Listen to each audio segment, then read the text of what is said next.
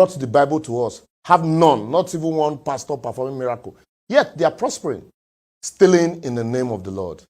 The recent battle between Martins Otse, called the Very Dark Man, and Prophet Jeremiah Omoto Fufeyin, a.k.a. Pastor J, but I won't even call him pastor for their purpose, has brought again to the fore the stealing, fraud, and destruction going on in the name of Christianity or religion in Africa, and Nigeria especially. How do you say God is kind, all-knowing, omnipotent, omnipresent, merciful, and gives freely, yet sell all sorts of items as miracle products in the name of the same God? No be juju be that.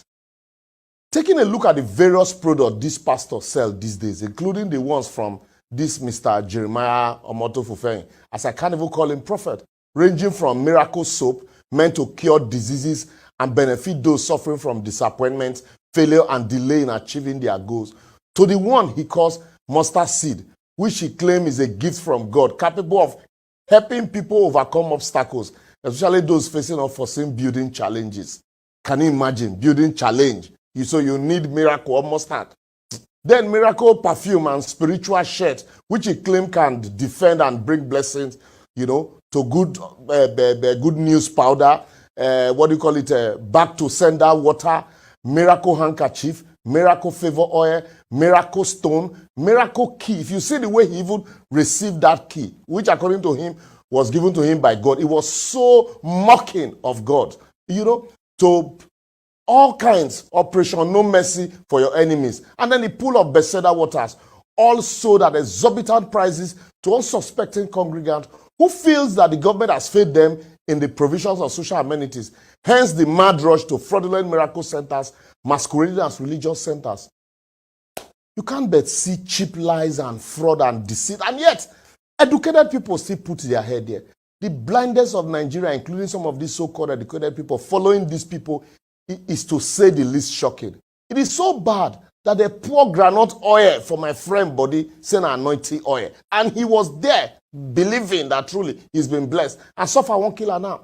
The most unfortunate part of it is that it's the silence of government and the regulatory agencies like NAFDAC and EFCC that is supposed to license this product for users or consumption. Even the Economic and Financial Crime Commission, EFCC, is silent on the huge economic fraud being perpetrated by this God of men who are daily defrauding gullible, genuine worshippers using their influence as a spiritual leader. How is this practice different from Yahoo fraud? Anyway, I leave that to EFCC to judge. How person go claim say in soap they cure poverty, or that a share they bring good luck in the midst of hunger in the land, and the police have not invited such persons for questioning? Anyway, waiting I even they talk, sir. That is if some of these police officers don't they go this place to look for good luck about promotion and good posting. Yet people who should know turn a blind and deaf ear to these things. Even the Orthodox churches like Catholic Church, Anglican Church, and co. are today were known for solemn worship, and now jumping into the bandwagon of this miracle item craze. As all kind of ministries are springing up. Go to Onitsha, Enugu, you have them everywhere. Everything now is about money, anointing, and breaking of yoke of bondage and perceived poverty. Yet, nothing. The hunger is biting hard. Anyway, waiting I know, Seth. You will hear statements like, I want 50 people to come out and buy this St. Michael candle for 1 million naira. And they go sell them till they reach 1,000 naira and 500 naira. As there's no limit to whom they collect from. You even ask somebody to sow seed for his unborn children. Imagine telling a woman that you have been pronounced pregnant, and yet the woman is not pregnant. Unborn children, the person never born, you're asking him to bring money for their unborn children.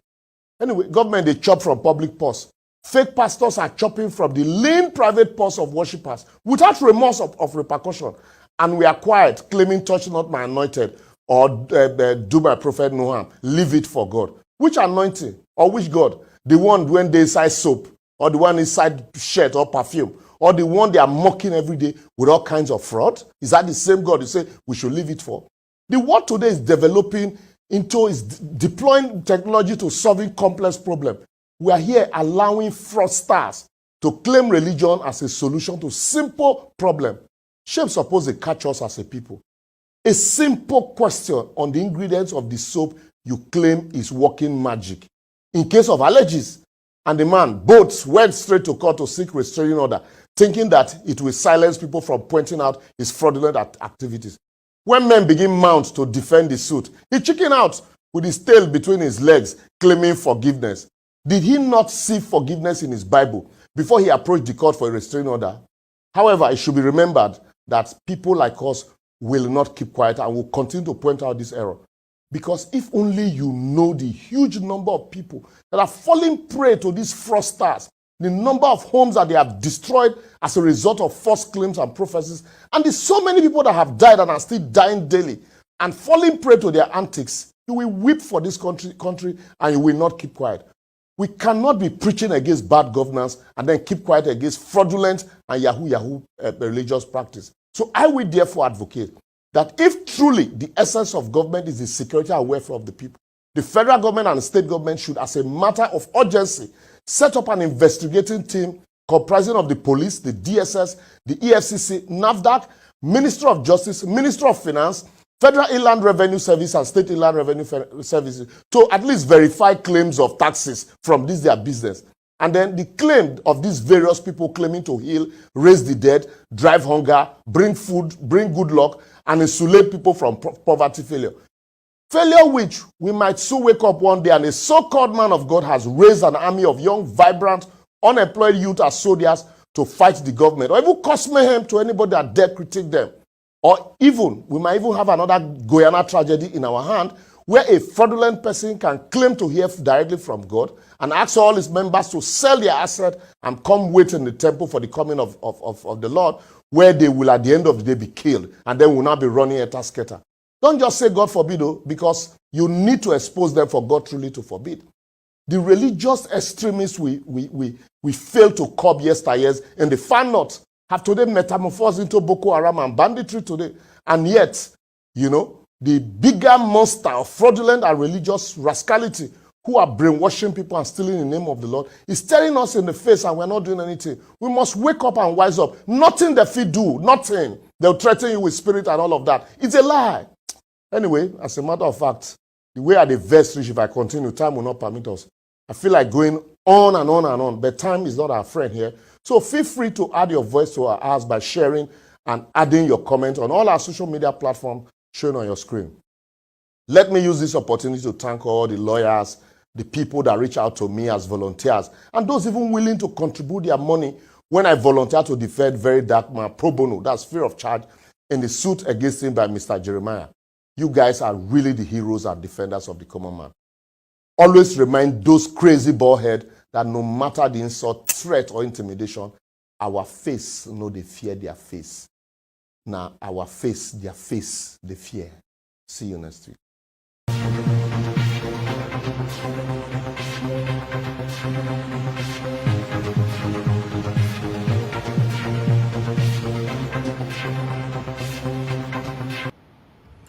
All right, guys, my people, good morning, good afternoon, good evening to every one of you. How are you guys doing today?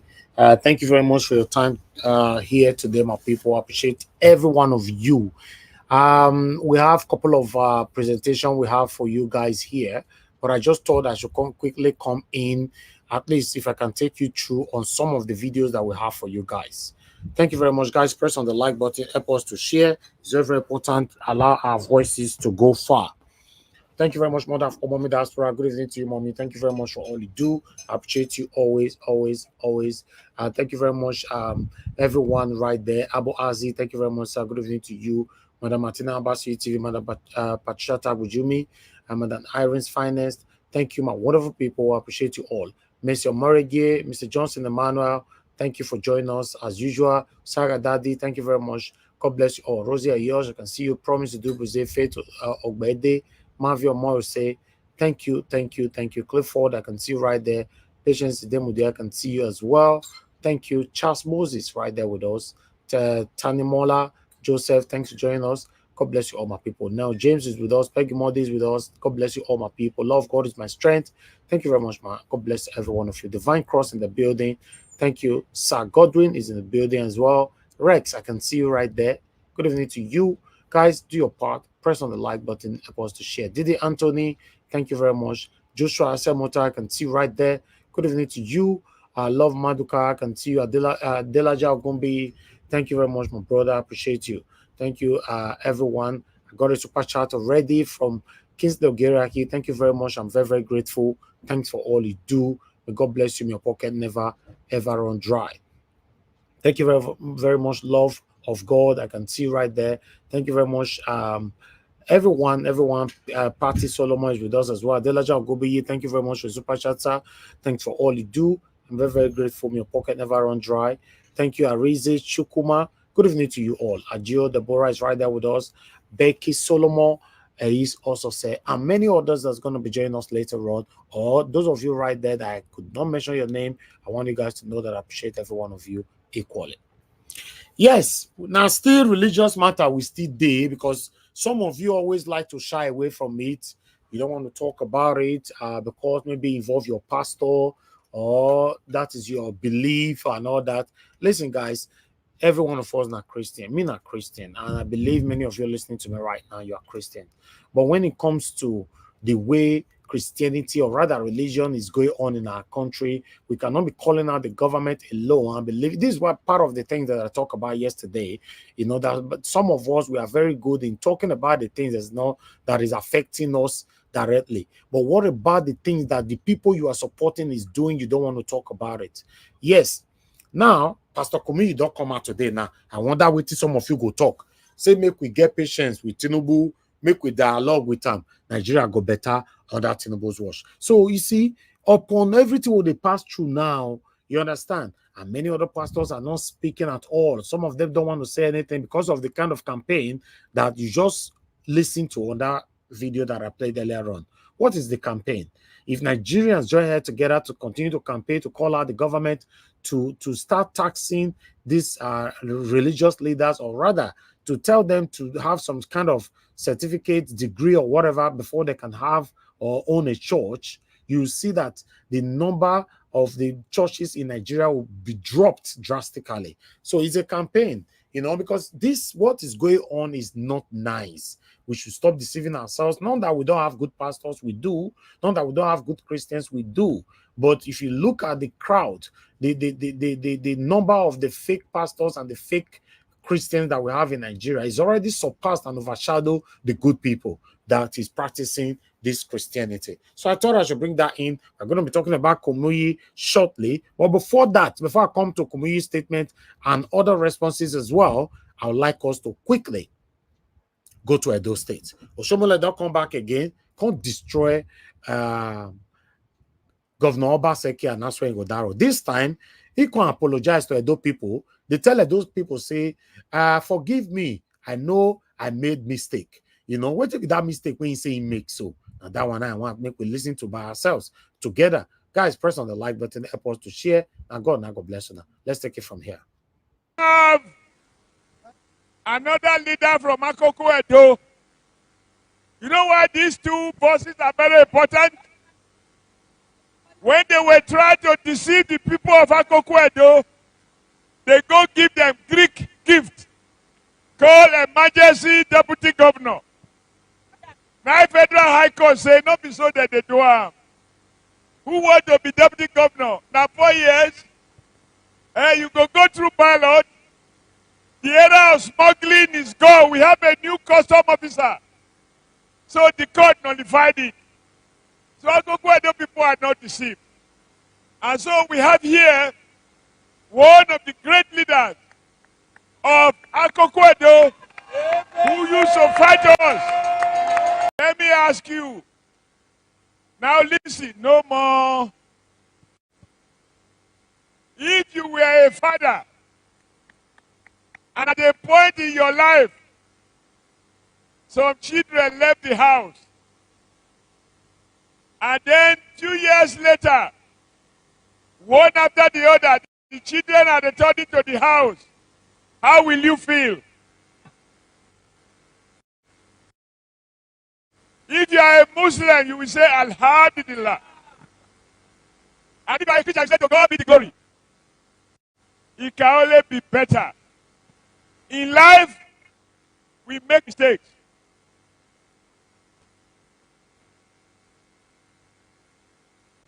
Yeah. life you make mistake. I have made a mistake. If any of you have not made a mistake, you must be exceptional human being. But what is so today, APC House is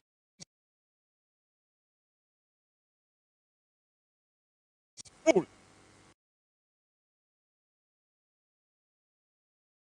Call me Prophet Adams, but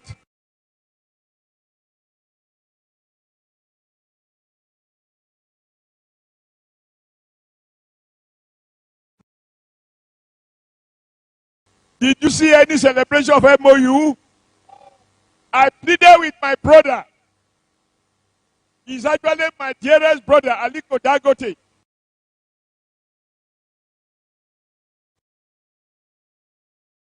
I said, if you support me to be governor, you must support me to create jobs.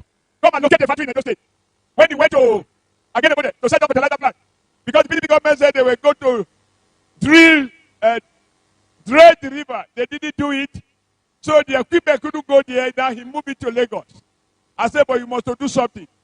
Today, Okwela is the heartbeat of industrial activity in Nigeria. Did we do MOU? We provided the land. That is why the next governor, he knows what to do. Now, there must be an Esa man here. He was terminated, there was a coup, and you know the rest is history. Now, once they hear that, the man who has never registered to vote before, he has never voted, he now hurriedly went for you to see the dubiousness of these guys to forge INEC registration card. The voter card that you go and queue and get as honest as those people. The man who wants to be governor, he forged his own. Now he was taken to court. What Federal High Court said the matter was statute bar. Any human being without character, without the sense of morality, who is morally bankrupt, cannot provide good governance. The process that elected, that produced Aswe Igodalo has been declared illegal by a Federal High Court. And they are heading to Supreme Court. So, if a woman go and steal a baby at 62, no, 60, what is it? It's 64. A 64-year-old man, he can't go carry pikin say na he born am. Gynecologist come tell say, this womb, pikin don't fear her again. Now we get rid of these bad people in government. And there is only one way. Abuja asked me to remind you, woman, one woman, one girl, who will come try us? You know do. They're going to make us fear? No. I mean, now we're going to make them fear. Now we will make them so fear. by the grace of God, we don't come back, come join our leader and join forces. That day, unless somebody will get two heads. Only person will get two heads. Now we fear, Abi. So by the grace of God, Monday, Okweholo for governor, Jenisu Dausa for deputy. God bless all of you. God Thank bless you very much. Let me see. All right, my people, that one from Edo State, I'm done right there, you know. But this will not be the same Felicia but we destroy APC that year. Hi, I had a pity for some of Unasha, but I'll leave it I'll just leave it right there. But meanwhile, I'd like us to quickly listen to what Olumide Akpata have to say here. Olumide Akpata finally back, and I have this to say. First and foremost, I was out of the country. Our deputy governor and our candidate and I undertook a very successful diaspora tour to Europe and the United Kingdom. And when we returned, we arrived in the middle of the early days of the protests. And we decided as a campaign organization that there was no way we will continue with our campaigns when the protests were ongoing. Protests that we were in full support of. Some of you may have seen the statement I issued just before the protest, expressing support for the protests and also calling on government to ensure that nothing impedes the right of the Nigerian citizens to protest, and calling on the protesters to conduct themselves in a manner that is prescribed by law. I'm happy that things went reasonably well, although in some areas of the country we saw unnecessary conflagration. But we thank God that the point has been made, and I'm hopeful that those who are in the corridors of power at the national and state, subnational levels have heard the people. A word is enough for the wise. You know, before we traveled, we had gone around all 18 local governments, and we have started that circuit again. We will visit all 18 local governments again to afford us the opportunity to experience firsthand the reality that our people are confronting. See you. For sure, for me standing here today, I'm giving you my votes.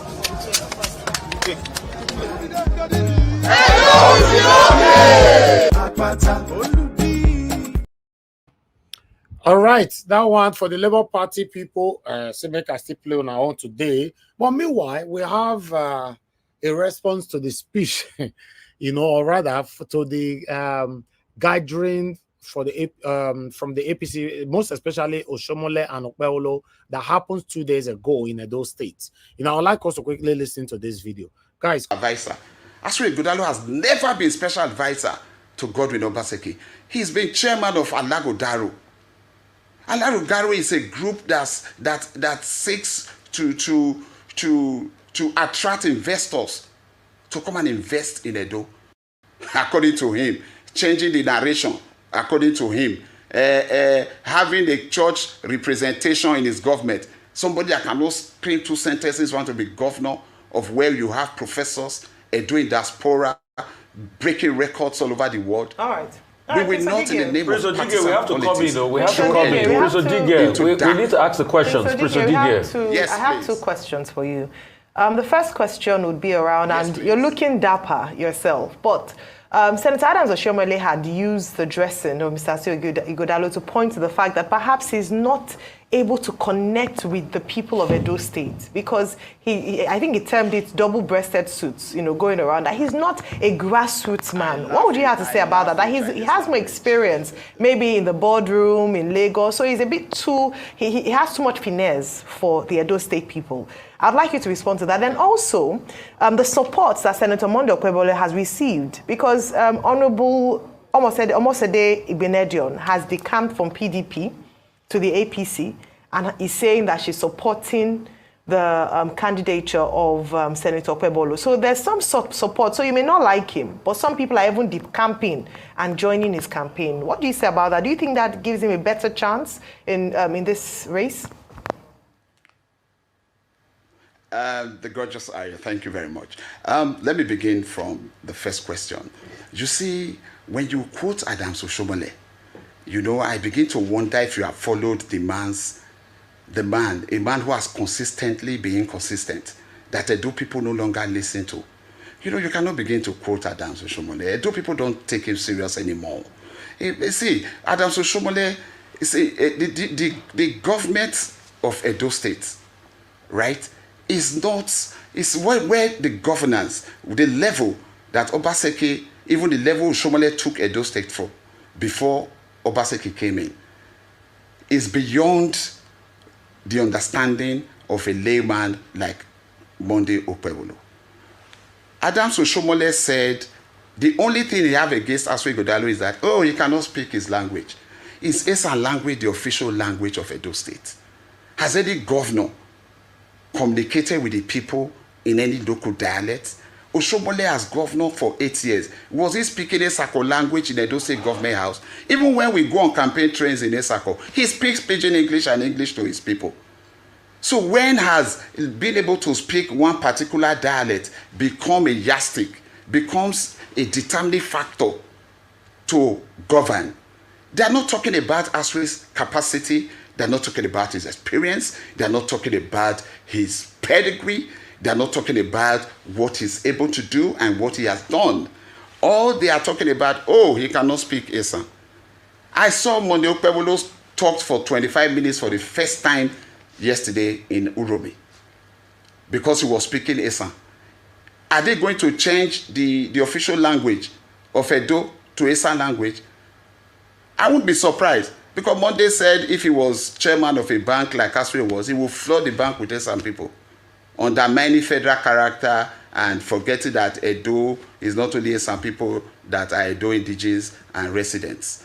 You know, nobody takes Adams Oshiomhole seriously. Let me even talk about the decampaigns. Those you see running around to say they want to support Monday is for one reason. I've said it here before. In Benin language, they say, Onagi alo. This one will let us use. This one, we can direct this one to have our way. Don't forget that these people have been staffed for 9 years. In the past 9 years that APC has been in federal government and APC have been out of government house, they have been staffed because many of them don't have a second address. It's all an attempt to have access to Edo State Treasury. And Edo people have said no. The good people of Edo State has made up their mind for Asri Gudalo and Osarode Ogi. They are the people's choice. And no amount of intimidation, no plot from anywhere can change it. And say those politicians are self-seeking. Those men of honor and integrity, they are standing behind Asri. Look, Great Rufai, if the office of a governor was truly a conventional job, okay, will Asri Ighodalo and Monday be competing for the same job? Okay, hang on a minute. How? Okay, all right. I'm going to stop that right there because of time. In case you want to watch the full video, go to Arise. But meanwhile, let us quickly move on over our lawmakers. The amount they are receiving every month. Remember, we talked about this, a couple of months ago. In fact, we've talked about it so many times on this platform. Let me quickly recapitulate back again on the amount these people receive monthly. As you can see there on the screen, that is what we got then, and it circulated everywhere. In fact, our platform was the first platform that talked about it. 2 days later, and Arise have to pick it and also talk about it as well. You can see right there, our basic salary, 2.4 million, hardship allowance and all that, blah, blah, blah. All of them accumulated to a total of 29.479 million naira monthly. Now, senators, these lawmakers, they came out now saying that the only money they receive every month is 1 million naira. Just imagine, 1 million naira is what they receive monthly. I was like, wow. Okay, but we are getting somewhere. But I'd like us to listen to this video first before we come there. In what's trending, following revelations by the Revenue Mobilization, Allocation and Fiscal Commission on Tuesday that senators occupying legislative seats in the Red Chamber earned 1 million naira as salary and allowances per month. A senator representing Kano South, Kwawu Somalia, on Wednesday countered the commission, saying that he receives 21 million naira as running cost monthly. The chairman of the Revenue Mobilization, Allocation and Fiscal Commission, Shehu Mohammed, had insisted during an Arise exclusive interview that according to the law, the senators earn 1.06 million naira monthly as salary and allowances. Well, let's take a listen before we come back for a discussion. A senator of the Federal Republic of Nigeria earns 12,766,320 naira, which translates into 1.063 million naira monthly. That's what the law is.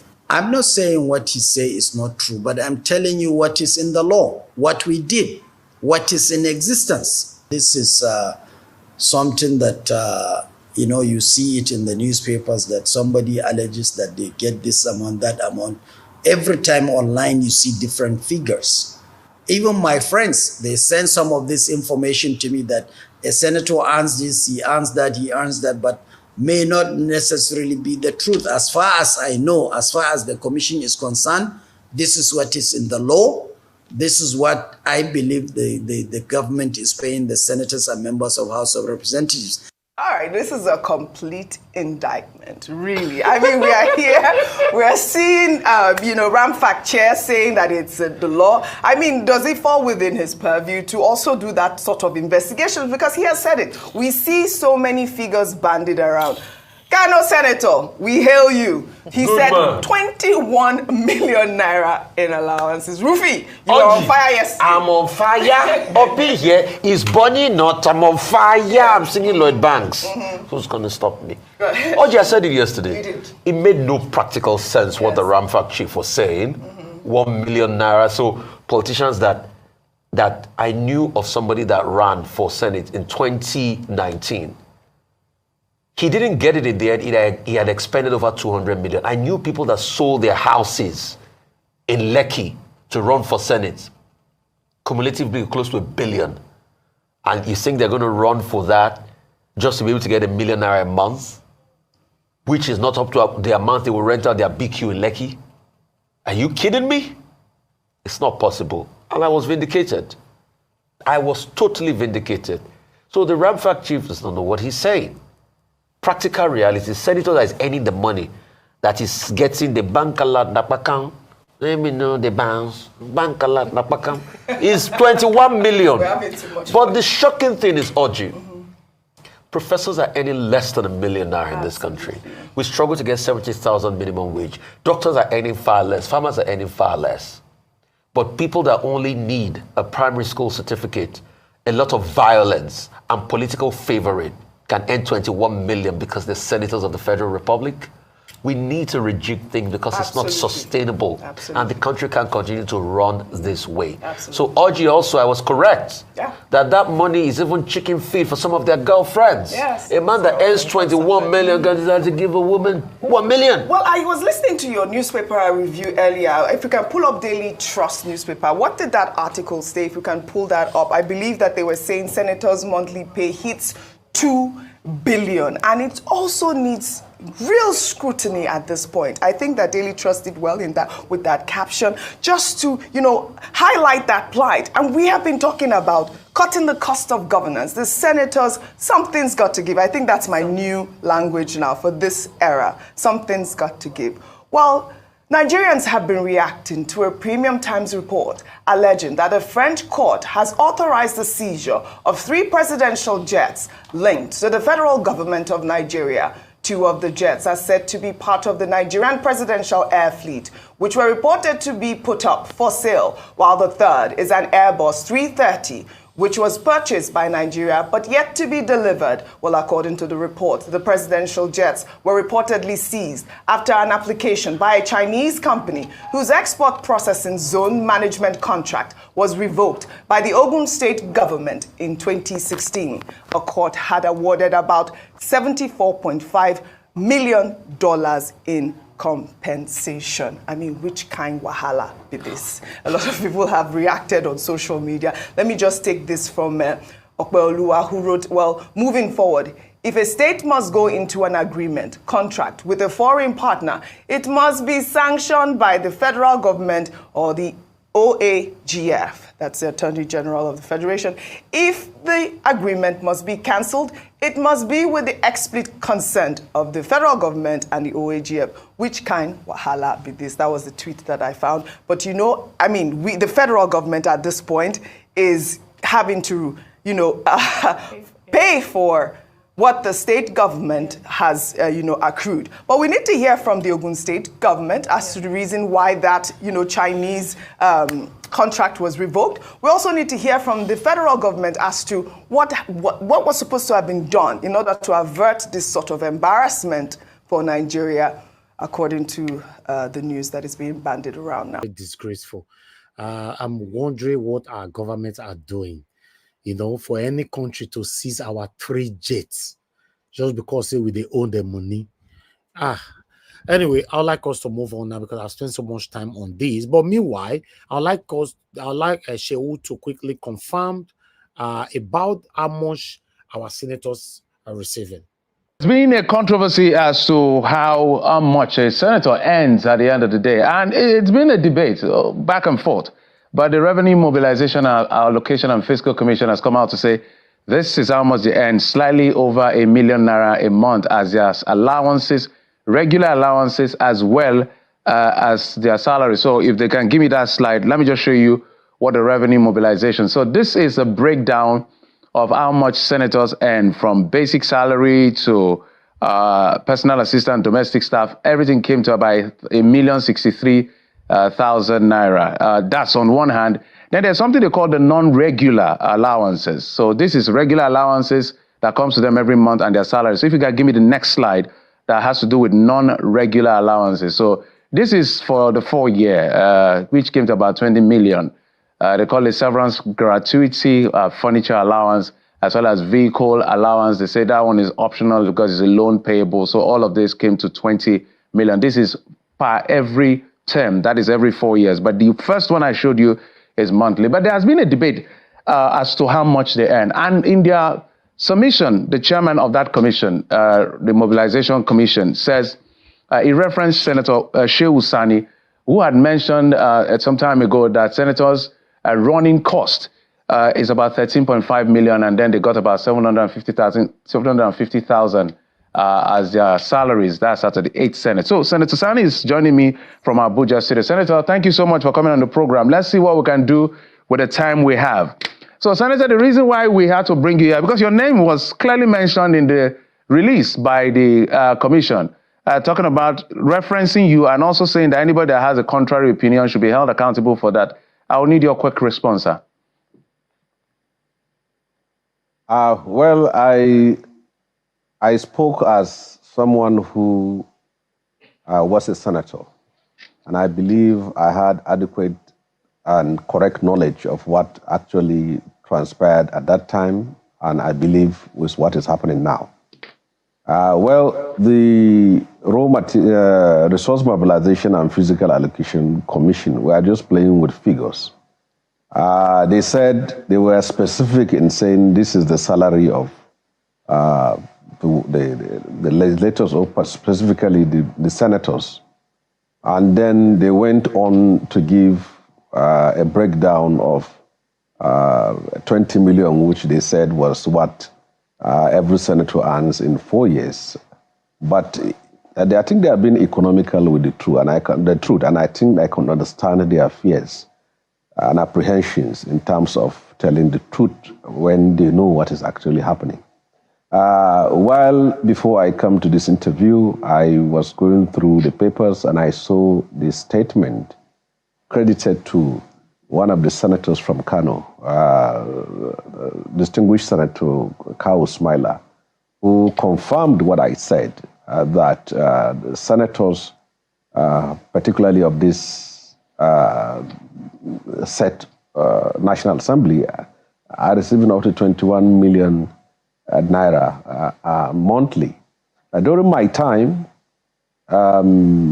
I was in the Senate, and I was pricked by my conscience as an activist who went to the Senate to unveil what has been made secret for over 2 decades. And I believe that taxpayers and Nigerians in general have the right to know how much their legislators are earning and how much they are actually being given. Exactly. And I went on as a senator, serving senator then, to disclose what I do receive monthly, what is credited into my account. At that time, it was 13.5 million plus 750,000. And what the present serving senator confirmed is in line with what I said. And if you receive an alert of 21 million, or at our time 13.5 million, I cannot say I received 1 million or 2 million. It is what I received. And what I know very well is that there is the basic salary. In our time was 750, and now they said it's 1 million. And there is what is called running cost of your office. And the running cost of your office is not sent to the office account, it's sent to your own personal account. And then so I don't know how, it's all semantics trying to play with figures, but I can confirm that whatever comes to your account is due for you, irrespective of whatever appellation is being attached to it. The point is that if I receive 21 million monthly, and I said I received 21 million, and then maybe explanation can come later, but it goes to my own personal account, and I was told this is how I will do it. That's a different thing. Let us receive 3 allocations. The first is their salary. The second is the running cost of office. That running cost of office is used to maintain your office in the National Assembly and then the one in the constituency. But it is not the money you are also given to pay your staffs. All the staffs all the legislative aid which you employ are paid by the National Assembly. So they are not paid from that amount of money. And then thirdly is the constituency funds, which of course is not money that is being given or credited to the account of senators and honorable members, but it's money that is domiciled in a federal agency for which you are required to submit projects within that envelope. And some will say they want to build hospitals, some schools, some roads, and want to do empowerment programs, and then you submit it, and then the government or the agency, you submit the list, now executed in your own constituency. So these are all simple things which the resource mobilization should be able to get. And I don't think there is need for anybody to deceive Nigerians or to cover up anything. This is public money and it's being paid to legislators, and I think we should come out and publicly say it. And that is what I did. All right. So I saw what they shown out to the public, 1 million naira and then 6 for this, that, and then 20, but they know that it's not true. All right, Senator, apparently what you're saying is that their story is incomplete. They didn't go through. So this running cost, do you, we just have barely 1 or 2 minutes to the end of the program. Do we have, do you retire this running cost at the end, or do you account for it, or you don't account for it? You account for it, but whatever it is, it goes to your own personal account. So if there's an account separate for your office than your own personal account, then we'll say it's your own, that money was sent to you, but you credit my account with so amount of money. I believe that money belongs to me, and you're only telling me what to do with it, but it goes to me. Okay. So you retire with receipts on all things you do, yes. So at the end of the day, Senator, it means that what you have. So why do you think they are not? Are they the ones? Is it the Revenue Committee or Commission that pays this running cost to the senator's account? Just for the purpose of the audience. Well, I don't know, but I don't know who pays. But I only know that I receive a lot, and it's not for me to start asking who is sending me the money when I know everyone is receiving such amount of money. As long as money comes to me, fine, and then I do what I should do with it. Asking where it comes from is not my own business. All right, I must thank you so much, Senator. This is so sickening. Senators coming out to lie to Nigerians that, oh, the figures that you guys are flying across social media is not what we receive. What we have been receiving or receiving currently monthly is just 1 million naira. Coming on the national TV to say that. Then a former senator is telling us now that 7 years ago, if I'm not mistaken, he was received 13.something million every month. And he's telling us now that there's no way he can come on air to lie to Nigerians. That these people that is coming on air now in 2024 to say that the money they are receiving monthly is just 1 million naira, including all the allowances and all that they are lying. Now, my question now to the federal government, what are you going to do? Or EFCC, I don't even know who to call right now. What are you going to do with these people lying now, how much they are receiving? Is it a secret court? Is it a secret court, for Christ's sake? Does it mean that every angle of our government is just full of corruption? Anyway, they say our jet this season. Peter Obi responded. I would like us to quickly take this one. So you can see right there, Peter Obi said this. Seizure of presidential jet an international embarrassment. The trending international news on the seizure of 3 jets belonging to the Nigeria presidential fleet is yet another of many embarrassing things, exposing our failed leadership and our attitude to the rule of law, even in democracy. It has also exposed multiple dimensions to our leadership failure and our insensitivity to the plight of the growing poor class in our midst. The fact that the federal government went ahead with the jet deal despite the cacophonous cry against the purchases of a presidential jet at this time when the people are going through a horrifying economic hardship shows the insensitive of this administration. Then it went on. It's very sad, my people. Peter Obi went on by saying this. Added to it is the embarrassing aspect of our country presidential jet being held for contractual breaches arising from yet another dimension of inadequate leadership tardiness. I have been loud in my demand over time that the government at all levels should be accountable to the people, meaning that they must be very transparent in all their dealings until a court in France prohibit Nigeria from moving or selling these 3 jets. Nigerians have no iota of information about both the buying and selling of these aircraft. It has been done in secrecy. Federal government property which belongs to the people is being managed as a personal family asset, paying as much as $100 million for a presidential jet for a country that is the poverty capital of the world and has more out of school children with over 40% food inflation is the height of concerns for the, hold on, I can't say that last part, for the people's feelings. Then the last one here,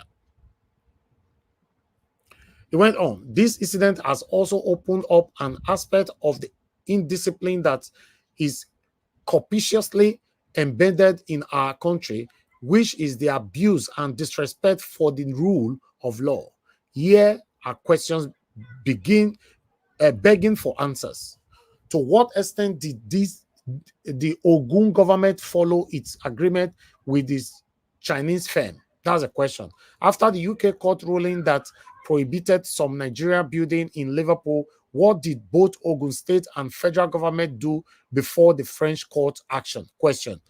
I would like to, therefore, challenge the federal government to come clean and transparent on this matter and tell Nigerians how we got to this latest international mess.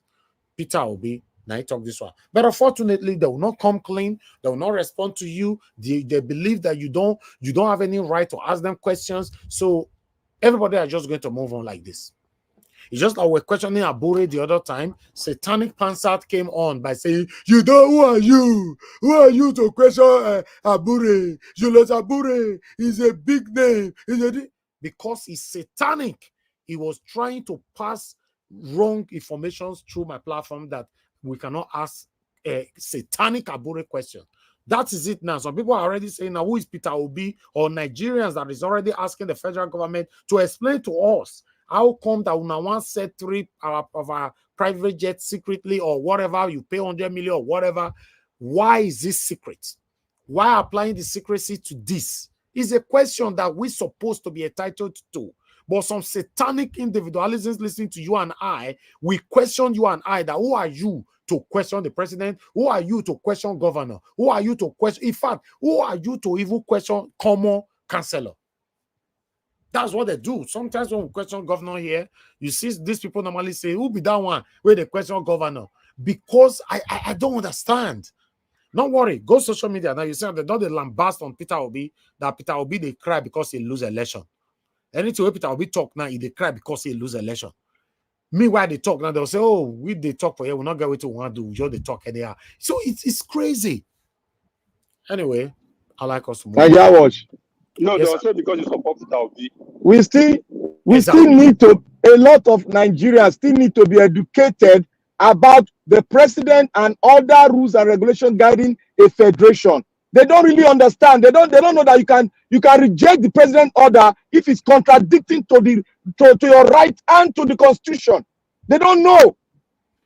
My brother, it's crazy. Abuna not there here. It's just a madness all over the country. My brother, una not there yet. These things normally start gradually. When satanic pansat come here, they say we cannot question Abure because it's too big. Abure's name is a big name. See, and I don't reach presidency now. I can't do this one now. Mr. Dawes. Go ahead, Mr. Dawes, sorry. Quickly, go ahead. These people, they see Nigeria finish. Only that senator payment alone, when they come and tell us 1 million, later they come discover something million. That now of themselves for all the shake. But if you look all of them, they still they smell do everything. Thank you very much, my brother. Let's quickly move on to Pastor Kumuyi so that we can start talking.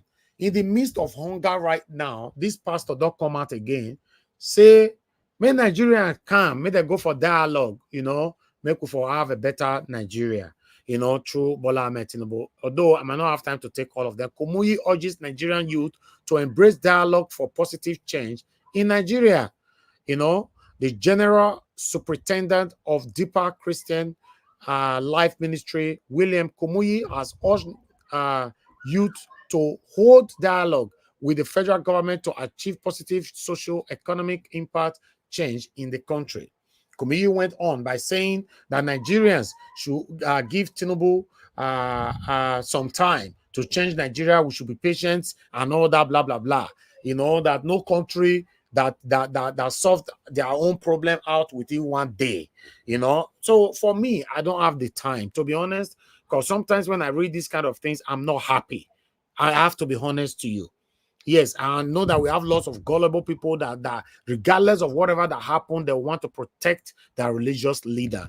This one doesn't have anything to do with religious leader or a normal person. We are just saying that our elderly father is supposed to be speaking for us at this particular time, that Nigerians are facing.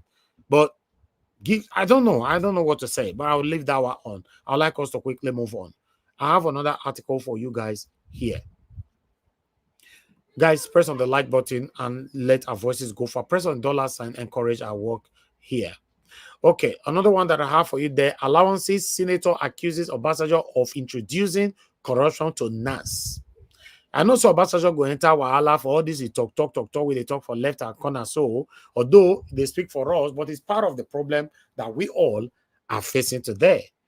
Because I've questioned Obasanjo the other day that Obasanjo is saying that a senator cannot be receiving so exorbitant salary every month or whatever.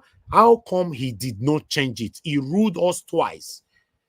Obasanjo ruled before and he came back again and ruled for another 8 years. Why? How come he didn't change it himself?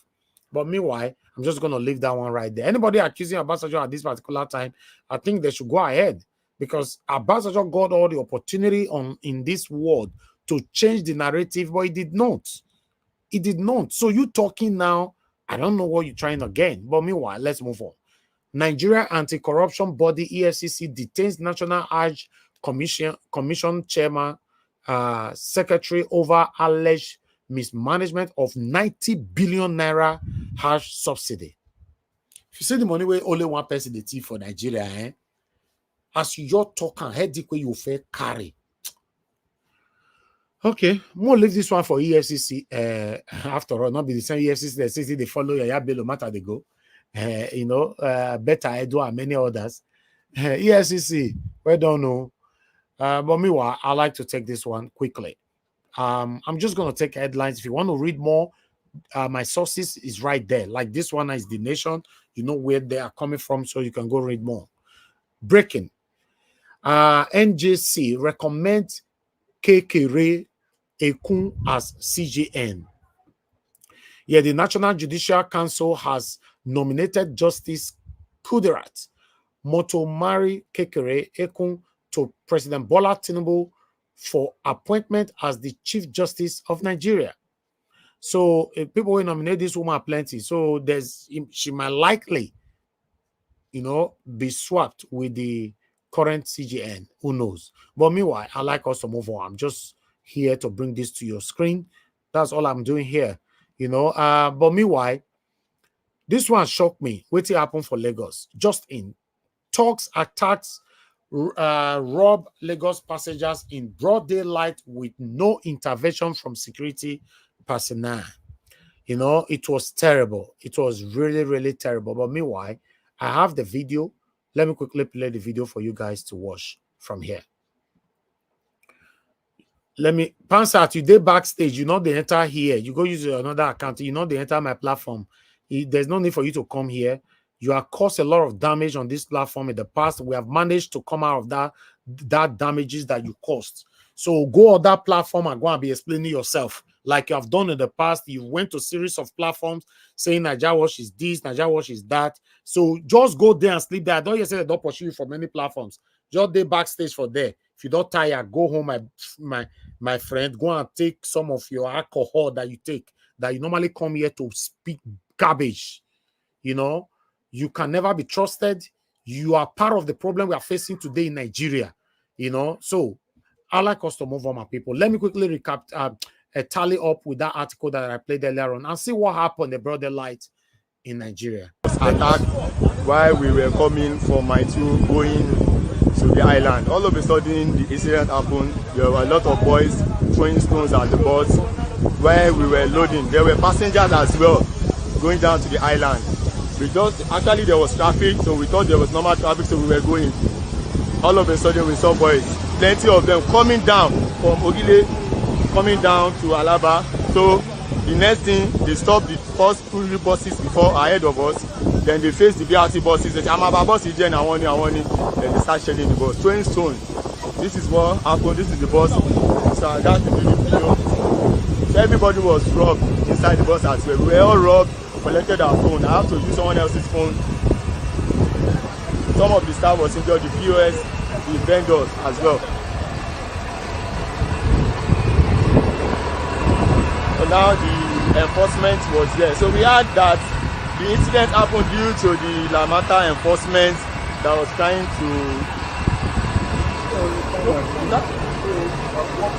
So this is the bus 216. Everywhere was all glass broken.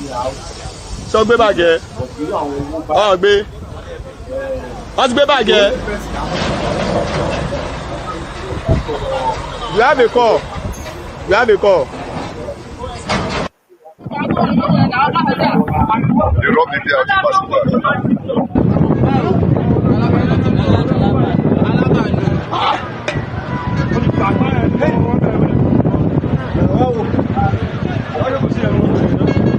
They all look the passengers of that vehicle.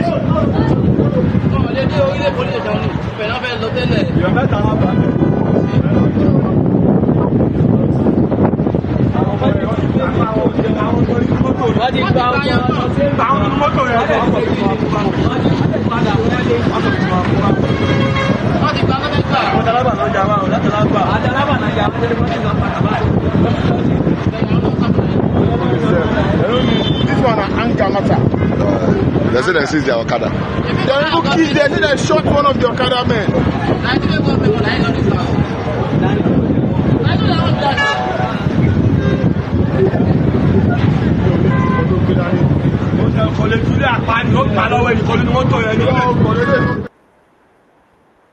In broad daylight.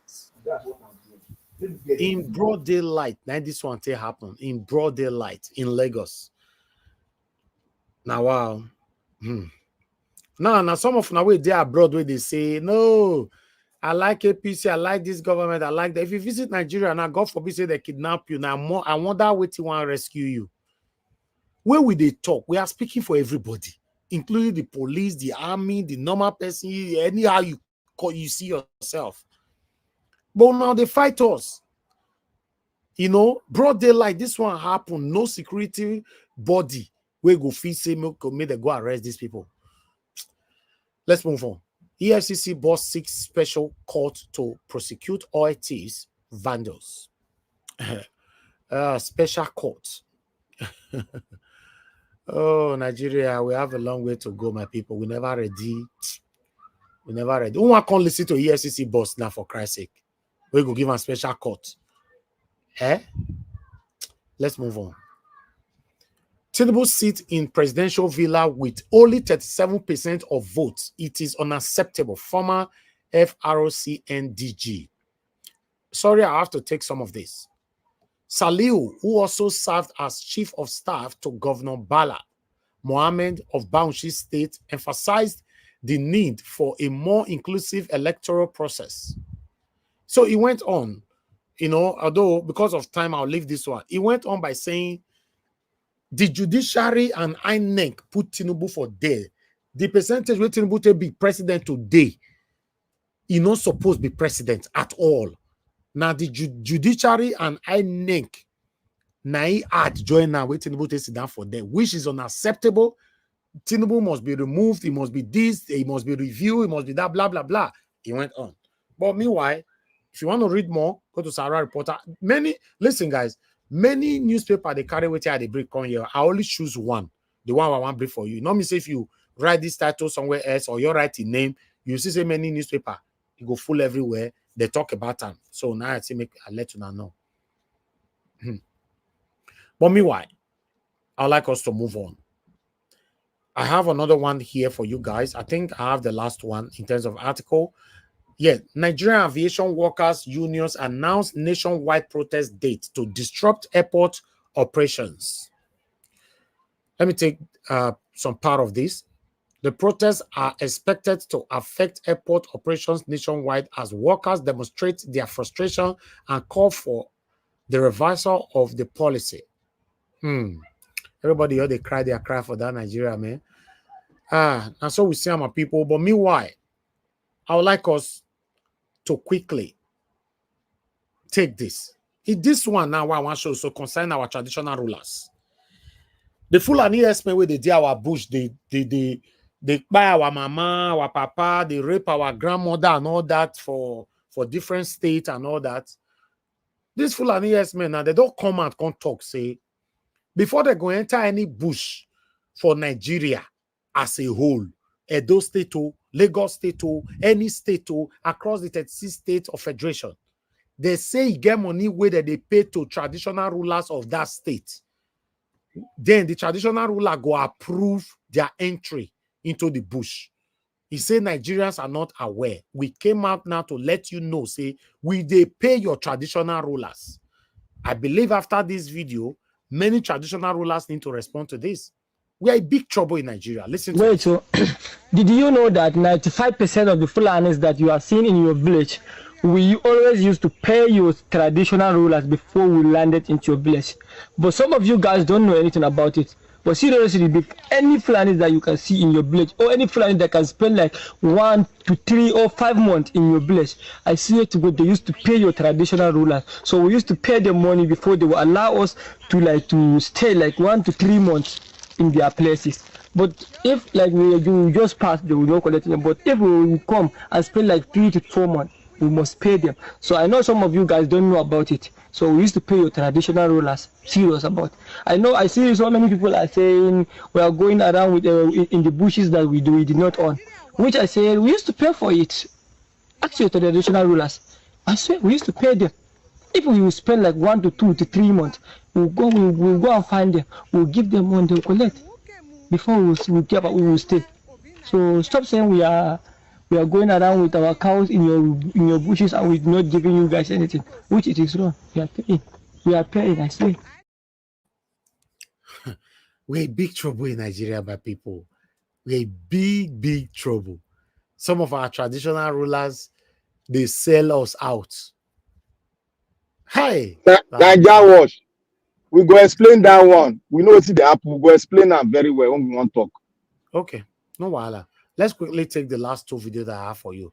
Listen to the plight of a consigned Nigerian. Idea where they are.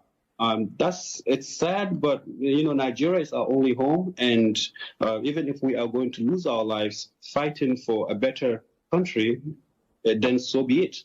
Yeah, talking about that, let's just segue into the very hot waters of this particular conversation, where there are a lot of political figures who are not taking your satire, your content lightly, who are not just unhappy about it, but are actually, threatening legal actions or things like that on you. Does that discourage you? Does that disappoint you? How do you feel about, people who your satire is about and who are not necessarily being, a good sport about it? If what I'm doing is not good for them, then that automatically means it's good for the people. Because if what they are doing is good, then no one will watch the content that I'm making, and no one will feel that this content is really significant and it's creating change. So that automatically says what they are doing is not enough. And what they are doing is probably causing all these issues that we're facing. Right now, the ruling party has enacted policies that are making people hungry. People are hungry, people are dying. You have people eating grass right now. You have people drinking the water just from a washed pot. You have kids who just going around knocking on doors and saying, please, we haven't ate for 2 or 3 days. This is not, a natural disaster. This is not a famine from lack of rainfall or from earthquake or a tsunami. These are from policies that can be avoidable. And these leaders put up those policies and have closed their eyes because I have no idea. And now they are unhappy because we are calling them out for their policies. Okay, let's take this. Ganduje is part of the people who pronounced then that there should be capital punishment for corruption. The same Ganduje where they say high dollar that year, right? With the TV document yesterday, they want to prosecute him also. But Mona, listen to it. And the ICPC Acts allow offenses of corruption and financial crime to be bailable. This situation does not help the fight against corruption, Mr. Chairman. If a suspect standing trial for the offense of corruption is sure of his or her freedom or liberty when arraigned before a court of law, the fear of committing corruption is diminished. Moreover, an accused person standing trial for corrupt offense with his liberty and freedom can adopt every available means to frustrate prosecution of the case. In this respect, Mr. Chairman, I recommend that the offense of corruption and financial crime should be made non-bailable in our courts. The fear of remaining in prison custody during the period of trial in court can serve as deterrent to people that intend to commit offense of corruption. Also, Mr. Chairman, I recommend that high-level embezzlement of public funds and in financial institutions should attract death penalty, as obtained in countries like the People's Republic of China. Intervention number 2, Mr. Chairman. My second intervention is again on the report of the Anti-Corruption Reforms Committee. The committee recommended that you, Mr. Chairman, instead of asking them to pay you something, probably the government has to pay them for inconveniences. Even those who seem to be rich, their riches are affected by multiplier effects that will have legal implications. In my opinion, such investigations may be cumbersome. Authentic records may not be available, and the whole exercise may be bogged down by witch hunting, seemingly creating more problems than it could solve. In this respect, Mr. Chairman, I object to the investigation of the past executives with effect from 1966 as recommended by the Committee on Anti-Corruption Reforms.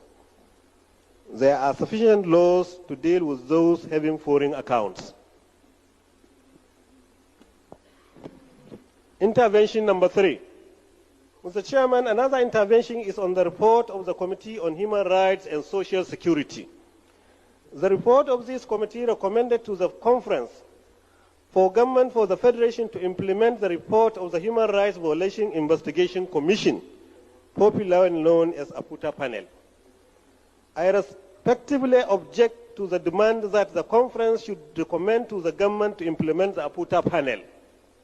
Mr. Chairman, the APUTA panel was purely an administrative panel established by government in order to address individual and national grievances of the past and to offer reconciliation where possible. At this juncture, we must admit. Okay, no, you see, say internet not the lie. Internet can never forget. Ganduje, when he talk this thing that time, say there should be capital punishment for corruption. That time, he never do that way he do for dollar where they put for his agbada, right? In fact, oh no, what a country. Make I take on back on that video. May I play that video where they put dollar for his agbada to tally this up or more you move on. We're gonna quickly answer me for comment section or the panel.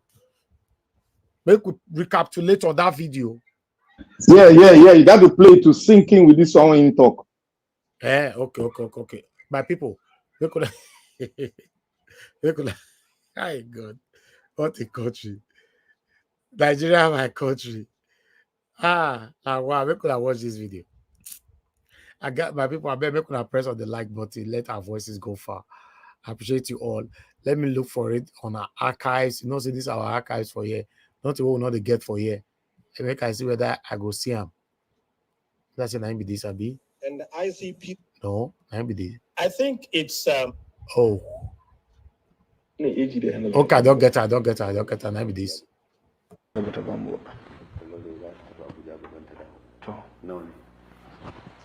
Ga su guda ofis ɗin deputy gwamna kasance ma ko da ba su ba a karɓa ba aka gama shi wannan ma haka ɗan din shi ma karɓi ko sisi ba ga ɗan din shi tun advance payment ga ofis ɗin deputy gwamna shine 35 million ga ɗan din shi Roches 69 ɗan din shi kuma 220 222.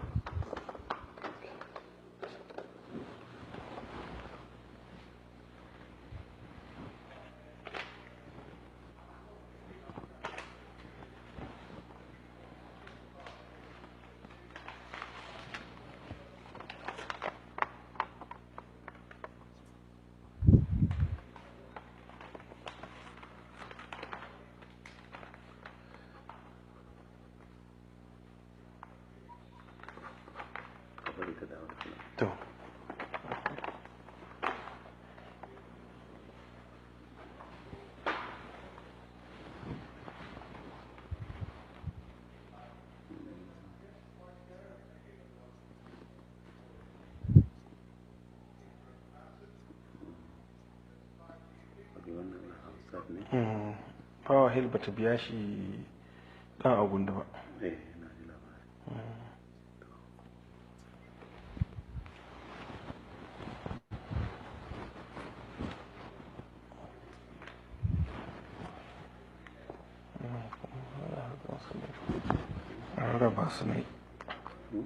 Rarraba su ne in ka haɗa su a cikin gida za ka ga inda suke.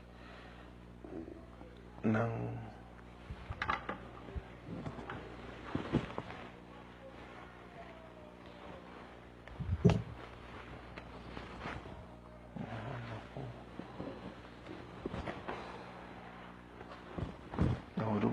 ce bai da ita a hannun lokacin shi Power Hill okay kawo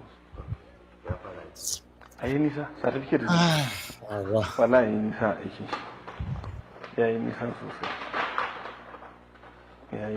sosai certificate zai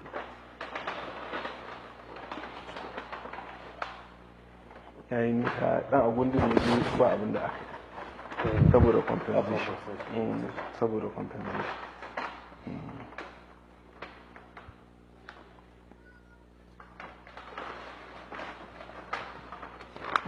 Allah ya rada kai lafiya.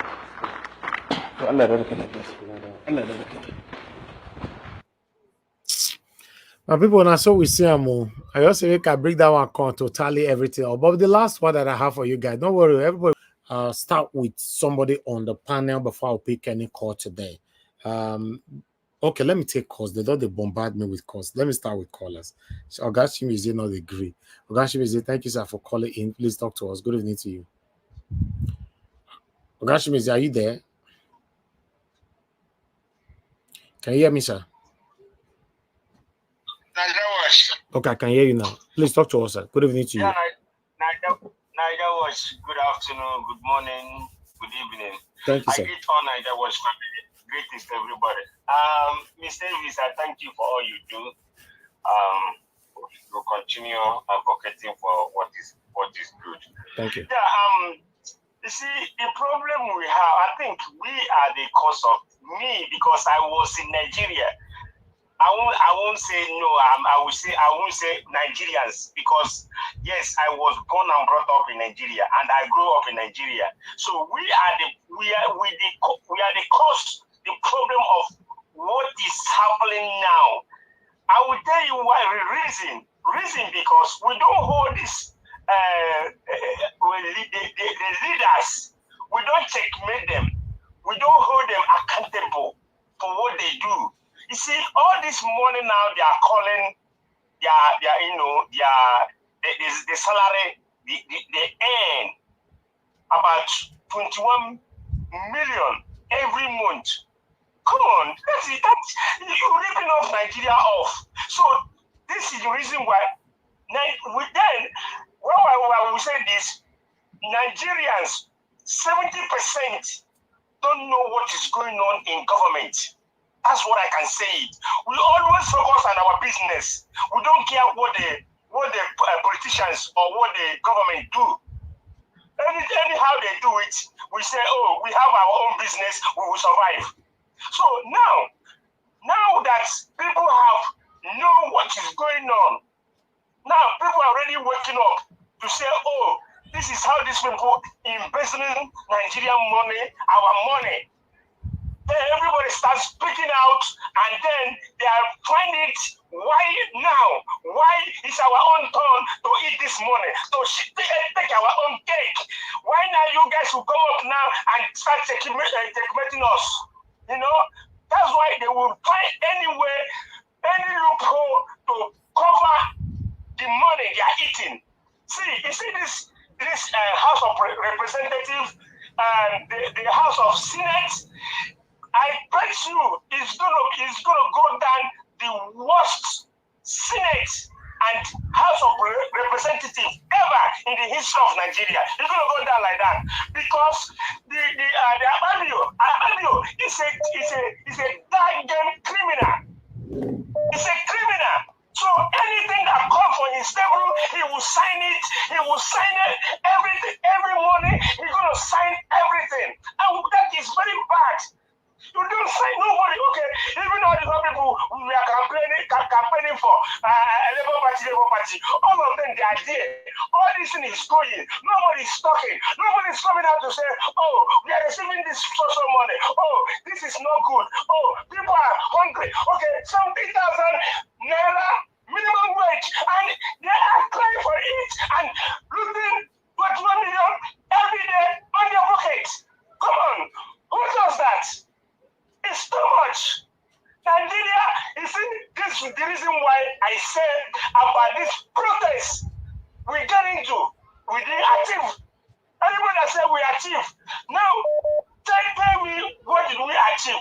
I learned that even the judiciary, they have increased their money up to 300%.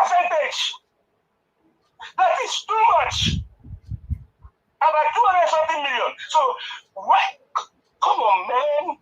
Where are we going? And people are hungry out there. Nigerians, you need to wake up. It's hard time you guys wake up to the reality of Nigeria. And this government and the FPC, led by FPC, they are not going to do anything. You see, All right. If not, let me tell you, the reason why this money, these people, they will still go out there in Senate. Some of them don't even contribute quarter anything in that Senate. They will sleep in.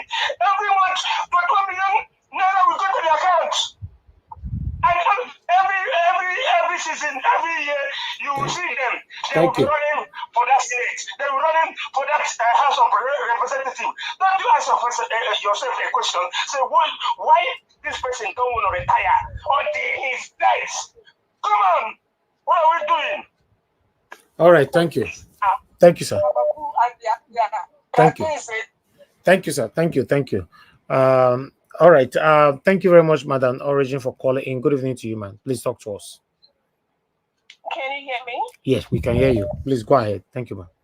Okay, because your voice was a little distant. Hello, Mr. Niger Watch. God bless you. Thank you for all you do. Thank you, ma'am. Thank you for this candle light that is still beaming. We thank God for that. Thank you, Mama Desper. Thank you for this amazing son of yours, and thank you for everything. I greet all the panelists. I greet all the ninjas. I greet everyone.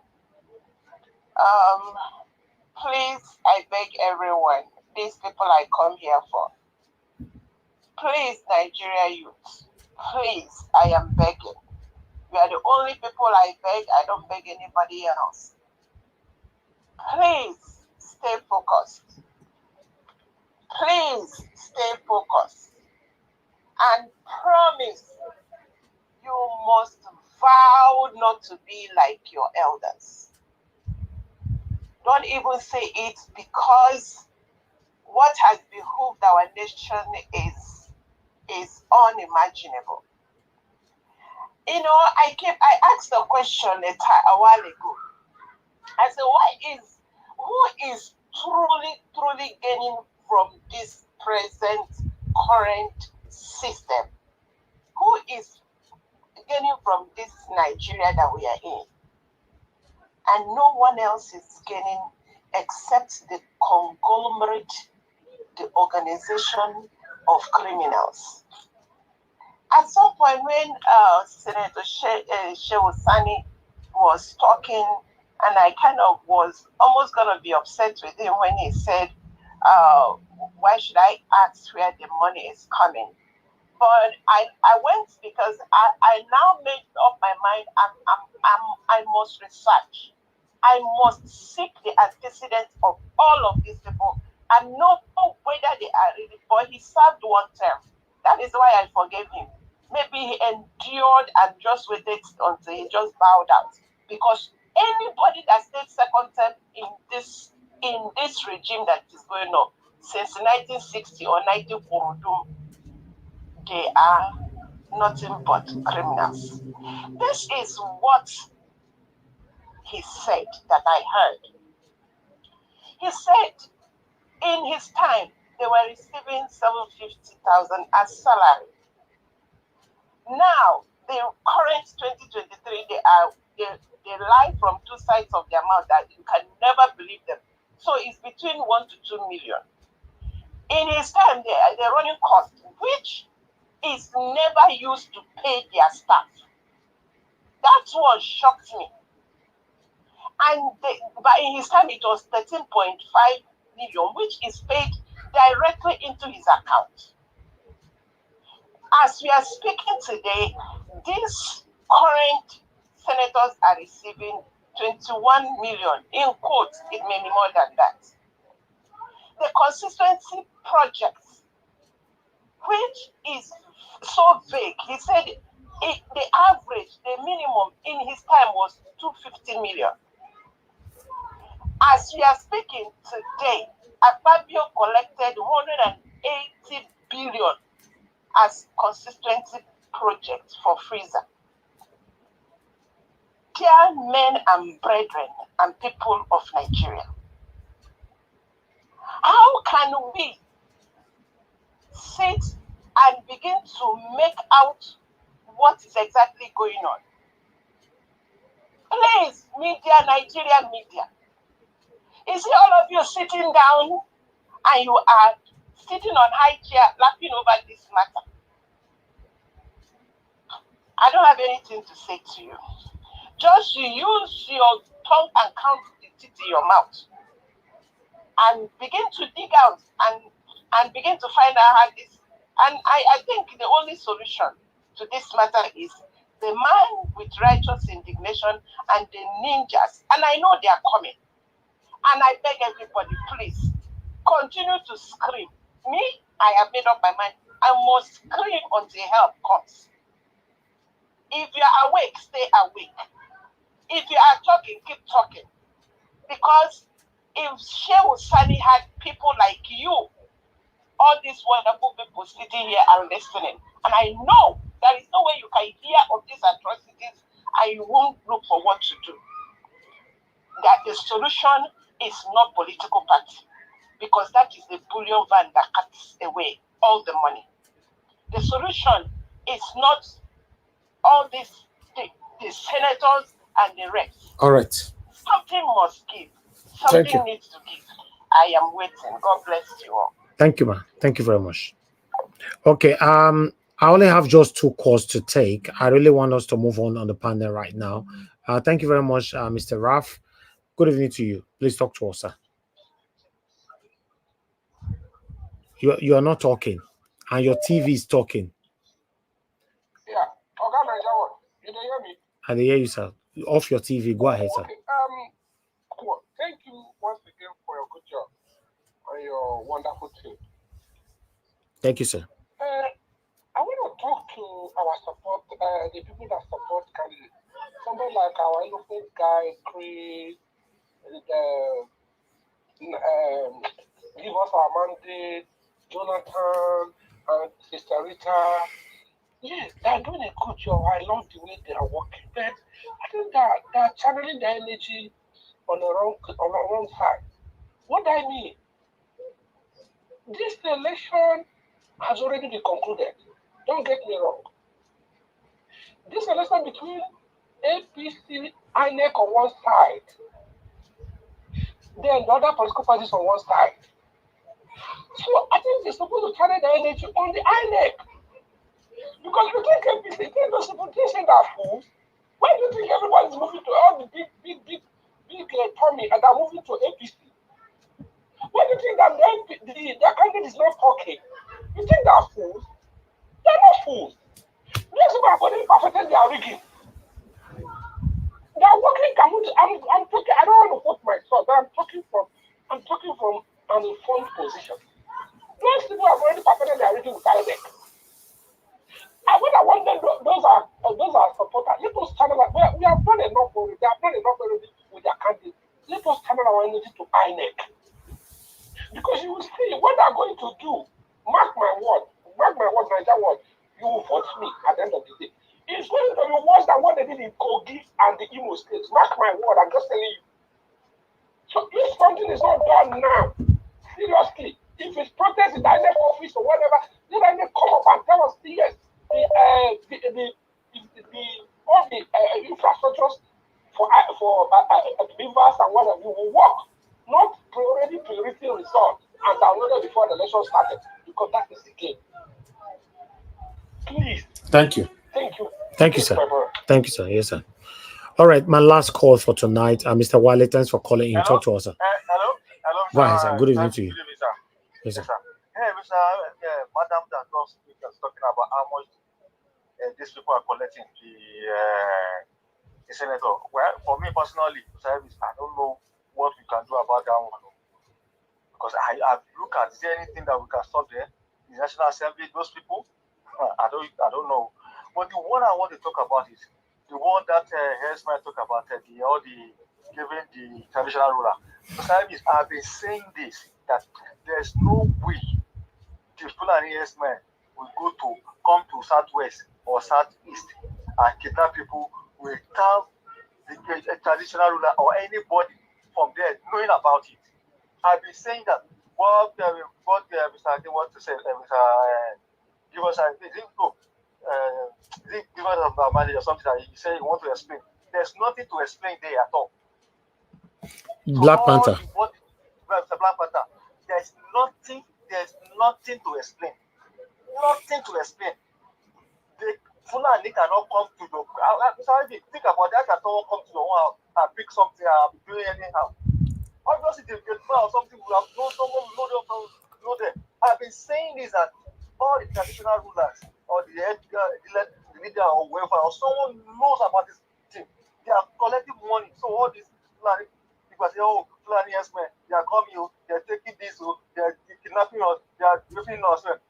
We should check ourselves.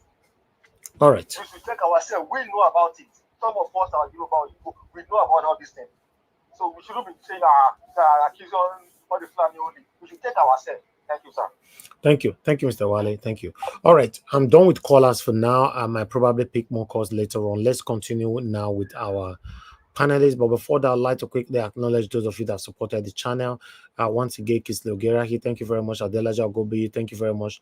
Olabipe Soyemi, thank you very much for the super chat earlier on. May God bless you all. May your pocket never run dry. I'm very, very grateful. Guys, if you are listening to my voice right now, right there, do your part. Press on the like button. Help us to share. Press on the dollar sign. Join others to buy me a coffee if you can. Okay, I'd like to start with our people right here now on the panel, starting with the first person that I have here, which is Destiny. After Destiny will be Black Panther. Destiny, Mr. Destiny, thank you very much for joining us. I guess you are in a noiseless environment. Okay, you're not even available. Black Panther. I'm here. Sorry. Good evening, everyone. Thank you. I really appreciate the last caller right now. The thing is that let me talk about that Fulani estimate. Truly, that video, those of they have been saying it before now that they always pay all those traditional rulers. This is not the first time. Even is it last year when we were having problem that serious problem about Fulani estimate in Edo State? Some of them said something like this, that they used to pay some of the traditional rulers before they enter any community. This one is not the first time. So that's why many traditional rulers and also some of our youth does not always hold them accountable. Among all the whole shouts that we shout in this channel last 2 years, is there any of the traditional ruler or those youth that said they are the community youth and whatever? Did any of them said something? Because they know what this guy is saying is not false, but they have been saying it. So that one aside, for the Senate, Shehu Sani, this is one of the reasons why they did not allow him to come for the second time. Because he was the first person that said it, that this is what I received. And they suspended him for, I think, 3 months then. Now, why will he bring out what they are collecting outside the chamber? So it's not, and tomorrow all of us will be saying that our senators from the south and east, none of them have ever said something like this. Now, it's 2 senators that have ever revealed this secret out from the north. And if they are holding their ground, they always hold it strong. Tomorrow we'll be crying that the north are marginalizing or doing it. This is why I always said that if what is happening in the south or in the west, they really want to stop it. If our senators start speaking up, most of the things will end. It will end. I don't know who they're always afraid of. What they're always afraid of, that's what I don't know. Every time, it's only north. If there are some bill they will bring to the National Assembly, mostly from the northern part of the country, it's always easy to go in. Because most of them always have their one voice. But when it comes to the south, I don't know if they always give them something, or I don't really know. It's very difficult for them to come. To just say no to also be. They always, yeah, I'm finished. If mostly the north came and say ni, the south will follow. If they come and say yeah, the south will follow. Our senators, our House of Reps, they don't speak for us. They are just there. That's why sometimes I don't blame all those senators most. I blame we within ourselves, because we are the one that are always supporting them, condemning our fellow brothers that will speak up. Now, this job that we talk about now, you see that some of us that is still suffering, we still condemn Peter Obi for what he just said. When you know that this thing is wrong, How can the government say they don't know that this thing has been going on, and then there's no action, nothing, they seize the whole country private jets? And don't understand where we are going in this country. I think if this kind of thing not happen, they will not speak up. And I know that somebody leaked this secret out. That is why the Nigerians know about it. And the country is still calm. Everybody is still doing like what the other brother just said. That it's because of we are doing business, we're getting some of money, and some of us always help some people at home. I think that is why this problem is always going up and down.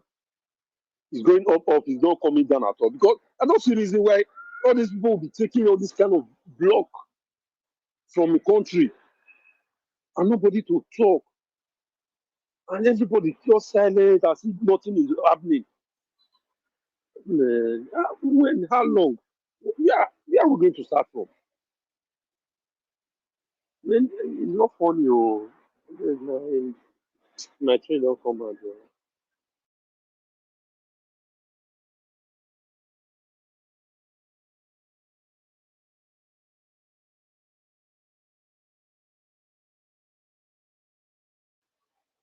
Thank you, Mr. Najawa. I have to take my train now. So. All right. Okay. All right. Thank you. Thank you, Mr. Destiny. Okay, Black Panther, please talk to us. Good evening. Yeah. Thank you, Nigeria. Good evening, good morning, and good afternoon. Wherever you are, all over the world, the Nigerians and other Africans that are with us, with other Western guys that are watching us, that are intending to watch us, I would say God bless every one of you all. I want to say thank you to the commenters and to the callers. May God bless you guys. You guys are doing a great job. And to my panelists, you guys are patriots. You are awesome. May God bless you too. To our mommy, God bless you, man. You will live long for us in Jesus' mighty name. I want to start with the X-Men. You see, let us take our mind back. Everything I'm doing, I'm going to use my native intelligence. I common sense. I'm saying it another way, native intelligence on these issues. One, there's something they call history. We should go back to history and trace it down. There's a law. There's a charter on it, the movement of cattle, whatever, which the Nigerian people, we've not really sat down to finally take it off our system. Now, during when the Fulanis, they are not hostile. Then they were not hostile. They come into land, through land, they come into different places they go to. Each local government attached to that area, they do collect taxes from them. Now, the youth on that land do collect their own local taxes and give them through their leader, to their Oba or kings. They give them an area where they can graze. And during those days, they don't graze on our farmland and they eat our crop. Their cattle eating our crop. They don't do that. And there were no places where you see the cattle rearer fighting the local people that owns that particular land or naming their people down. They had never done this. They've not been doing it. To my own, for where I've read, and many people will clarify this for me. They've not been doing it. Why is it that they've now started doing it? That's a question mark. When the local government were collecting their taxes from them to graze on that land, and the youth, through their local leadership, they do collect taxes from them too. So that's why we say the issue of double taxation has started for a very long time. And when the local youth collect, they proceed it to their local chiefs, and only God know what they do, and the other one now proceed to their Oba. But that does not mean that the Obas, they take money from them through their youth or through their local government, or the local government takes money for them to now bring down their people or eat their crops. We should demarcate, we should differentiate it. Now that they see that there is trouble, they are trying to work on our own intelligence. by bringing out that video, now painting our local obas black, that they are collecting money. That is why they are perpetrating their evil on our land. That is wrong. This is just that is wrong. We should not just fall into that gap and not say our local leaders collect money from them and put in the pocket, and that's all. On that contest, I'm not on that contest. I don't agree with them. But corruption has a way of doing things. It might have happened now, but then this is what happened. That I'm saying. I'm coming from history, but now we cannot really say that our local leader, our local Oba are collecting money from them for them to, buy our people. We cannot say that because it's coming from one mouth now. They are saying that they do that. Yes, they give money to our local government. When they pass through our area, they give them land to graze and they pay money for that. Yes, and they stay in our bush for some time for their cattle to do. They now move to another local government. Those are the movement of the Fulani. For us to not justify that our local Oba collect money for them to buy our people, I am not accepting that. And I'm not accepting because that has been the trajectory from history where they collect taxes from them for them to graze on our land. That is where I stand. And I want to go into the man that spoke last about illegitimacy and legitimacy of the Constitution. Now, you see, there's one thing about the people from the North. When they say something that we conform to the natural, the way things are supposed to be drawn, at the end of it, they will not contradict themselves. Now, why do I say so? It has happened all along in Nigerian process. Now, we are talking about the legitimacy of the Constitution, the decree they gave to us. There are three processes. Remind me, I'm using my local intelligence on this issue. There are three processes that needed to be that you can undergo to have a constitution to be brought forward, to be enacted as a law. One, it must have a legal foundation, a legal backup. Two, it must undergo a fair process. Three, it must not lack acceptance. That is, it must be generally accepted according to by percentage. It must generally accepted by percentage. Now, what is illegitimacy of a constitution? Now, I say, using my own idea, my own belief, and what I have acquired for so long.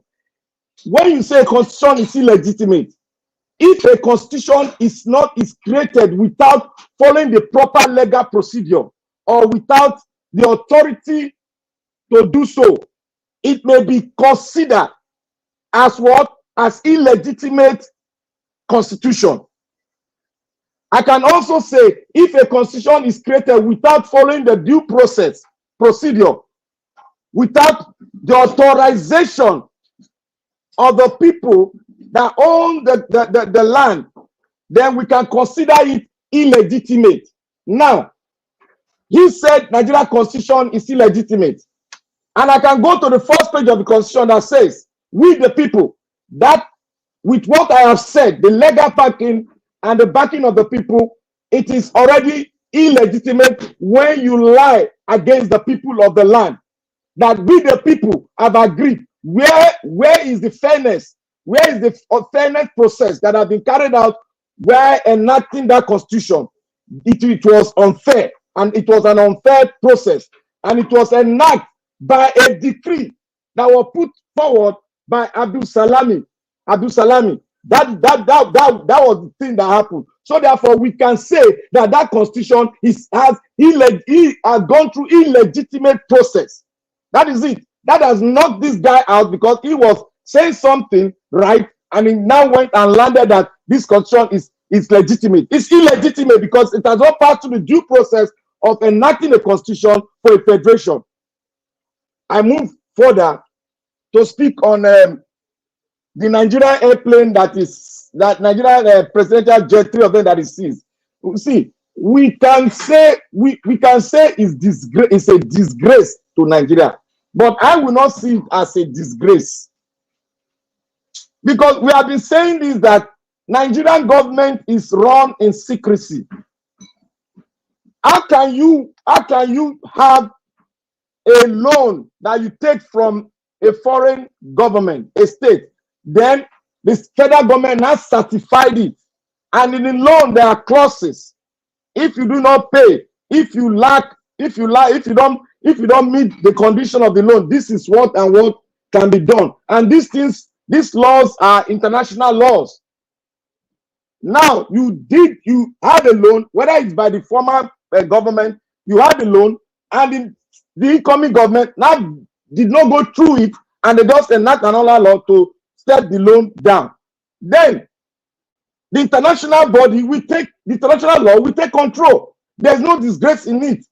We can have a loan in our bank, and we might head somewhere, and the law take effect. So there's no disgrace in it. I don't see any disgrace in it. It is just that we don't have a constitution that makes everything about our government be open to the people. That said, this constitution, we the people have said that this constitution is the law that will guide us in this federation. We have not said that. That is why you see government are doing something, the government of secrecy. That is what we get from this kind of constitution, secrecy. And that's how a decree is being run. It is run in secrecy. Now I move over to the educational and Pastor Kumuyi. I will stop on that, then I will round up later my 4 minutes. Education, the Pastor Kumuyi issue. You see, Pastor Kumuyi, we should ask ourselves, where is Pastor Kumuyi now? Where is his new base now? Like I was going through the media, Pastor Kumuyi, they said, has relocated to some other country.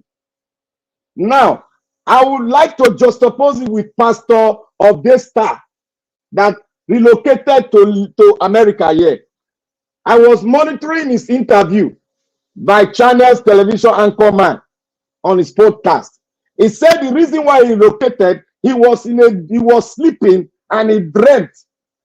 And this dream he had was so alarming that he was scared, but he didn't recognize it. He now went into another sleep.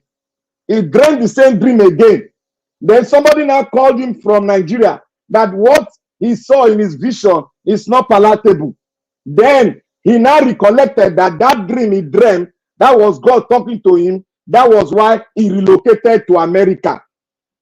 You see, the people that we have as our clergymen, like I said it before, when Babangida was in power, a lot of 419 people, a lot of people were into 419. 419 was established. A lot of people that you see now that we don't know, they were into 419.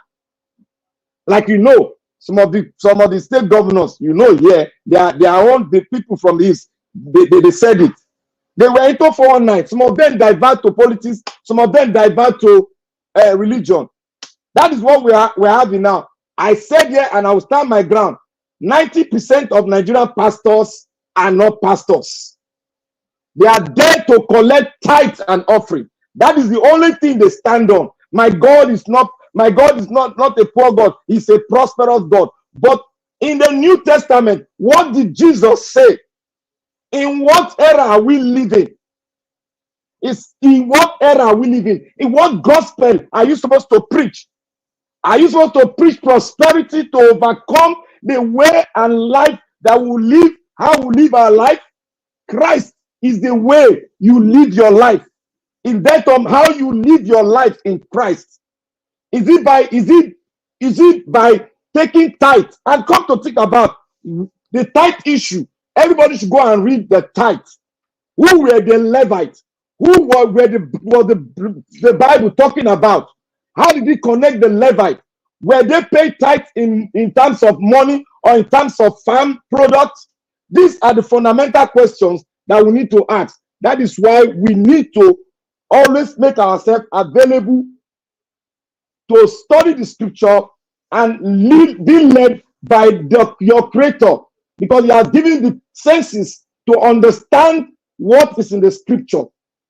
So my people, I will leave it here, and I will talk on other issue because it is very that the other issues are very lengthy. But Nigerians, I want to thank you for a good work, well done, and your presentation today was fantastic. I will talk on other issues in the next tenor. Thank you, sir. Thank you, my brother Blackwater. Thank you so much. I'd like to appreciate you, Joy Olisa. Thank you very much for the super chat. Is it Jay? Sorry, Jay Olisa. Thank you. Jay Olisa, thank you very much for the super chat. God bless you. Thanks for all you do. I'm very, very grateful. Guys, help us to press on the like, help us to share. Thank you very much, Jay Olisa. Okay, let me come to the next person to speak to us, which is Mr. Jonathan. Mr. Jonathan, thank you very much, sir, for joining us today. As usual, good evening to you, sir. Talk to us. Thank you, Mr. Elvis. I greet you once again. Thank you. Welcome, and God bless you. I greet all the fellow panelists, and I greet those on the comment section as well. Mommy Diaspora, I greet you, man. God bless you abundantly. Yeah, and those that are listening, I greet everyone. Welcome. Mr. Elvis, I saw Pansat on the private chat. You accepted him in? No, he was on the backstage. He have access to private chat. I didn't. I opened the private chat for people that are on the backstage. Oh, okay, got you. Know? And then he left. He's not needed here. Yeah. Anyways, let me quickly just get into one or two of the topics that you presented. A lot of them. Let me first of all, agree with Mr. Black Panther on this, on the gentleman, the PDP man that spoke on Nigerian Constitution. Yes, I do agree that it was very, very, it was not out there to say the truth. His contradiction was so clear. The Constitution that initially started by saying we need to change the Constitution, and then he ended up in another vein that the Constitution is legitimate. No, Mr. Salisu, I think that's your name. The Constitution is not legitimate. Nigerian Constitution is a fraud and is not legitimate. The issue there is that you don't have to believe Nigerian politicians, especially those that are already operating in the political space. Don't believe them for anything.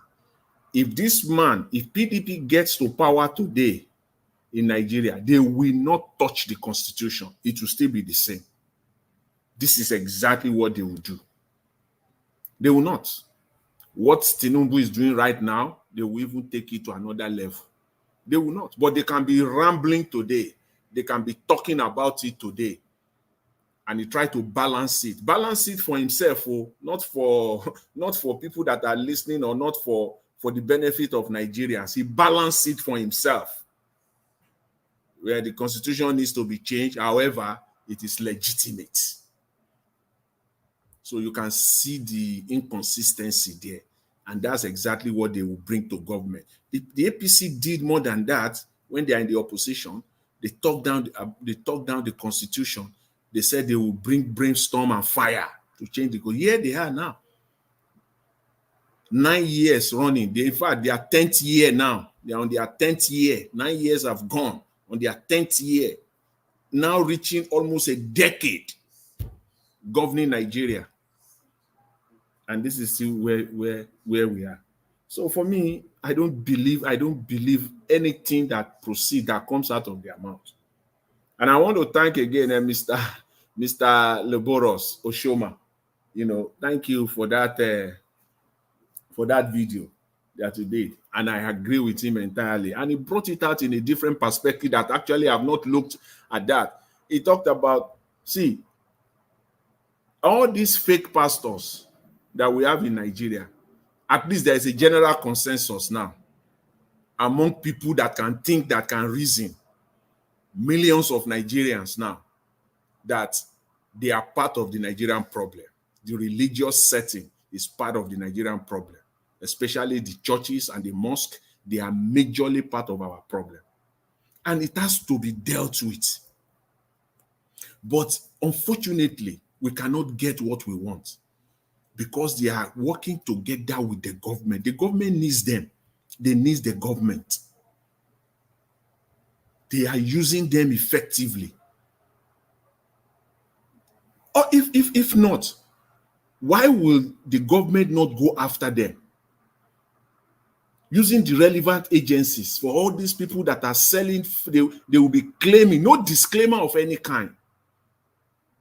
That is how decay the Nigerian system is.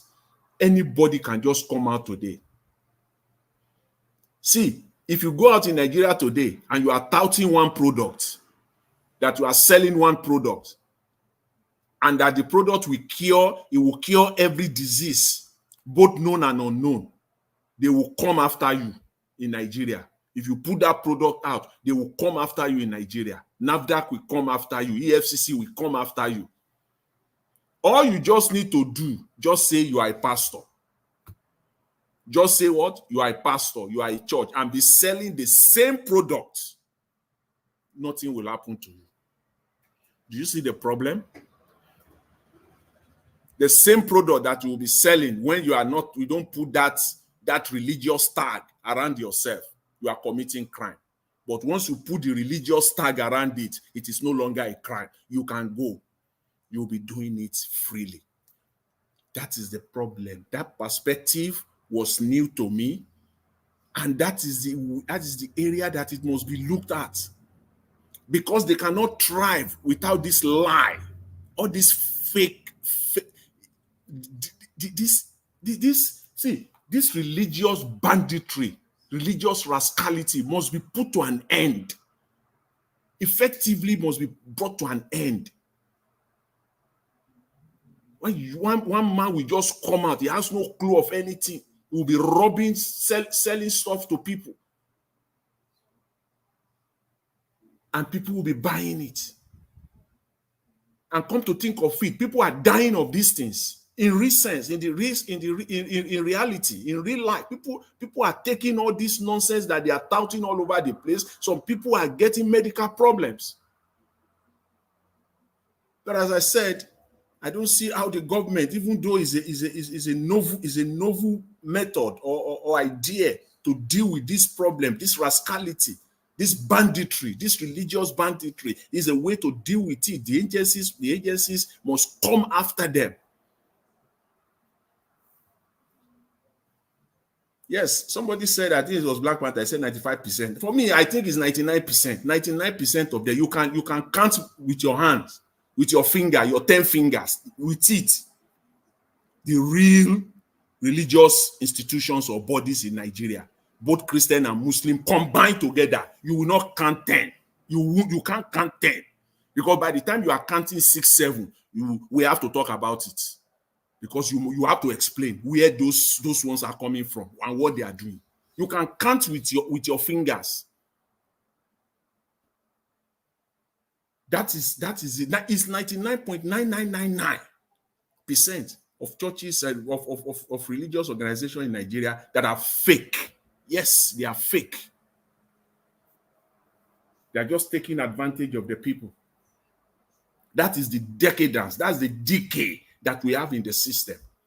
And because people are benefiting from it, even the government is benefiting from it. When it is election time, they use them. They use them to their advantage. That is exact. I was listening to Mr. Tinubu today when he gave the speech. He's on this trip to Guinea, and he gave this speech. This is what we've been talking about. Talk of self-indictment. He said, and I'll paraphrase him. He said, we know the problems. We know all the problems that we have, but we don't know how to solve it. Yes, I agree with you, Mr. Tinubu, for the very first time. You said the truth, even though you don't have the guts to say it on the soil of Nigeria. You have to be outside Nigeria to make that statement, thinking that probably Nigeria will not see it. Most people will not see it.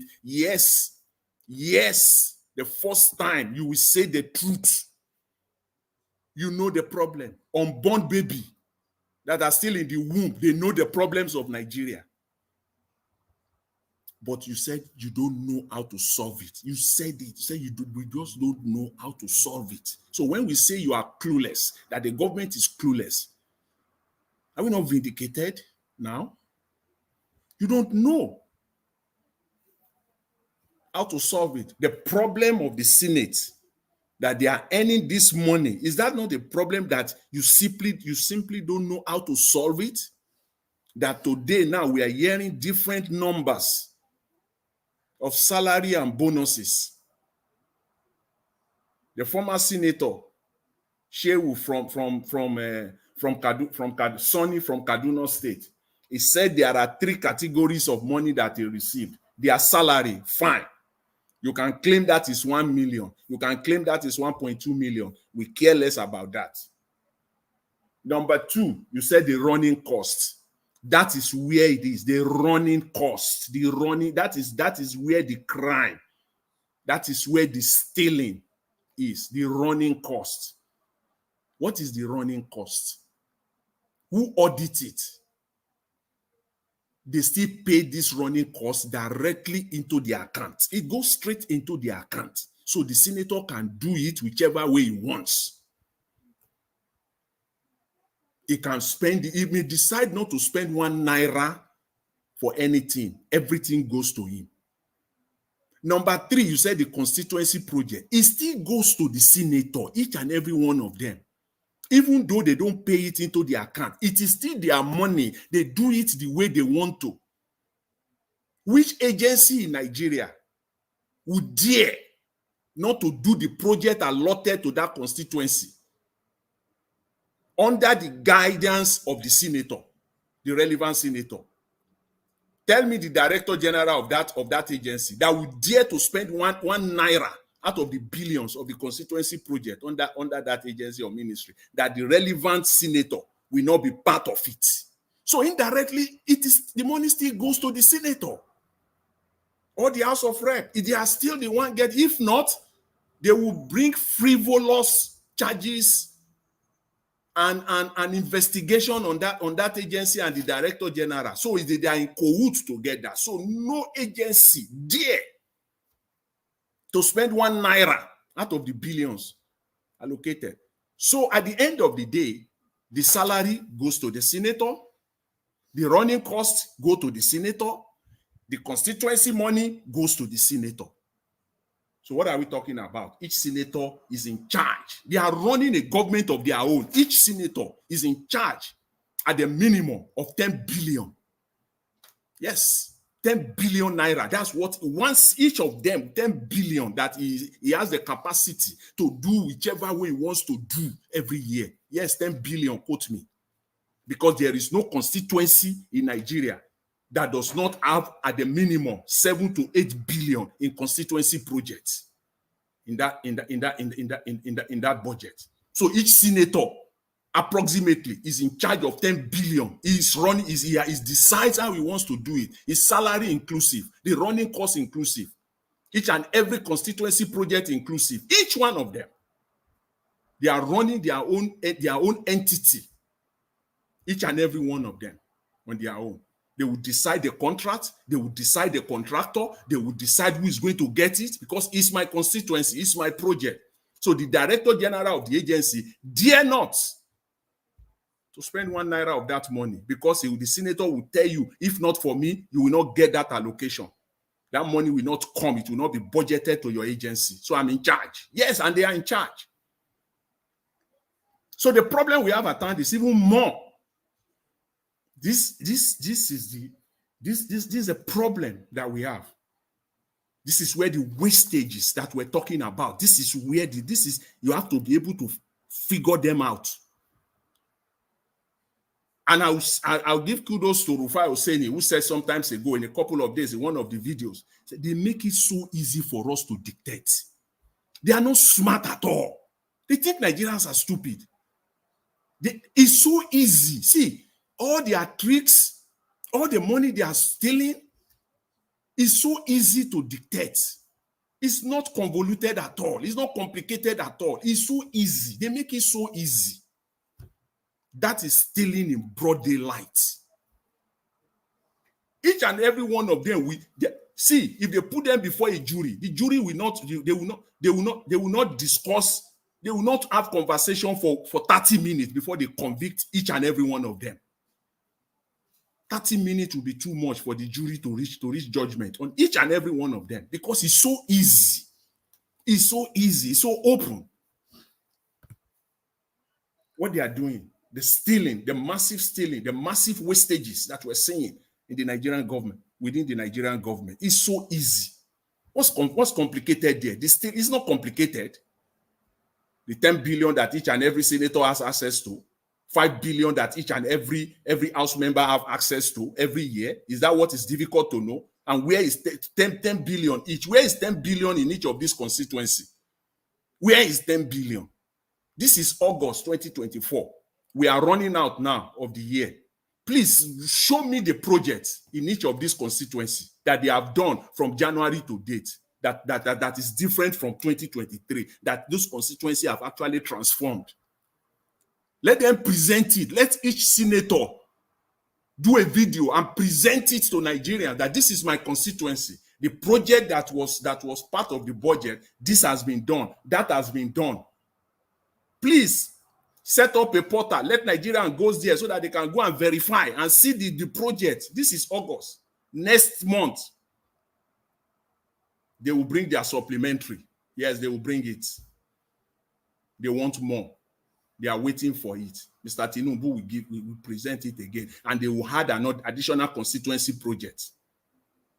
That is the send-off party for the year.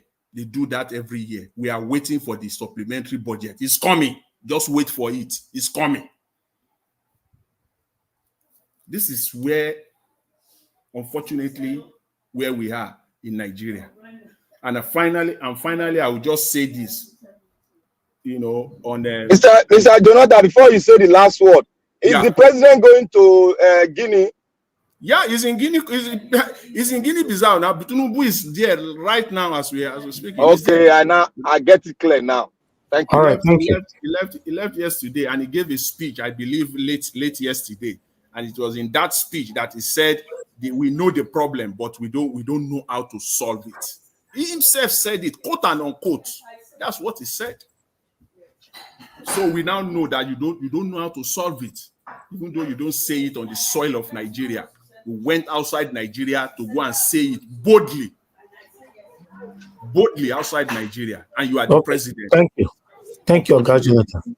So, Mr. Elvis, thank you very much. I just want to say something on Obasanjo, but I will say that later.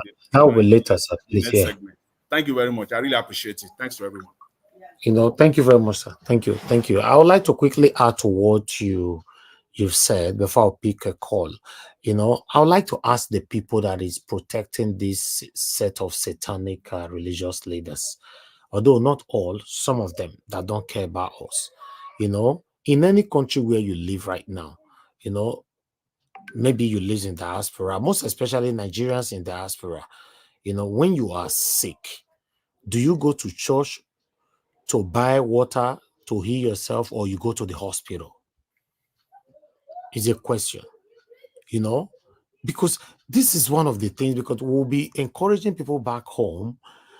This is how they should do things. They should be praying and all that. But you live in abroad where you have everything, social amenities provided for you. But you'll be telling people back home to be praying.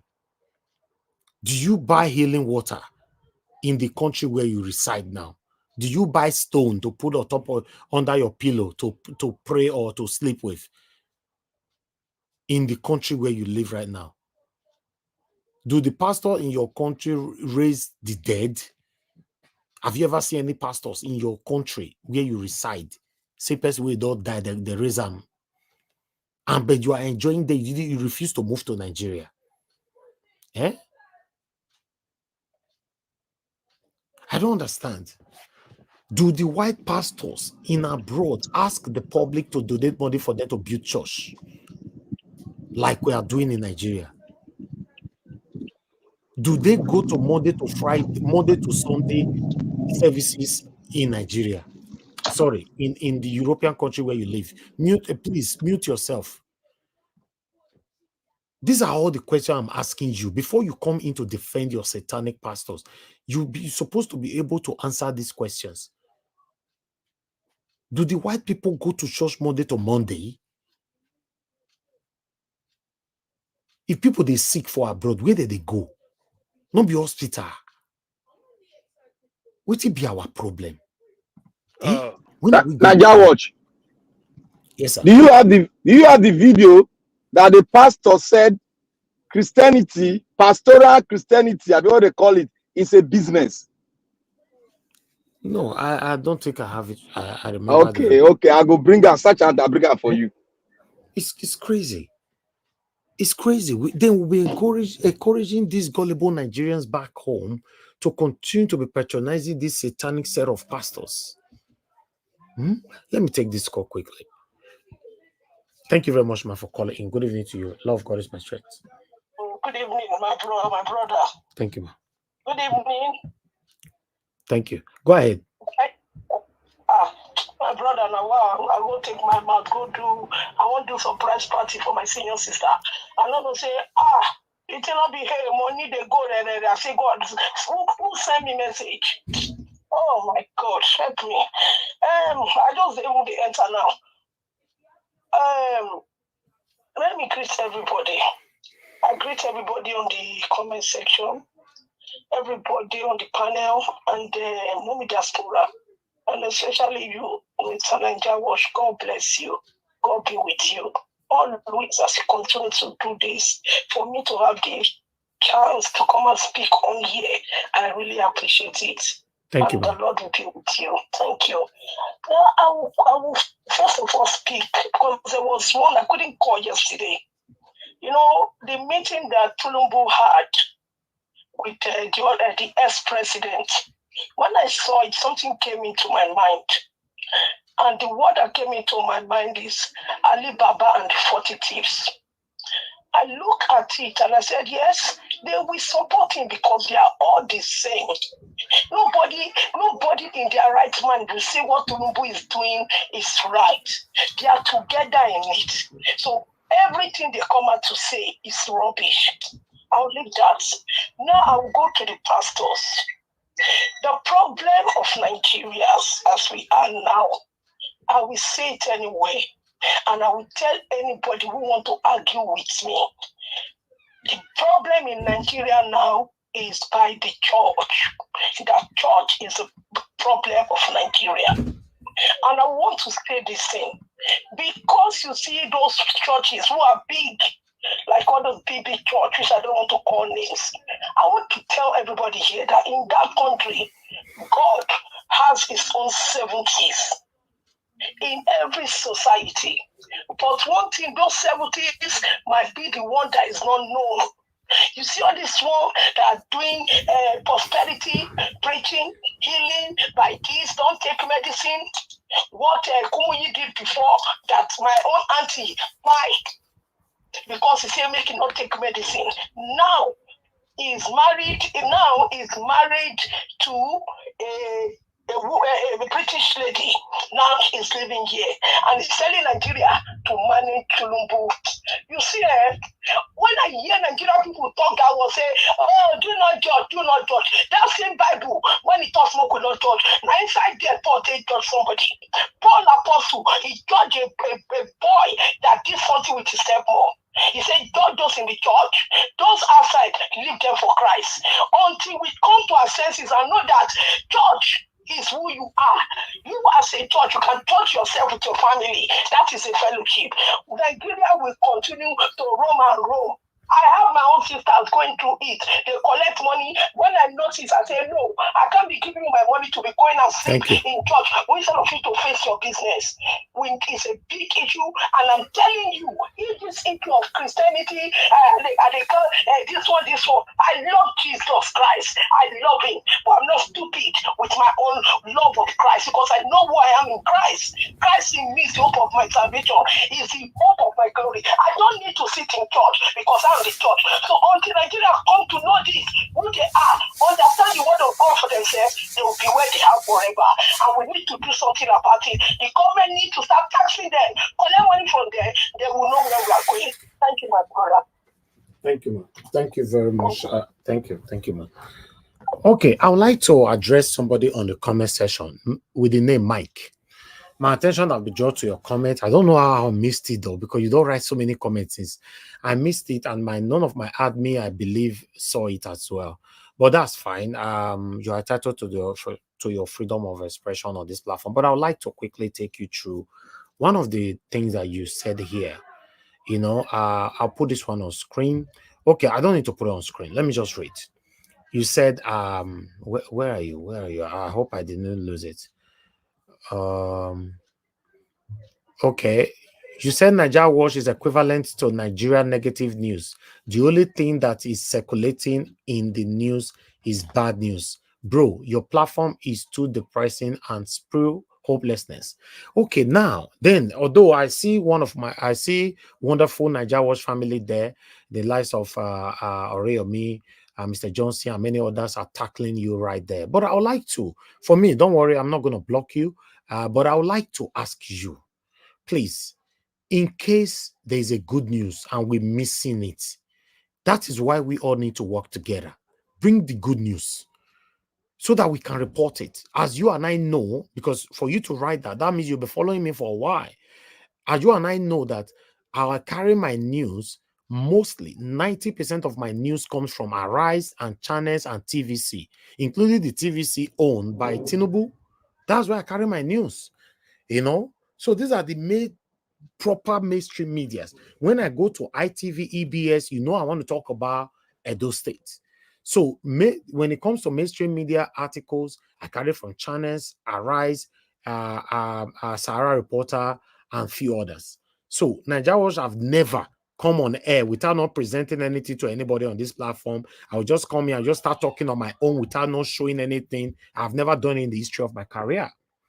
So if you want to talk about journalism, I understand it properly. Apart from I have a degree in journalism, but I understand it properly because I've been practicing it now for over a decade.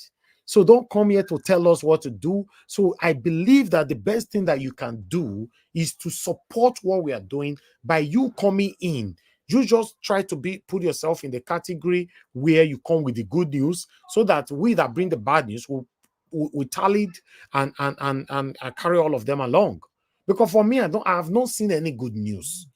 Tinubu by bosses, we reported yesterday, right? That will not be good news. The boss where they say Tinubu carry money, come and make the take buy. We reported it yesterday, just yesterday here. You know, so in case you're not aware, Mike, you are a Nigerian. If you want to be truthful to yourself, you should know that the news, that the things, both news or things that is going on in Nigeria are statistically 98% are bad news. It's only 2% that is good news.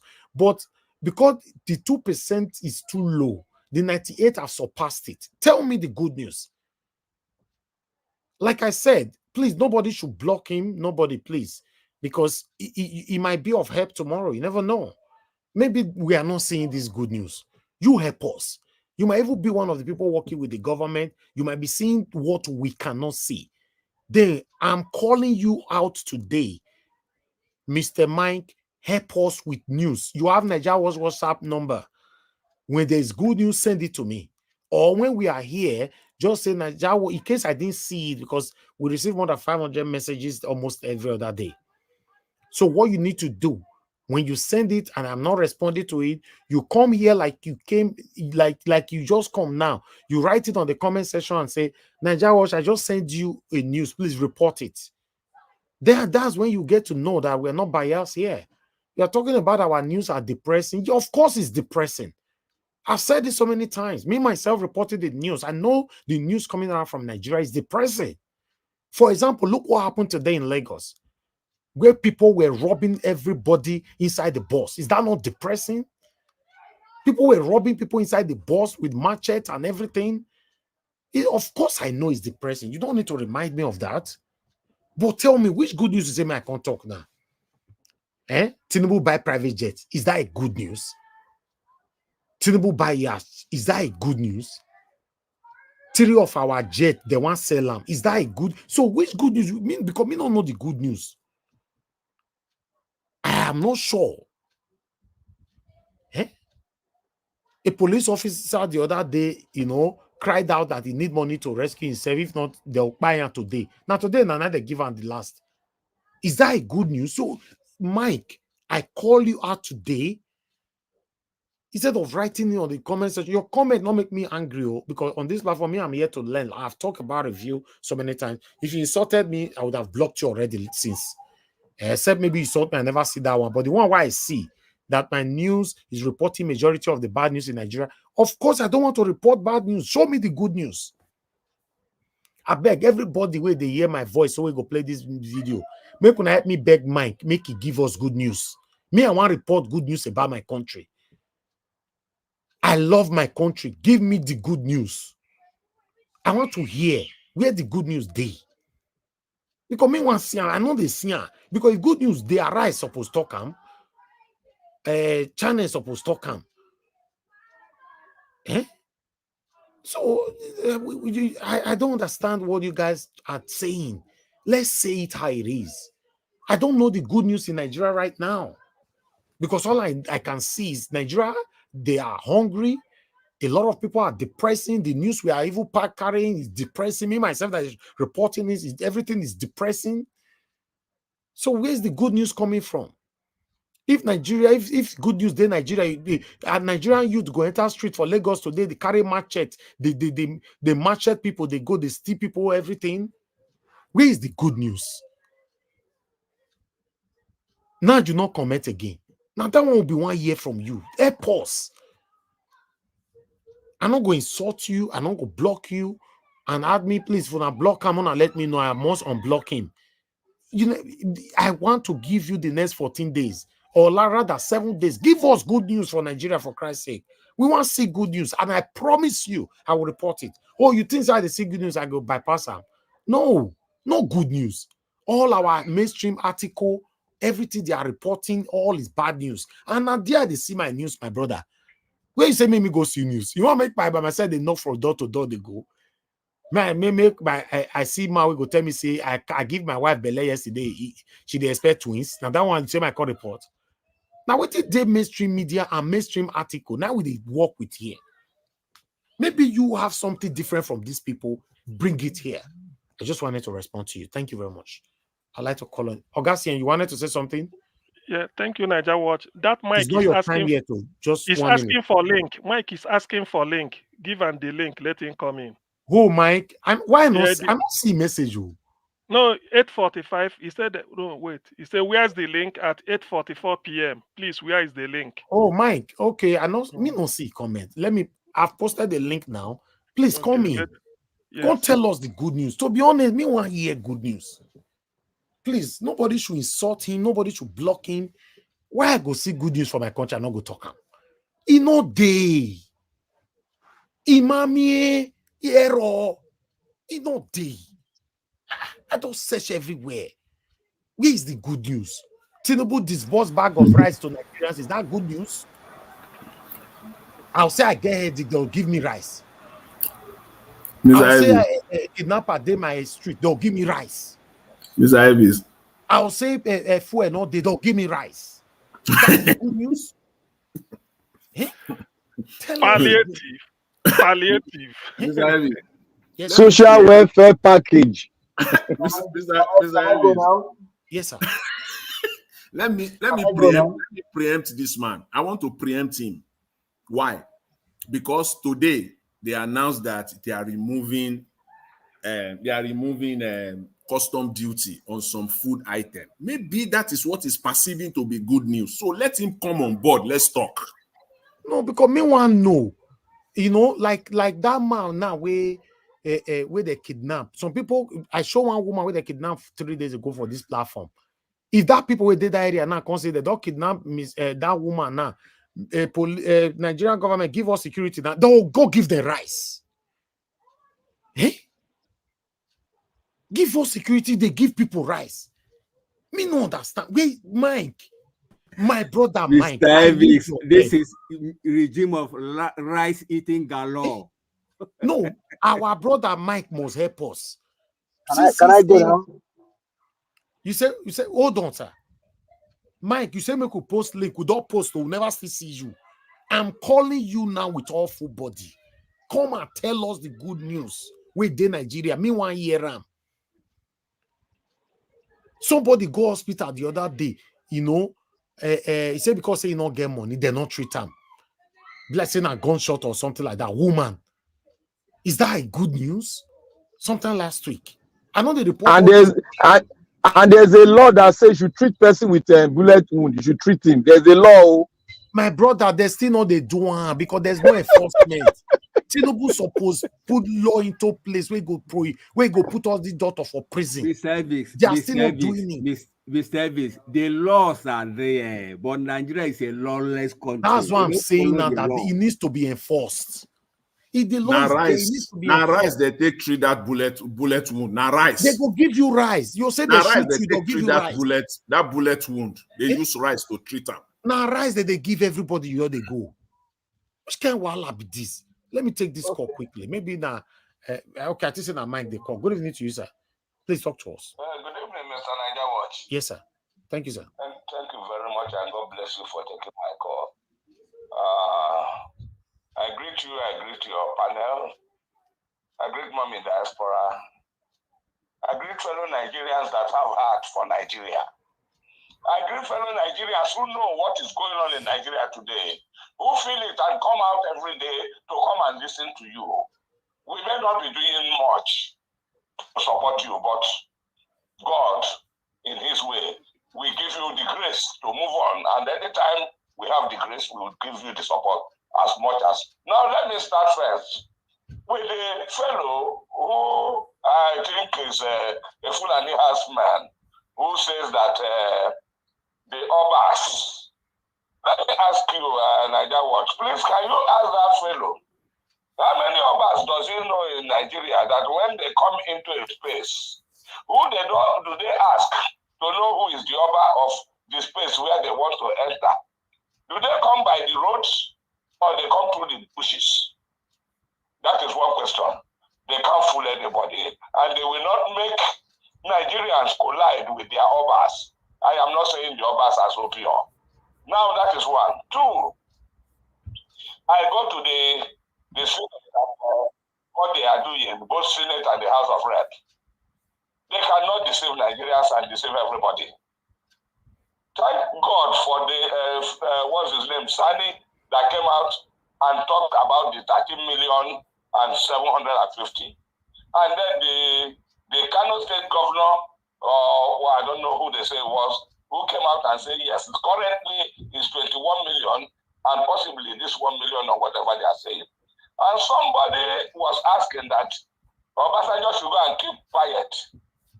Did he not know? Why did he not change?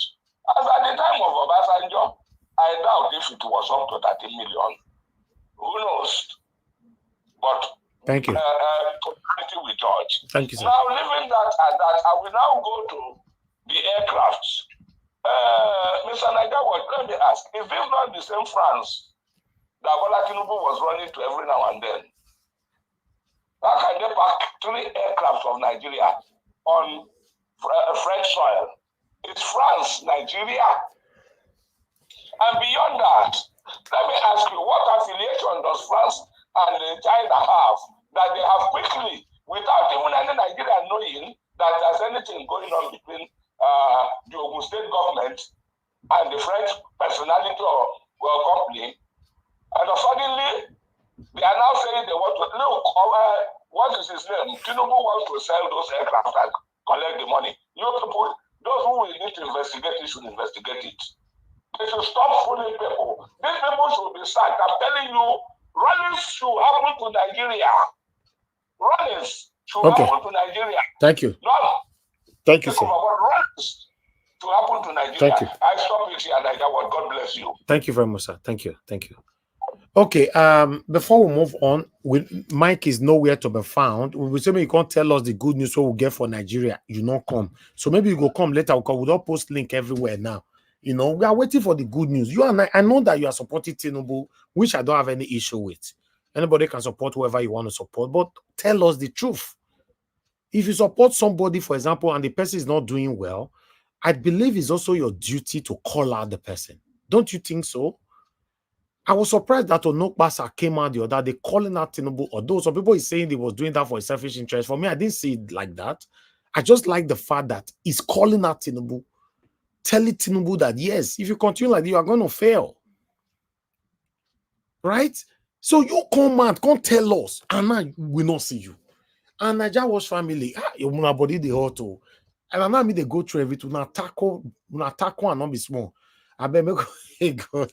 We could have let them express themselves. Instead say they come insult us. Hey, when I take a look after them on my behalf, you know. I just say when I tackle with questions and all that. Yes, but I just want to hear the good news. Me not know. I want, ladies and gentlemen, I want everybody to know that I'm not a biased person and I can never be.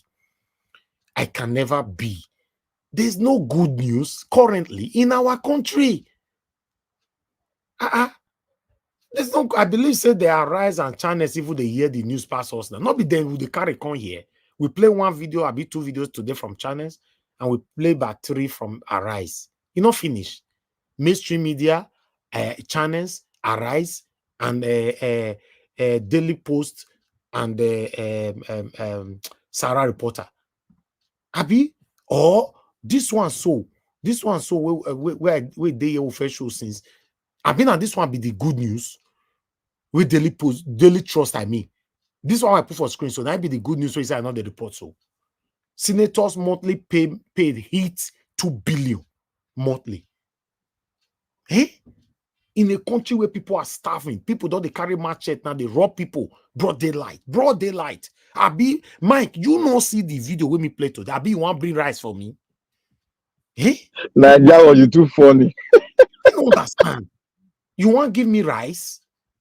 I play that rice, so broad daylight today for Lagos. What can you say about that? Oh, wow. I bet give us a man. They talk to us. Sir. Good evening to you. Well, good evening to you.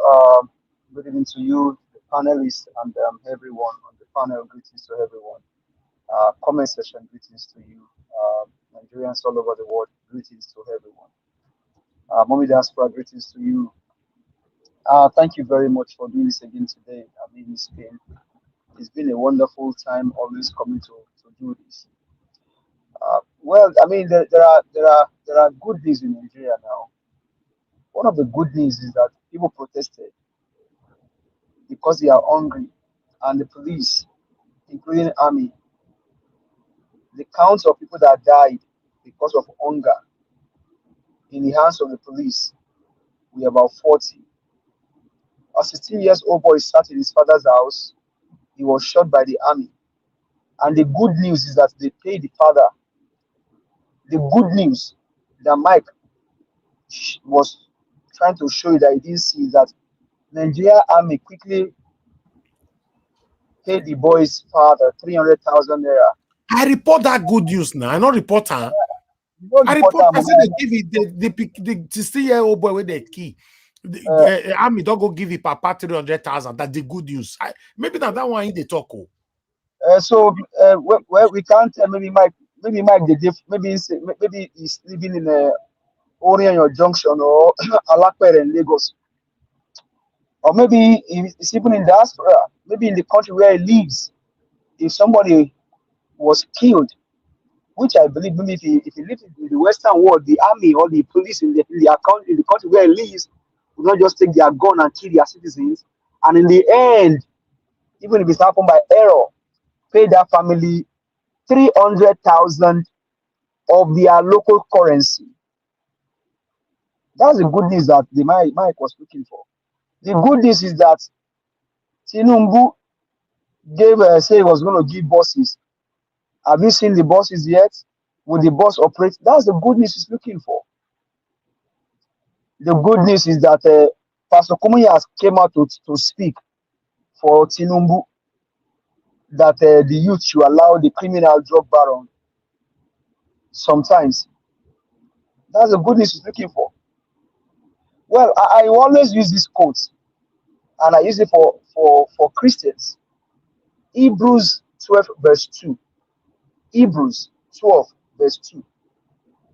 Looking unto Jesus, the author and the finisher of your faith. Looking unto Jesus, the author and the finisher of your faith. Bible did not ask you to look up to your pastor or to your bishop or to your holy water father.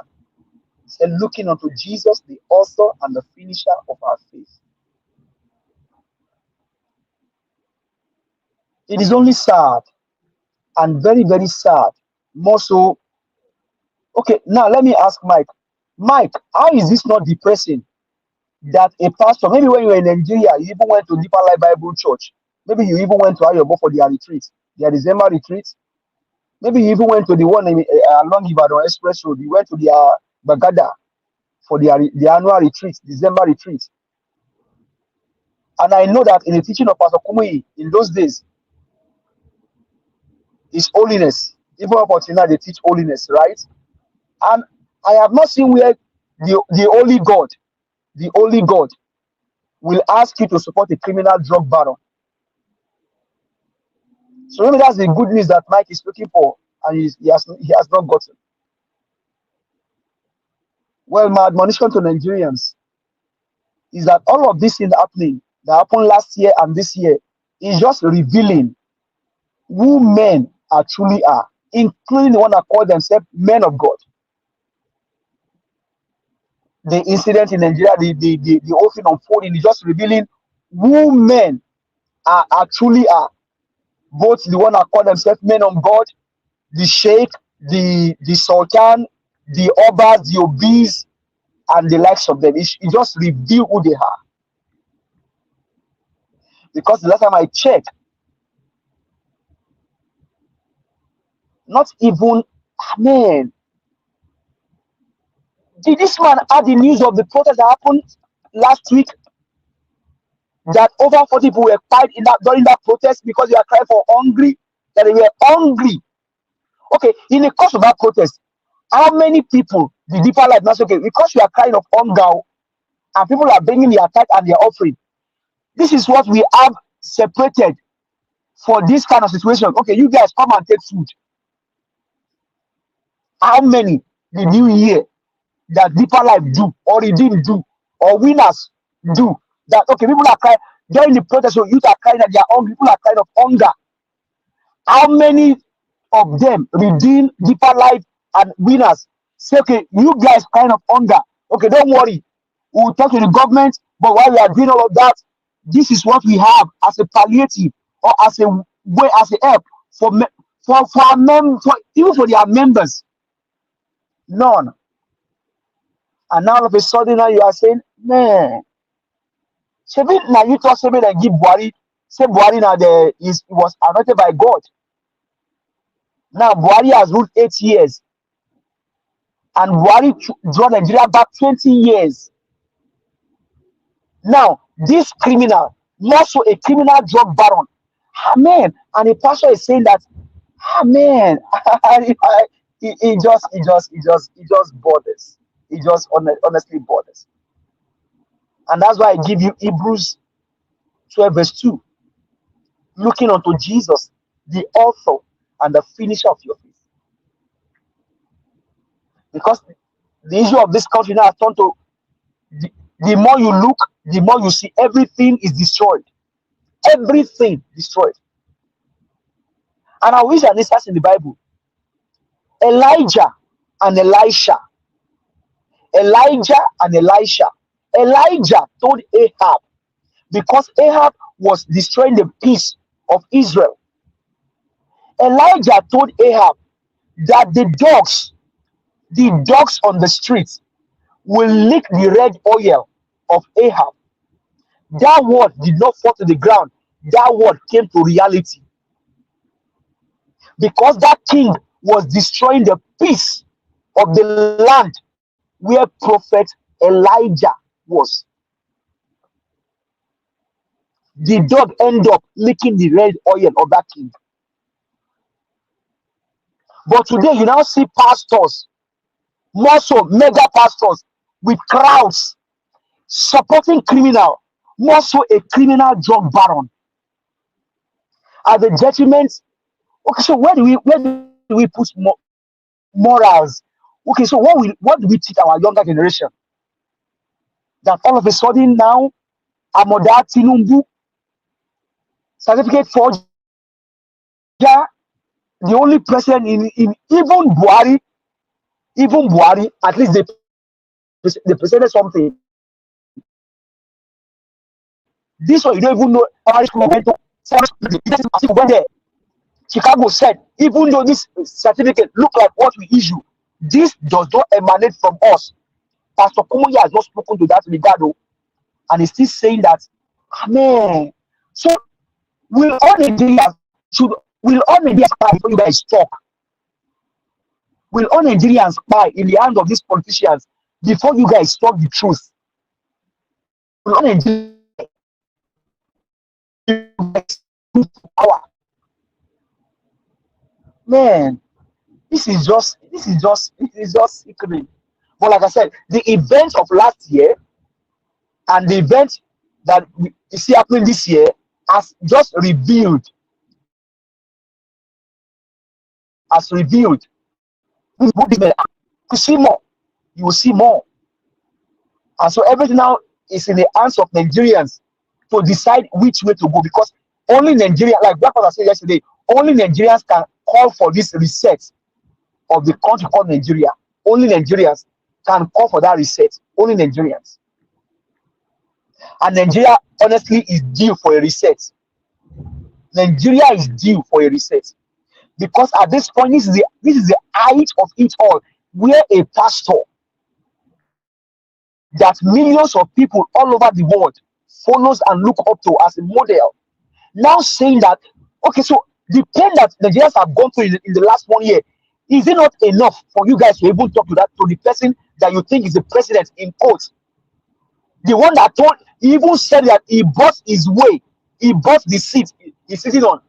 Is that not even enough for Pastor Kumuyi to even say, you bought the seat? That means you didn't even win the election. So all of those ones, you jettison them, you throw them away, and you say Nigeria should give you more time. Maybe all Nigerians will buy before they will say the truth. Now to the man that went to speak in Arise about Monday Okpewolo and Aswe. See, Oga, there is no difference between Okpewolo and Aswe. And you also, there's no difference between you and Oshomole, because it is PDAPC. So you guys are same paradise, comparise. You are not different from each other. There is no difference between APC and PDP. Okpewolo cannot speak eloquently well. Well, good. But Aswe also is part of the economic team of Obaseki. Yesterday, Mr. Chris and Mr. Jonathan just told us of the budget in Edo State. Is that not enough for this man to even be enraged? That what is happening? That this man, you see, operating the last year budget, and they have this, like Mr. Jonathan said yesterday. Remember Buhari? When Buhari was going, they were still approving loans for Buhari. When Buhari was leaving office, they were still approving loans for Buhari. The same thing is what this guy is doing, Obaseki. Obaseki has less than maybe 1 month to leave office, or less than 1 month, and they are still approving money for him. That is the send forth party. That is the carry go of Obaseki. And not just him alone, no. All the PDP chieftain, all of them, they'll collect. They work. This is how he will settle those that he has not settled in the past 8 years. This is when he will settle them. Oga, I am going home now. In the last 8 years, we have not seen each other. Take your own. You help me. These 8 years has been so good. Take your own. This is what Obaseki, will use to settle himself and the PDP chieftain. That in the past 8 years, Oga, you didn't see any envelope for me. Take your own share. Obaseki is smiling home, and Edolite are suffering. What is it not the same thing? Buhari was smiling home, and Nigerians were suffering. Edolite bought Olumide Akpata, that is the man for the job, but also bring Obaseki to a book. Dr. C and say we should get a letter. We don't need a letter. Now we have to just do it. Thank you very much, sir. I appreciate it. Thank you. Give us a mandate. Mr. F.A., please talk to us. Good evening to you. Good evening, sir. Thank you very much. Talk to us. I greet you, bro. Sir. I want to see back you sometimes all those they are comments where all those people they comment so that you also they ignore. Because everybody knows say man, anything you did, any video you showcase here, anything you bring they call this platform, everything you already get verify. You understand? According to my principal Peter Obi, they say go and verify. So you don't they cook anything they call it present, they give public in this platform. Sometimes you they ignore them. That is for that. Then why waiting maybe your call this evening, Mr. Samamade, you cannot see compare Aswen with Olumide Akpata and Modi Okpebolo, aka Akpakomiza. Do you know the meaning of Akpakomiza? Go and check it in Benin history. It be like Bomo that they run for in those days. So you cannot compare those people, my brother. Aswen Udao is our next governor. You understand me? So there's nothing. Some people, let me put it like that, to find a case Aswen Udao, they never find it. Aswen Udao is an honest person. He's a straightforward person. They have the competence. They have the capacity. He's qualified to be our next governor of Edo State. My brother. Now we know they say person with a shirt, I know where for the pay now. Also, without is qualified to be our next governor. Either we talk from now 20 years time, also he without still be our next governor of Edo State. You understand me? So if Obaseki do something, that one I know that one I don't even because based on lesson where the happen. I said it before and I will continue repeating it here in this platform. Before Obaseki came, Adamu Shomole was our governor before for Edo State. Okay, look River State today. Governor Kubara is a governor of River State before it's Wike. This Wike cannot control Governor Kubara. Fubara. Oshomole Fubara, thank you for your correction, sir. Oshomole cannot control Governor Obaseki. Now, so we don't need Godfather again. No, anything like Godfather, we don't need that again. You understand me, so brother? We don't need that again because we don't see as a man, Labour Party. They are not going anywhere in those states. This election, PDP and APC, and if we don't take time, anything make APC enter. They say who they kiss snake go they run. Snake over there they kill go they run. Wait till we all they pass through so we go be lesson. We go that time we go hear word. God forbid though. We go hear word, better word. Thank you, sir. Thank you, my brother. God bless Thank you. Thank you very much. Yeah, thank Can you. I address him before you leave? No. Please, you cannot now. Hello, Mr. Chimize, please talk to us. You have 1 minute. 1 minute. Thank you for picking my call again. I thank you so much for all you do. Yeah, you see, please let us not be using propaganda to campaign. You know, see, you are using Oshomole propaganda to bring it to campaign. That's just hold your facts when you're campaigning. You don't use our Oshomole because Oshomole, all what to full of his mouth is lies. He lies so much. 1 minute. He deceived. Yeah, okay. He deceived Edo State. So Edo, don't do mistake. Vote for Aswe. I don't care other people. Aswe is like P2B. So he's going to do the job. Thank you, Niger Watch. Thank you, sir. Thank you. Okay. I would like to quickly say this. Before that, let me appreciate love. God is my strength. Thank you very much, man, for the super chat earlier on. God bless you. I appreciate you. I would like to contribute to the comment from Give Us a Mandate earlier on, my brother. I would like to add to your submission. Let me tell you one thing you don't understand. If government fix Nigeria, some of our satanic pastors already know, say their business go fall.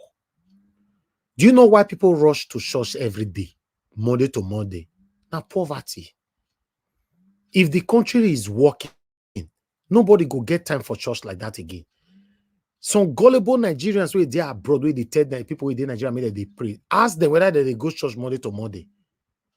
Ask them whether they even that Sunday self, sometimes whether they get the chance to go for Sunday. They don't get the chance because they are occupied.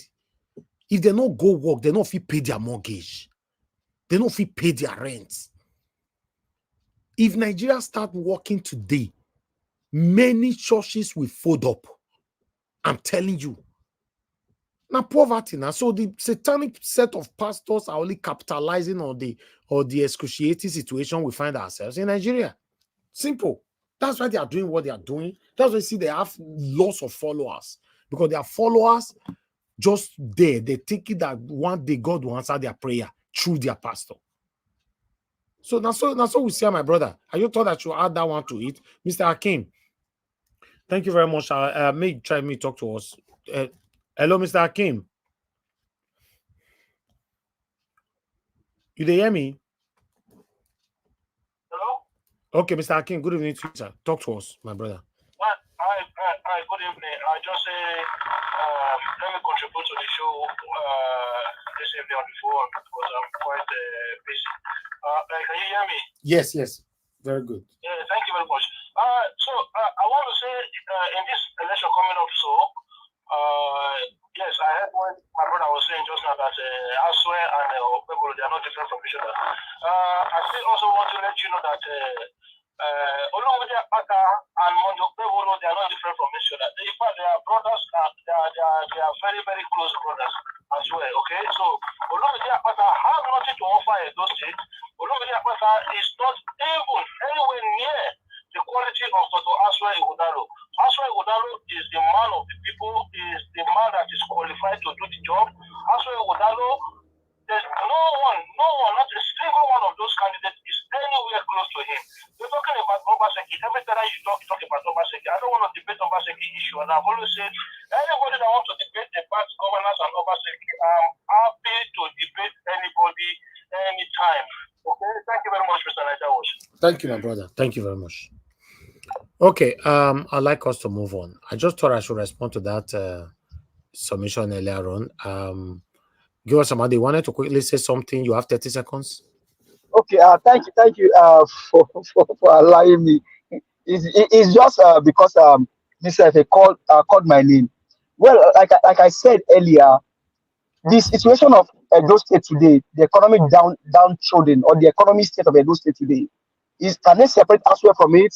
If they can answer that question, then they should let me, because everything happened about economy today in Edo State. Aswe is part of it. How is the economic state of Edo State? Thank you very much. Thank you very much. Mr. Paul Idubusi, thank you very much, sir, for your long wait.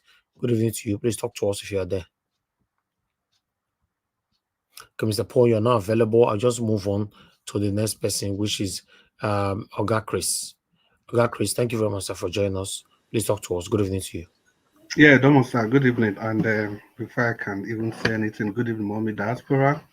Good evening, everybody on the comment section. Thank you all for what you do. Thank you for your commitment, your zest, your zeal, and your enthusiasm to see that Nigeria work for everybody.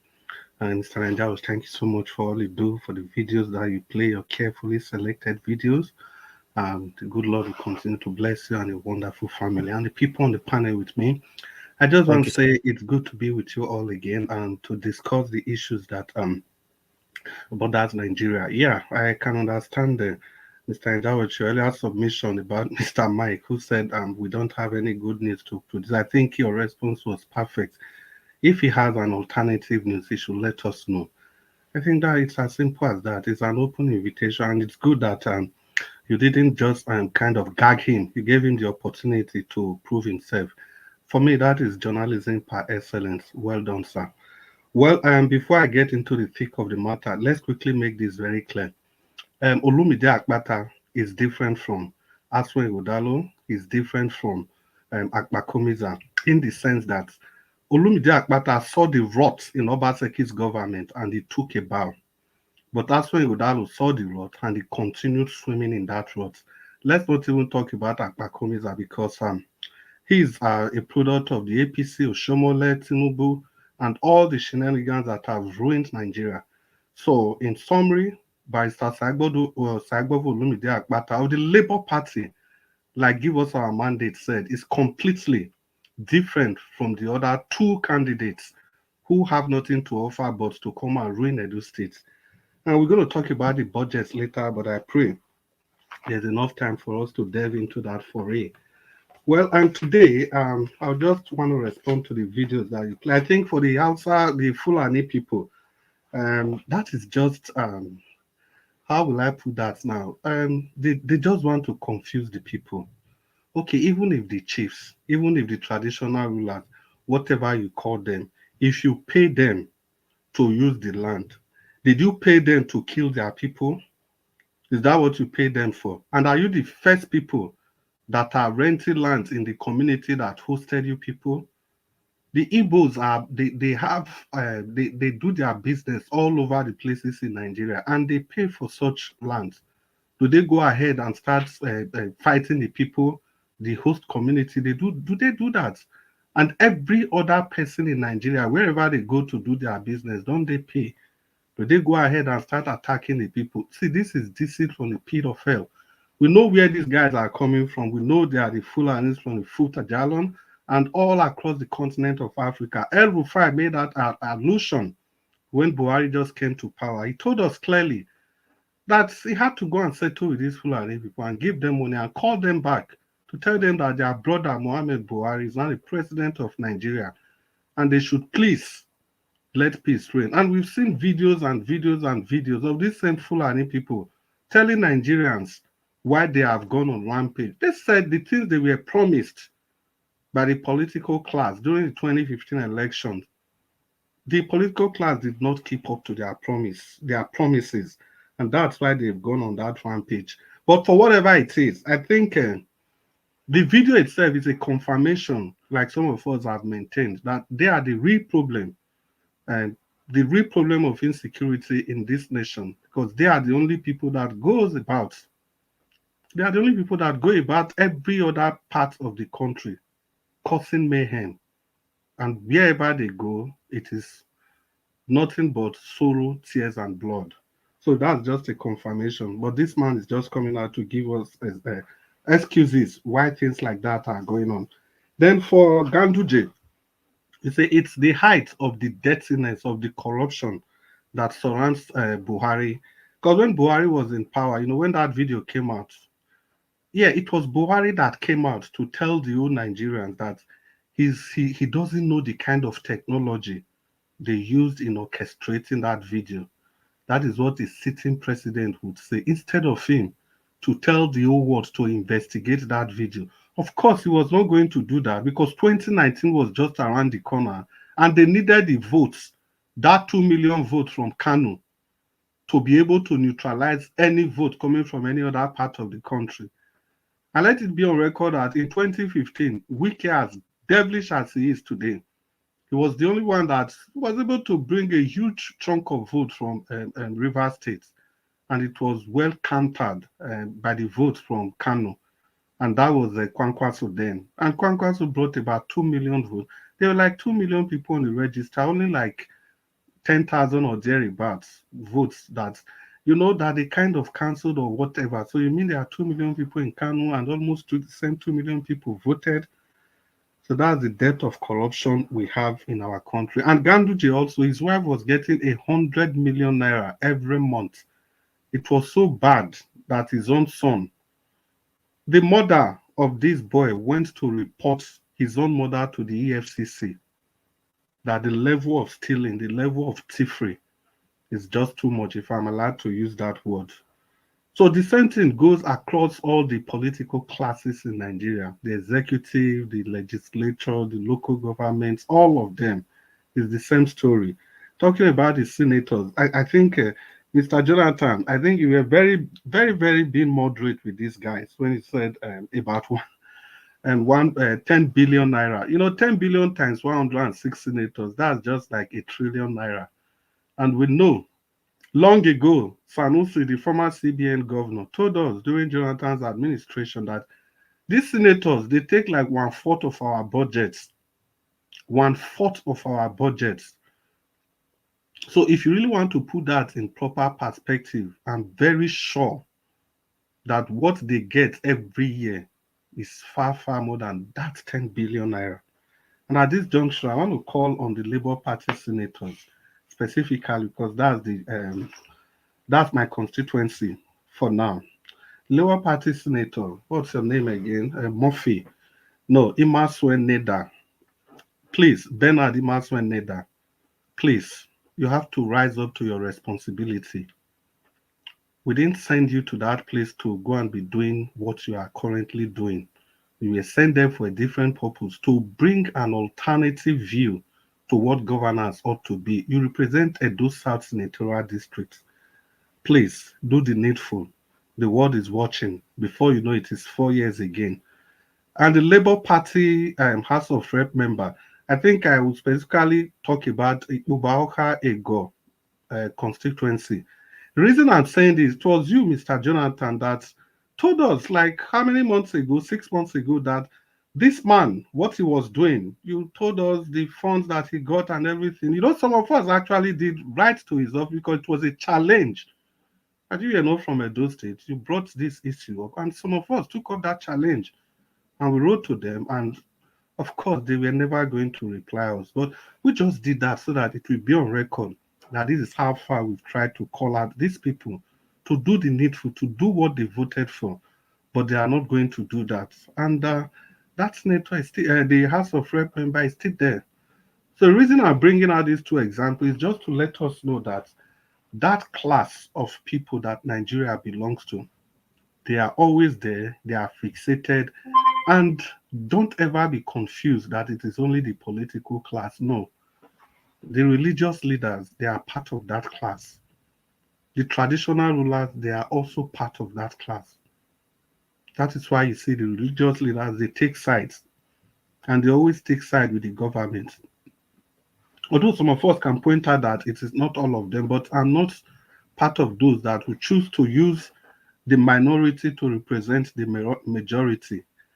That is not the basic tenet of statistics. Statistics dictate, that's why we have statistics. You have to use the majority to give the picture to give you a complete picture of what the situation is. So the situation as it is in Nigeria is that the spiritual leaders, I think that word is more appropriate so that it covers the traditional and the church leaders. You know, these people, they've not covered themselves in glory. They are just in there for their business. And like Nigeria was, like you said in your concluding section, and just giving credence to what Give Us Our Mandate said earlier, that these people, they know that immediately they are able to better the life of the people, of course, their businesses will close. Because that's why people go to church. The people that go to church in Nigeria, is it because they want to go and serve God? Let's ask ourselves. I think there was an essay topic organized by, was it Cadbury? Those days, why do people go to church? They invited applications from everywhere across the nation, and a lot of people wrote different things. And it was shocking that the vast majority of respondents actually showed that people go to church just to meet up with their own personal needs. Who want God to do this healing for them, do this for them, job application, stuff like that. That's why people essentially go to church. So your religious leaders or the spiritual leaders, they are the same. They are in bed with the government. That's why they always keep making excuses for the government that has caused pain, anger, and anguish to the people they are supposed to give succor to. And also, it is not strange that we have Tinubu in Guinea. Black Panther, I heard you when you were saying, okay, when Nigeria was confirmed that it was Guinea, Equatorial Guinea, Tinubu went to, I think capital is in Malabo. You see, the president of Equatorial Guinea has been there for 30 years and still counting. And Obiang, I think that's his name, if I remember clearly. That man has been there. There's no crime that is not linked to that man. Starting from drug, crude oil theft, everything is linked to that man. So it is not surprising that Tinubu has gone there to visit him. And like Mr. Jonathan said, it's there that Tinubu is saying what he's supposed to tell Nigeria. The things he's supposed to tell his people at home. He went to Malabo to be talking to Obiang, the president of Equatorial Guinea. The man, the kind of dubious things that happen in Equatorial, I remember there was a BBC interview. They interviewed that man like 7 or 8 years ago. You know, his son has been the vice president or finance minister or something like that. The government is run by his family members. So what we even have in Nigeria compared to that place is like night and day. That's Mr. Chris. Yes. Don't forget to mention about the trafficking of drugs through Guinea. Yes. Yes. You know, I already referred to that there's no level of crime that don't happen in that place. That's why I said from drug trafficking to crude oil theft to everything you can think of. So that's the country of all places that Tinubu went to go and visit. And does this give credence to the fact of round up, sir, 1 minute? Yeah, of what David Hundein told us long ago, that Tinubu is from Guinea Conakry in this case. So the thing is that Nigerians, the game is set.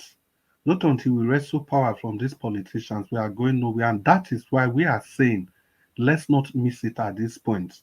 Barrister Sagbovo Olumide Akpata is the only different person in Edo State election amongst the three. Mark my word, amongst the three. And let it be known, 95% of the budget supplement, 225 billion, collected by Obaseki. He said he has spent that money. So now Obaseki, they borrow Edo State money now. And Aswe Udalo was part and parcel of that meeting that they used in collecting that money. Everything they did, Aswe Udalo was part of it. So we can never separate Aswe Udalo from Obaseki's failure. I don't like vote wisely. The choice is yours. Good evening, Mr. Nanjaros. Good evening, everybody. Thank you very much, Mr. Chris. Appreciate you, sir. Thank you for your submission. Okay, before I come to the next person, which is going to be Oga CM, I'd like to appreciate you, Ikechukwu. Thank you very much. Gidiofo, Ikechukwu Gidiofo, your last name, I have to learn how to pronounce that. Thank you very much for this super chat. I'm very, very grateful. God bless you. May your pocket never run dry. Thank you for joining the people that is encouraging us here on this platform. Thank you, sir. Okay, guys, press on the like, help us to share. Oga CM, thank you, sir, for joining us today. As usual, good evening to you. You have the floor. Oga CM, I'm begging you. Can you give me your time because I'm rushing out to somewhere? Okay. Please. Okay, that's fine. Oga FM, just go ahead. Thank you. Okay, thank you, sir. Thank you, sir. All right. Good afternoon, good morning, good evening, everyone. Yeah, it's my pleasure to be here again today. Well, what is happening in our country is laughable if you look at it from every ramification. You know, since I came into this country, the United States, my people, I don't pray for light. I don't pray for water system. I don't pray for good road. If I'm going, maybe if I decide to stand up maybe by 1 a.m. midnight, I'm sure no police is stopping me, except maybe I'm speeding. And sometimes even you're speeding, you don't even see anybody. The road is so free, smooth. So what am I saying? The basic necessity of life that the government would have provided for its citizenry, they have failed to do that. And that has given birth to all these scammers, so-called men of God. It's only when it's time for campaign, they come and give us what we call bait. You know, a fisherman in the sea want to catch fish, he will put some kind of bait on the hook. Once he caught the fish, that is all. That's what these politicians are using us for. Just imagine, people are talking about good pipe-borne water, good road, good security architecture. You know, they are busy distributing rice, for crying out loud. So people should keep on eating rice. rise, and begin to get diabetes for those who are already, aged. Then do you know that there are some kind of food that the more older you become, the better you avoid those kind of food. So we should just be eating right. Meanwhile, before he came on board, he said he was going to employ how many thousand or how many million youths into military. He promised agbado. He promised corn. He promised ewa. Eventually, we are not seeing even anything anymore. What you are seeing now is rice. Hey, may God help us. Like I said yesterday, this problem is shared both from the people, the political class, as well as the international influences. But if we, as the owners of the country, can sit up and put our hearts together, I don't think any influence, external influence, we have any say. Our colonial master didn't say they colonized us not to have our own brain. They didn't colonize us to become mumu. So I don't even want to apportion any blame to them because they are called external, outside. They are outside. We are inside, and we are seeing this decadence, and yet we do nothing. I understand at this time and age, we are doing our part by sensitizing people, calling them out. Just like the scripture say, faith cometh by hearing, and hearing is of the word of God. But the more you keep hearing it, the more you keep hearing what you are saying here, the more your mind, your eye still get open. Just like Mr. Civic said earlier, he presents facts here. Facts is not a cook story. So as these facts are being presented here, day in, day out, people are listening. Gradually, liberation will come. Liberty will come. And in fact, last week I was even deliberating this whole economic comatose in our country with my wife. She was saying, are you sure the way these people are protesting, people are getting more aware of things, of governance inside us? Are you even sure that this man will even succeed in coming back second tenure? The way people are revolting right now, people are more aware than ever, apart from rigging, that people will, the way you seeing it, people will vote him out when it comes to 2027, except he decides to rig himself out. And if he does that, rig himself in. And if he does that again, people can react. Because it was because of inaction of people in this past election that made us be in this kind of shit we are today. If assuming, knowing fully well that this is the man that won this thing, this is the man that won the election, with all the mammoth crowd that followed Mr. Obi, and they followed it all through, irrespective of what the court is saying, I don't think we'll be in this kind of mess. So if the people can maintain the same tempo in coming out saying bad government, hunger is there, and they follow it through, and it's time for election, and they want to declare someone else, and they allow it be, just like Dr. Ahmed said, whenever Nigerian youth are ready, they have their country to grab. So I think 2027 is not going to be easy with the level of awareness I'm seeing right now. So anybody that is coming on 2027 should tighten his belt, but it's not going to be easy because even the rigging won't be easy. You can't rig and go free. You can't grab, snatch, and run away with it. We'll pursue you. So that is what I'm seeing right now. That's the body language I'm seeing, from the Nigerian people. So I thank you, Mr. Evix. I'm rushing somewhere, but I'll be back. Thank you for the time, Mr. CM. I give you your space. Thank you. Guy F. Emmanuel, thank you very much, sir. God bless you. Thank you. Mr. Mr. CM, please talk to us, sir. Good evening to you. Oga Paul, you're on the backstage. You know, we don't call you tired. When you are ready on your camera, I'll bring you in. Then you can talk after Mr. CM. Mr. CM, thank you, sir. Okay, thank you, Niger Watch. Good evening, everybody. My co-panelists, those listening, those on the chat. All protocols duly observed. I think I will start with whether we give because that one concerns me. Whether we give only bad news here or we dodge good news. You see, there's a link. There's a chat. There's a link I placed on the private chat. It's saying Chinese firm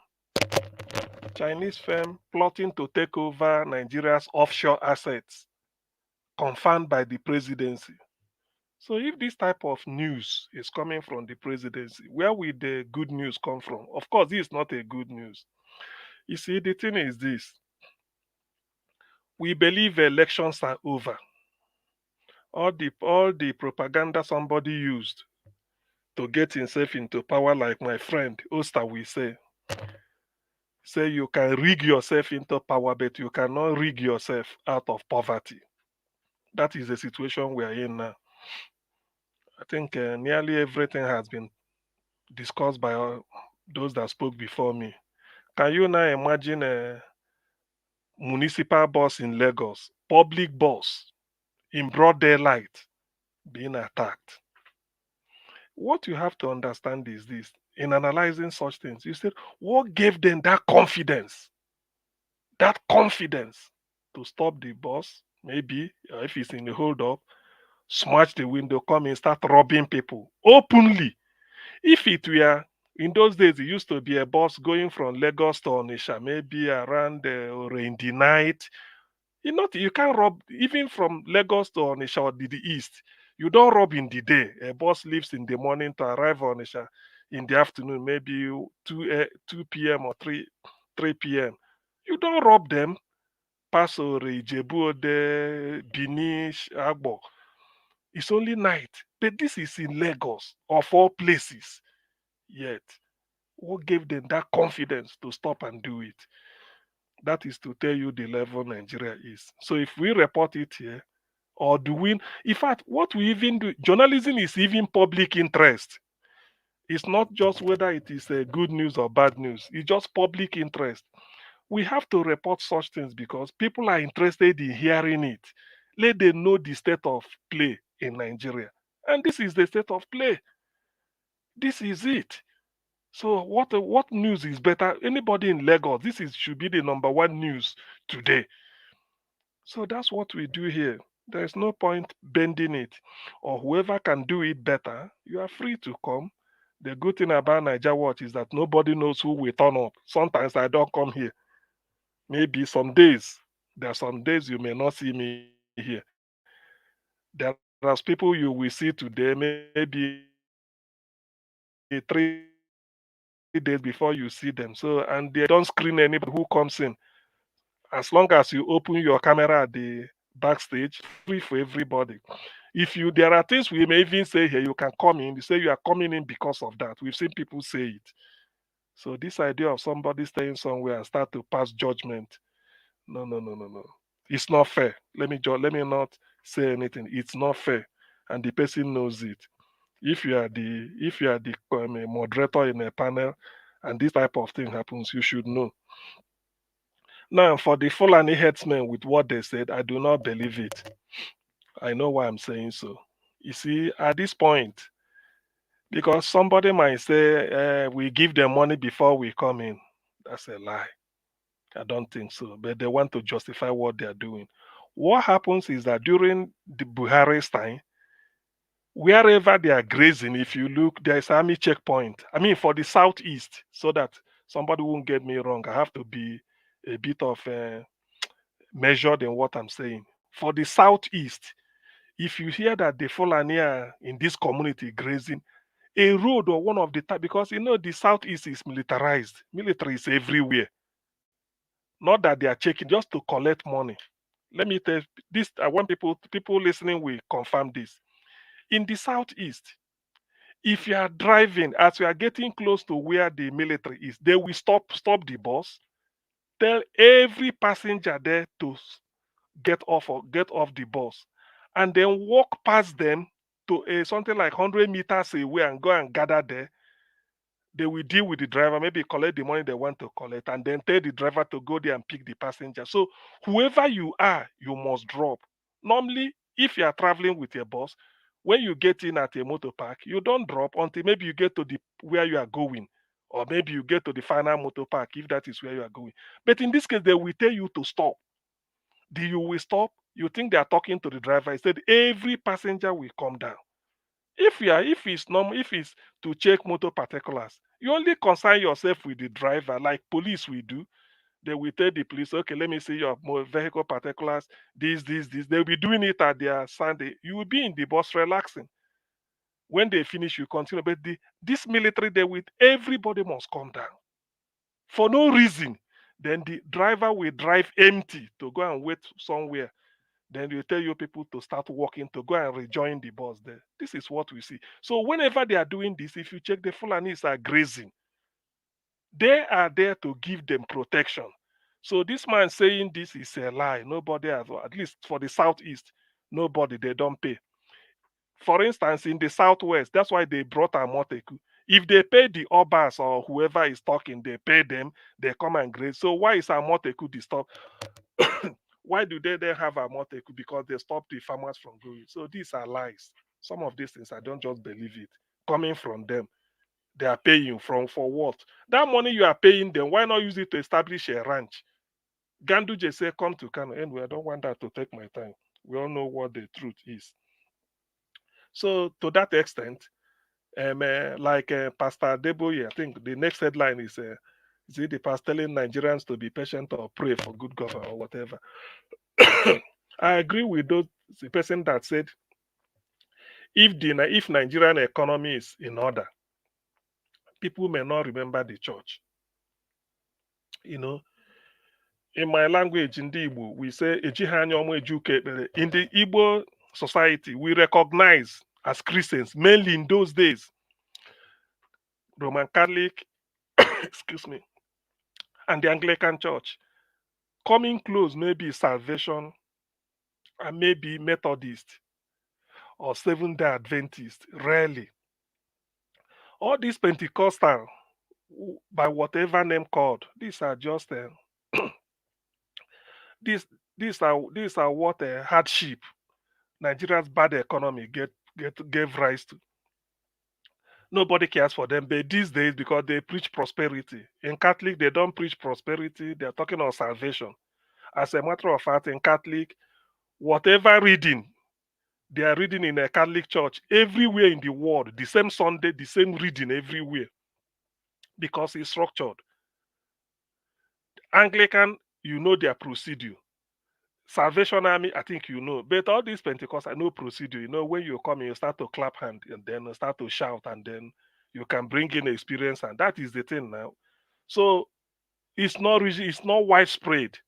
Say in the 80s, in those days, you can say when we are growing up. But these days, because of the hardship, so anybody can finish a bachelor's degree in accounting, no job. Before you know it, he say he has a revelation. God called him. You see it? Eh, he will be growing the church, making money. Before you know it. So the anointing is only in him. He will be preaching. Before you know it, we hand over to the son, to the wife. So the anointing flows from him to the wife, to the first son, to this. So can't it get to any other person? See, that is the issue. But this, I don't want to discuss about this, not about religion. It's just that people should know why certain things are happening. And they agree that if our economy is in good shape, nobody will talk about all those things. If all those people attending churches in Nigeria, bring them to UK, or you just tell them tomorrow we're going to a factory. They've given you job. This is the work we will be doing 8 o'clock to 4 p.m. or doing shift. You are going to be living. This is where you will be living. You come out from your front of your house, go to the next street. There's a bus that will take you direct to where you're going. Finish your work, come back. That is a supermarket, Tesco. Down the road, if you don't want, there's Sainsbury, all these things, electricity, you pay everything. The person will know where church is. I'm telling you, he won't know. On Sunday, you go to work, you go and do your shift. You don't come and tell us you can't be more Catholic than the Pope.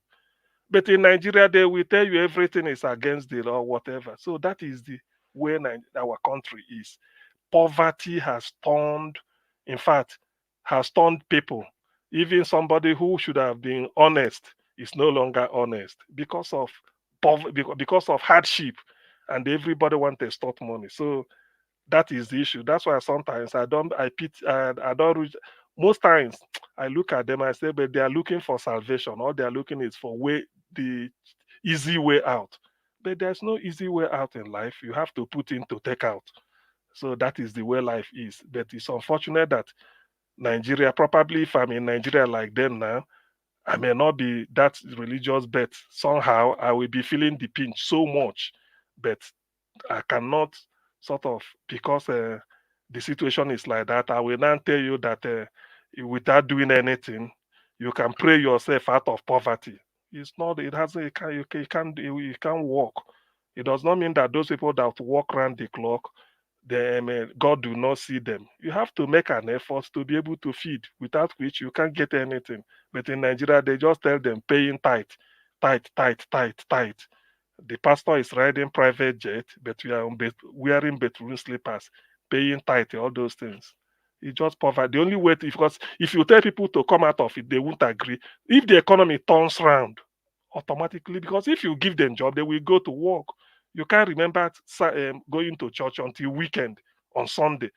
Monday you are going, you have your work to do. If not, they sack you, and you are getting money. So which time do you have again? Maybe doing shift. So that is the issue. So as for that now, that is the way it is. Now, let me now put on for the PDP. Is it the Ladan Saliu who was talking of constitution and all those things? You see, my problem with the people that you see, that's why I don't. This thing called North is dubious, because if Madam Busy Brain is here, she is from Plateau. When I want to hear the anything, she will give you the real genuine narrative about what I'm saying over there. But people will just come and tell you the North won't. Which North? Which North? They want to change constitution. They will tell you the North. They will do it like they want to railroad. Nobody's railroading anything. I've already said it that what Nigeria needs is this. Everybody should come round the table.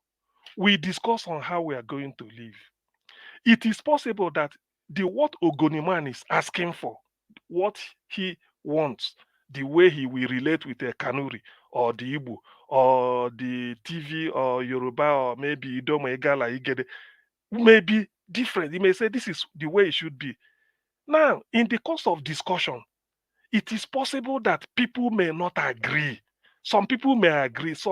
Those that wouldn't agree, please let them leave. If they want to leave, let them leave. This is modern world. That is what the patriots are saying. That in a plural society like Canada, India, USA, I mean, okay, wait, they didn't say USA, Australia, adopting federalism. You see the way they relate. But those that refuse to do pluralism the way it should be, like Yugoslavia, they've gone into bits. The same thing with Soviet Union, Czechs and Slovakia. So this is what they are saying. Let's design the constitution that will accommodate all of us, so that when we say we the people, it will really be we. But in this case now, we are not really we. That's what we are saying. And people like this Saliu, they will be there and talking. Maybe they did not. When Buhari was there 8 years, what did they do? Sorry, let me end on this. Buhari brought a Rufai committee for restructuring. Did we see any report? He said a Rufai restructuring. Where is it? Did they do anything? Implement Jonathan's own, he refused. He put a Rufai to go and do restructuring. A Rufai committee. Where is it? Now Tinubu is coming to see if they can do something, and they're kicking against it. Anyway, let me hold on here. We'll come back to it. Thank you, Niger Watch. Okay, thank you, Augustine. God bless you, sir. Thank you. Mr. Paul, please talk to us, sir. Good evening to you. Good evening, Niger Watch. Good evening, fellow panelists. I greet Mama Dawaspara and every other person listening and watching. I will start first with the last thing CM said. That man was was at the FRCN, Federal Radio Corporation of Nigeria, for many years. I think he rose to the level of DG at some point before he joined politics. So I'm not surprised the way he was speaking. He's a member of the establishment. There are part of people who don't want things to change, who prefer things to be the way they are. People should not listen to what he's saying. He's one of them. They don't want a true constitution, a true people's constitution. And they always, when they speak, they feel they're speaking for the entire North.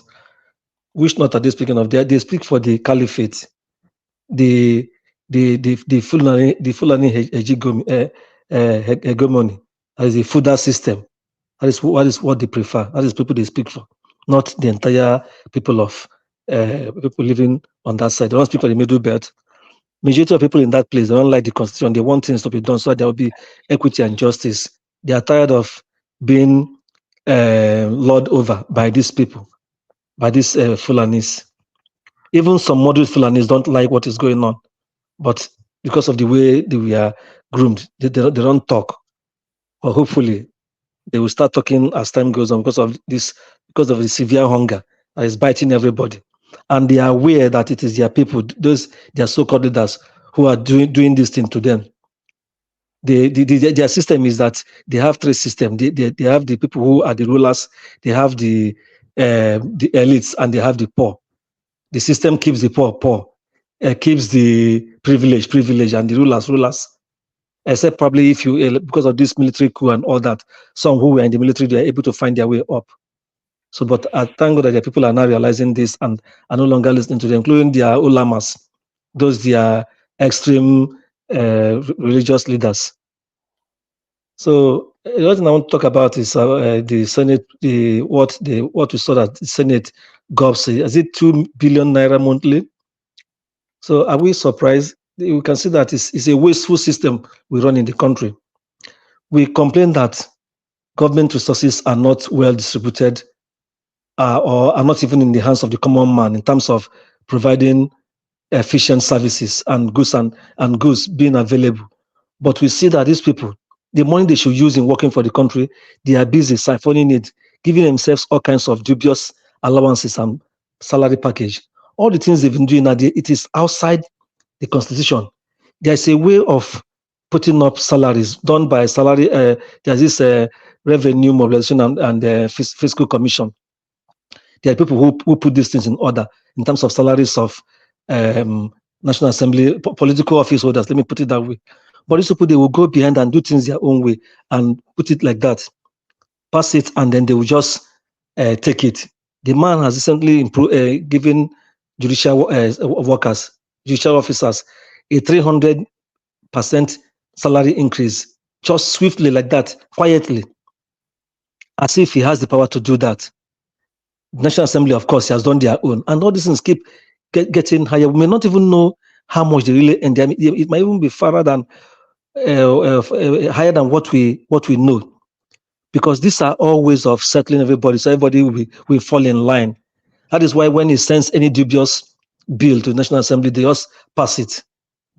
And unfortunately, many of them came into there, particularly those from the Labour Party. Some of them were former party PDP and APC members. They came in there deceiving the people that they are going to work for the people. But all they are doing now, they're not working for the people. Someone would have expected that, having resumed after this protest, that they will come and discuss it very well and recommend measures, even apply pressure on the president to implement 1 or 2 or 3 of those major demands of the Nigerian public. But they all kept quiet. They are even busy admonishing the protesters for coming out to protest and costing the country some trillions of naira in what they termed as money lost during that time of protest. And yesterday they did their fake meeting. That man they called Dele Alake, who is a dubious man that worked with Tinubu since 1999, came up and just started admonishing Nigerians. They feel that they can come and tell us whatever they want to tell us and just and go, that we are all fools listening to them, that they just feel they can do as they like. So I think they've not learned any lessons. I believe our people will have to re-strategize and then do it the way they do it in some other countries where true revolution really took place. So these people will know that they cannot, people cannot be punishing the entire masses. All these sufferings we are going through in the country are man-made sufferings. It's too bad. So I want to talk about Pastor Kumuyi. Unfortunately, he started well. Probably from the late 70s, his church grew to what it is today. But I don't know at what point all these men change, become so attached to government. Sometimes I feel like, have they done anything that they feel the only way to cover themselves up is by being in bed with people who run the country so that they will be kept, they will be kept safe, so nobody will mention their name? Or are they losing money because some of them are into, they like money?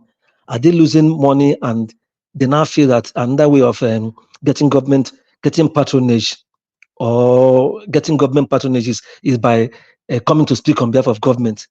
How can the man, seeing the sufferings Nigerians go through, the sufferings his congregation, his church members go through daily, how they struggle daily to survive, he will tell Nigerians to be patient with the president? A man who is there, who is so dubious, crooked, a con man, a criminal drug lord, who only knows how to steal, how to take as much as he wants, whose sole purpose of coming to power is to get even more money than the ones have gotten already, all from dubious means.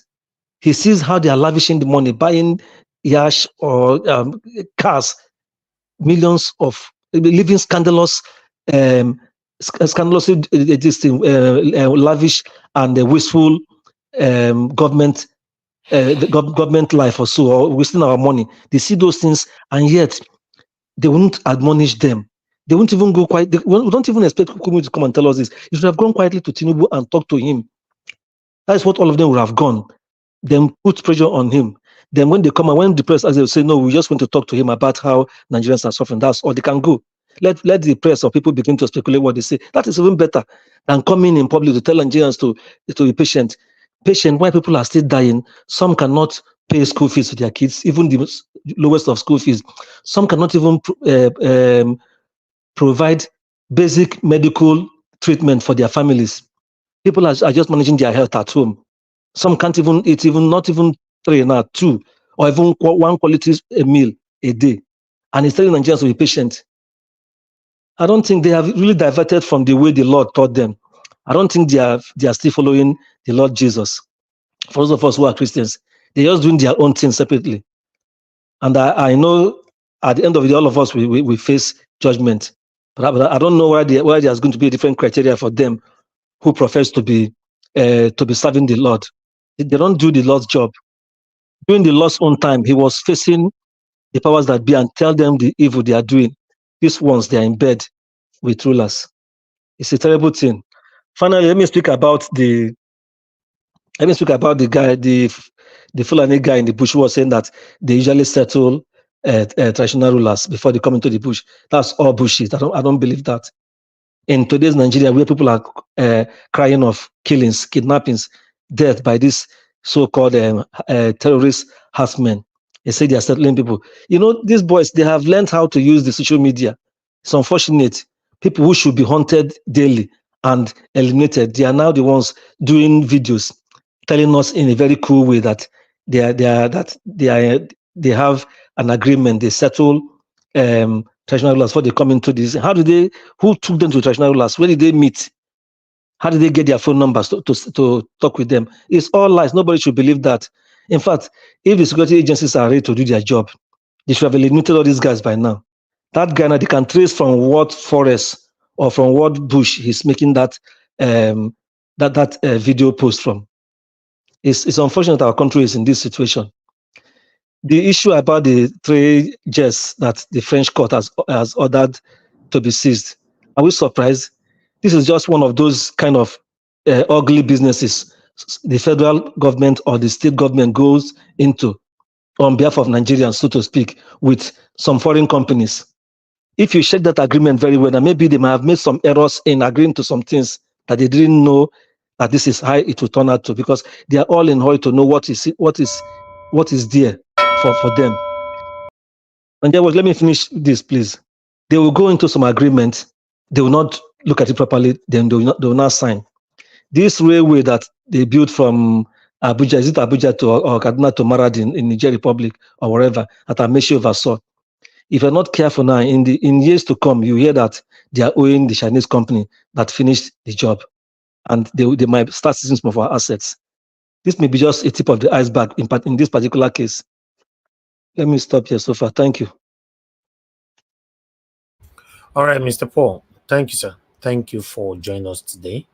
Okay, Abdul Malik, you and we only have two of you, Abdul Malik and Can I get Mr. about 30 seconds, please?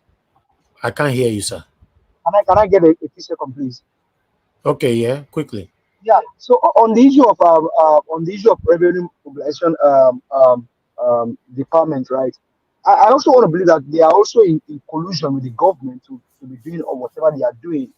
Then on the issue of these people in the forest saying that they give traditional ruler money, although we don't believe that. But I also challenge traditional rulers. I mean, they may have had this. Come and debunk these things that these people are saying. Thank you. Okay, thank you. Okay, Abdul Malik, you have the floor, sir. Good evening to you. Yeah, good evening, Mr. Niger Watch. And good evening, everybody in the panel. Good evening, Nigerian. All protocol observe.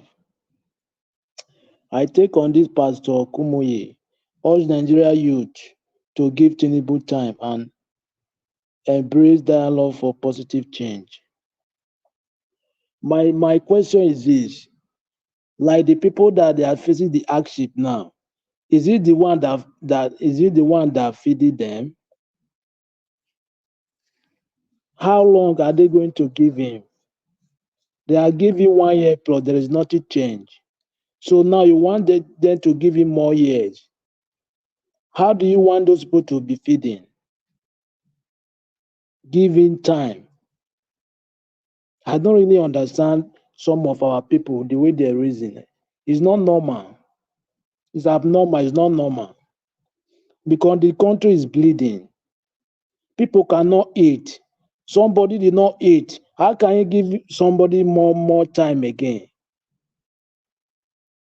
How do you want it to survive till the next week or the next few months? Man, I don't really know, because those people sometimes the way they come on air to talk what is not right. Me, I look it somehow. Because the thing is not normal in my eyes. It's not normal something. You guys see this man is not performing anything. There is nothing different. Since when this man came in, everything is the same. But you guys are still coming on air to say they should give him more time. Probably it's going to be the same. There is nothing will change. The same thing Buhari did. They should give Buhari more time, 1 year, 2 years, 8 years have left. The same thing. Do people still come now to give Tinubu more time? Now 1 year plus now. After 2 years, 3 years, they say they should give him more time again. We have a very long way to go. Because most of us, we are not truthful to ourselves. The Yaida is a major thing. You see, this man is not. There is nothing to show that this Nigeria economy will be okay. Like few months, everything will be all right. Will be standard of living.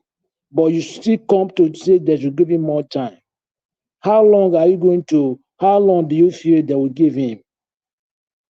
How we have a long way to go. It's only the citizen will decide what to do, because those people without the citizen will decide what to do. There is nothing will change in that country. Everything will be the same. Yeah, that is what I say. But take a look at Nigeria today. They cannot even feed some people 3 square meat. 3 square meat is a common something. But some people cannot feed 3 square meat currently. Out of children, they are out of school just because of there is no money to pay school fees. And you are still coming here to say they should give you more time. Those people now that they don't have money to pay school fees, are you the one that paying school fees for them? Or the one that they don't have money to feed? Are you the one that feeding them? They should give them more time. How long do you want them to give him more? We have a very long way to go. And this thing, without the citizen, there is nothing will change. Everything will be continued. There is nothing will change, cannot change. Because those guys, because if you take a look, the way this man came in, this mandate is not from it's not his mandate.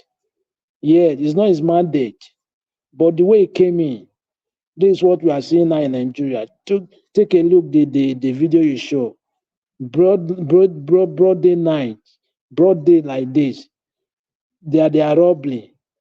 And their vehicle passing through by. There is no police, nothing came, no security that came around. Imagine. Broad day. Not even night, broad day. They are robbing like this. What next? It's like you will be walking in the street, they will take you. They will just take you away.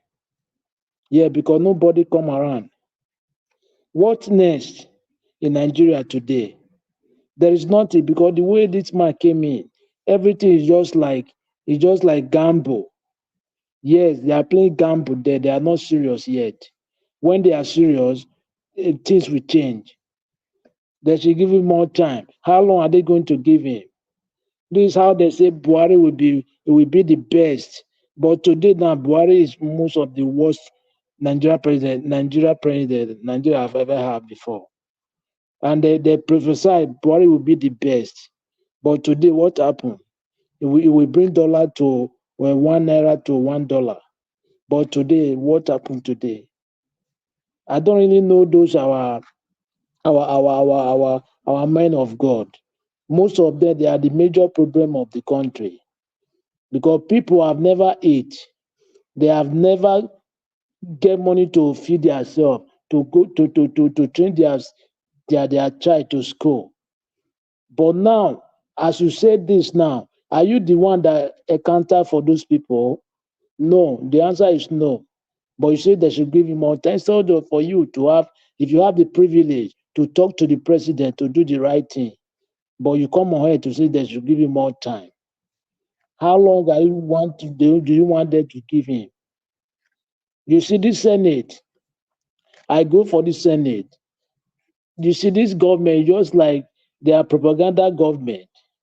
Now you are receiving 21 million naira, but you say you are receiving 1 million. Perhaps even people know, but what are they going to do? There's no reaction. What are they going to do about it? Like some institution, like some government institution there is nothing.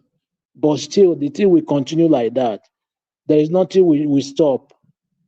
If the president, the head, if the head is not thief, you can emulate thief 50%. Yeah, because you are not thief. But immediately you are thief, all that behind you must thief. Even though they're thief, you don't have time to say. You don't have anything to say because they are like you too. That is what we are passing through today in Nigeria. Because the head is not right. That's why other institutions they are collapsed. House of Bread collapse, judiciary collapse. Oh, okay, who else? When the masses will cry for, there's nothing. Only to talk. But judiciary now, if you cry for judiciary, the same thing, they will support him, the government, the executive arm of government.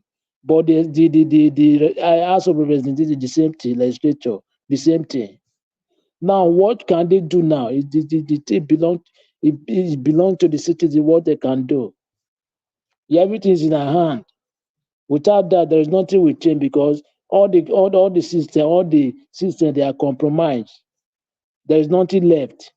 The country is going down every day. It's going down. There is nothing change. Everything, every day, things are worsening.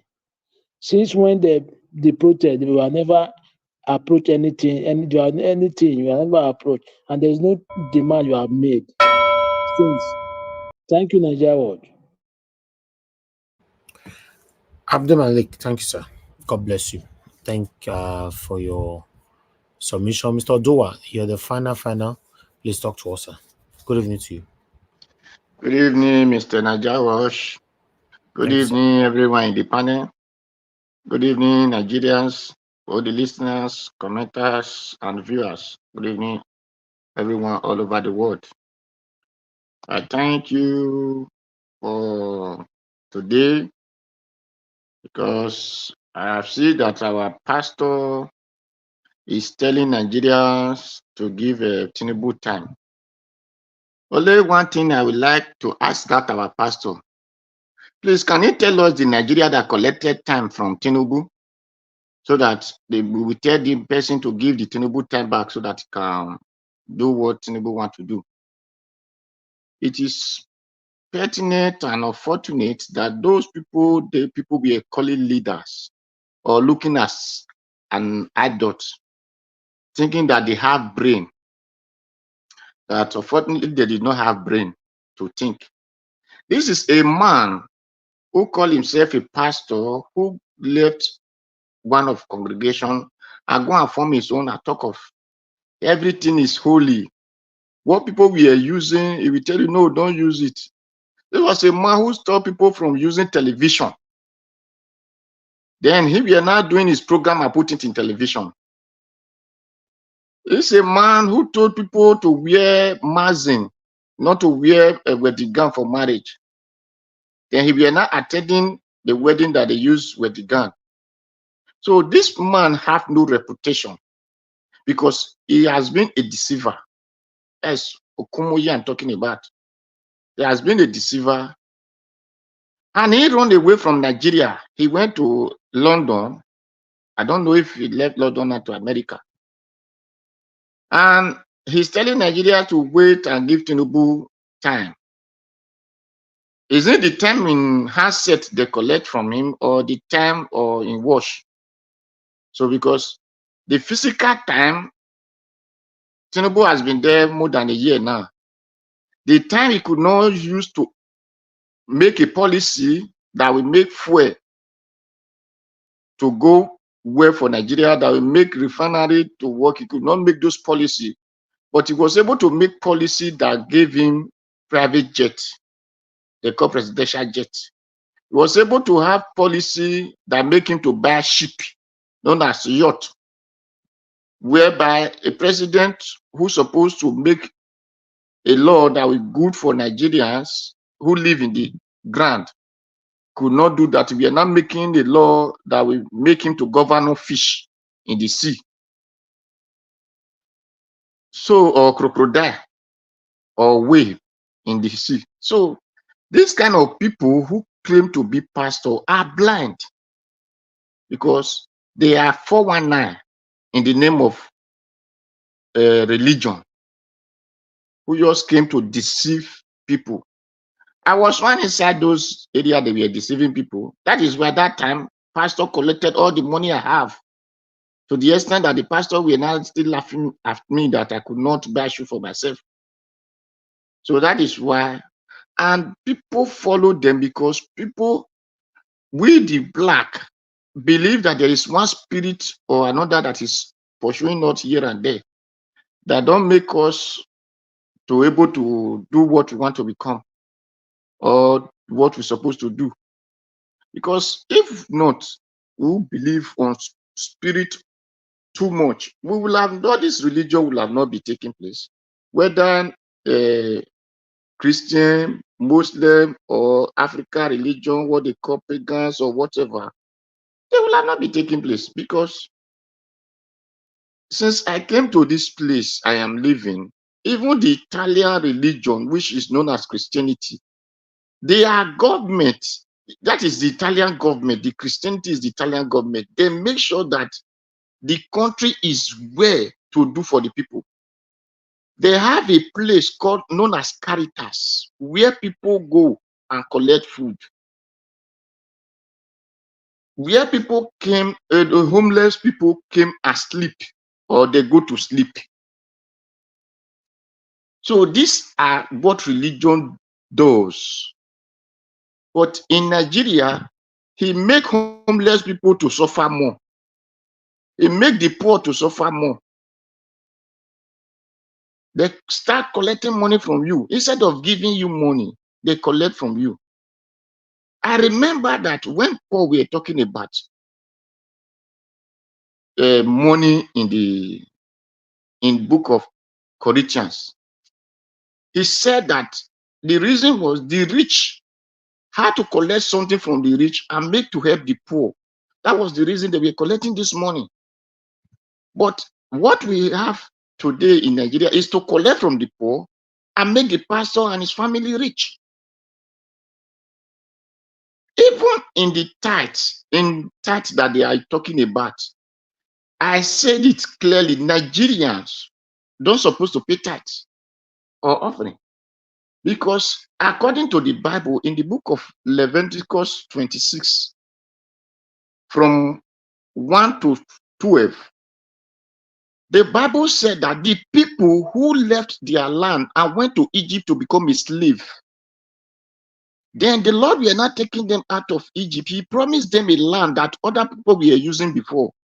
I don't know how God, whatever they might make sure, but that land, he called it the land of milk and honey.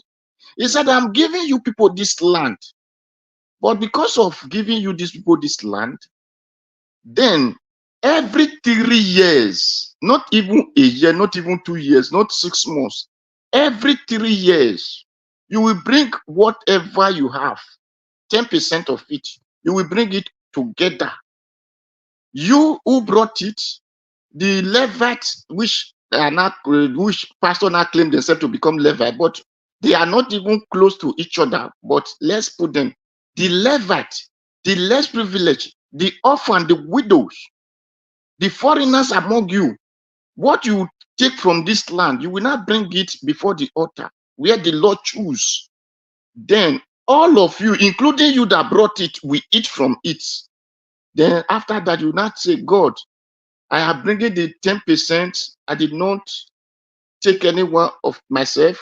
I do to your instruction. So take devourer out of my life, so that I will be blessed and my home will be blessed. That is how God requires for 10%.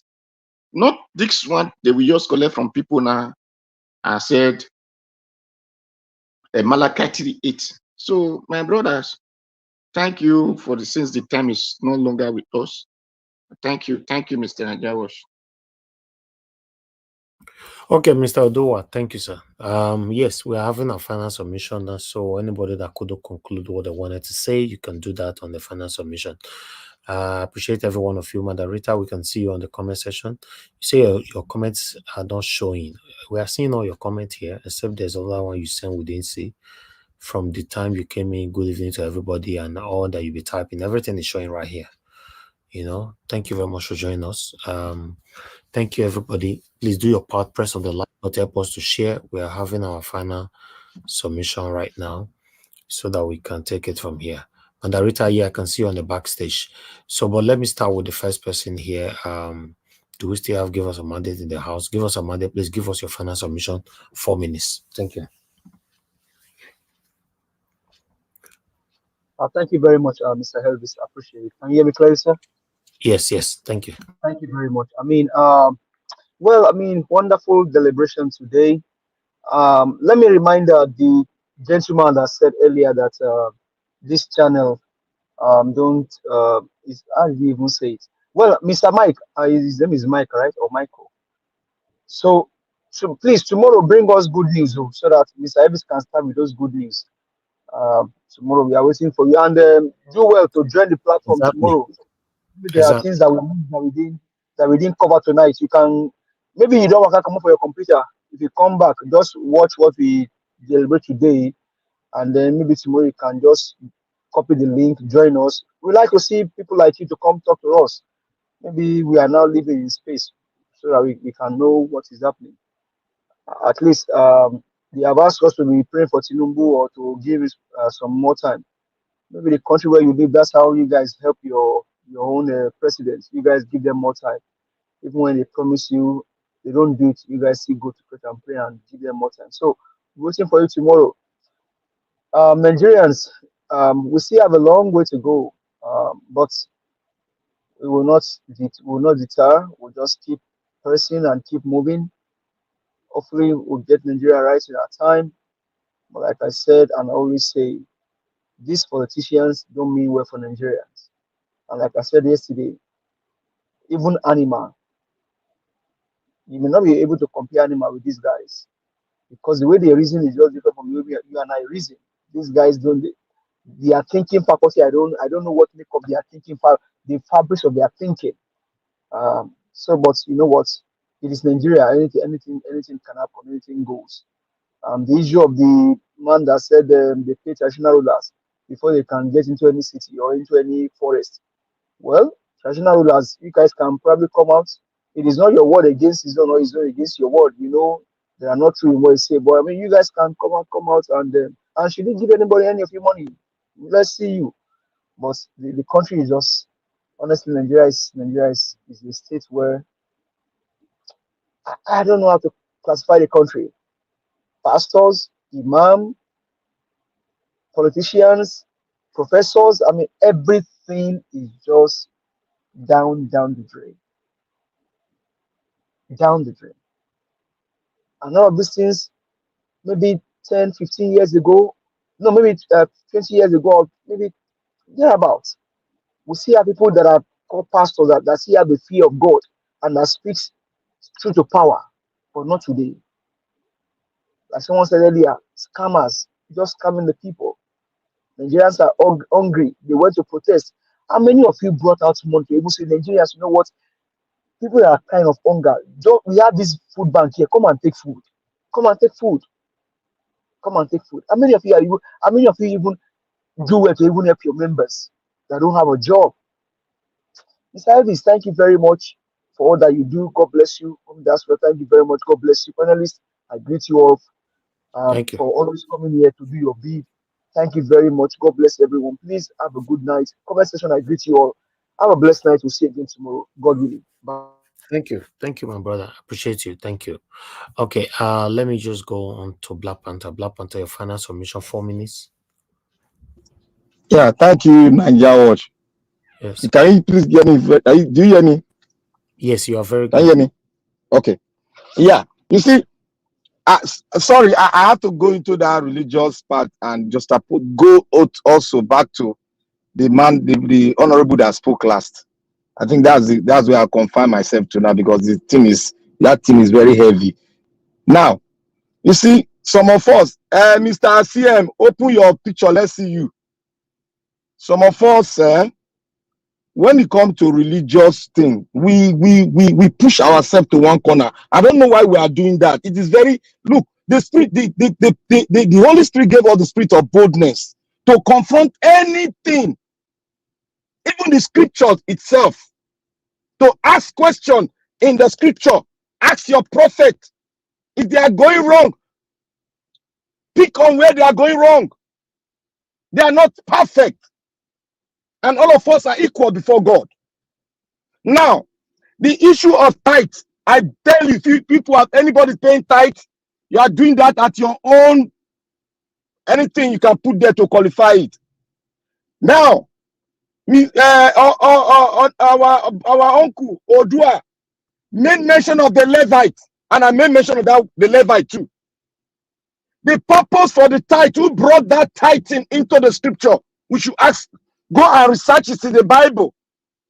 The tithe were paid to take care of the Levites they were taking care of the temple. That was the purpose for the tithing. Go into your scripture and read it. That is why I don't when I want to pay tithe, I pay tithe because I want to give to. I don't call it tithe, I call it giving. Act of love that Christ gave me. Now, this thing I'm telling you, the Levite and the tithing, go and read about it. You will understand the tithing itself. And the tithing is none of our business in those that are followers of Christ. The only thing Christ told us, he said, this commandment I've given to you, and this commandment is love. You give out of love. You don't tithe. You are not constrained. That is why the Bible says there is liberty in the word of God. You are not constrained. You are not giving. Look at now, a pastor, a big noted pastor that is very rich in the world, is in Nigeria.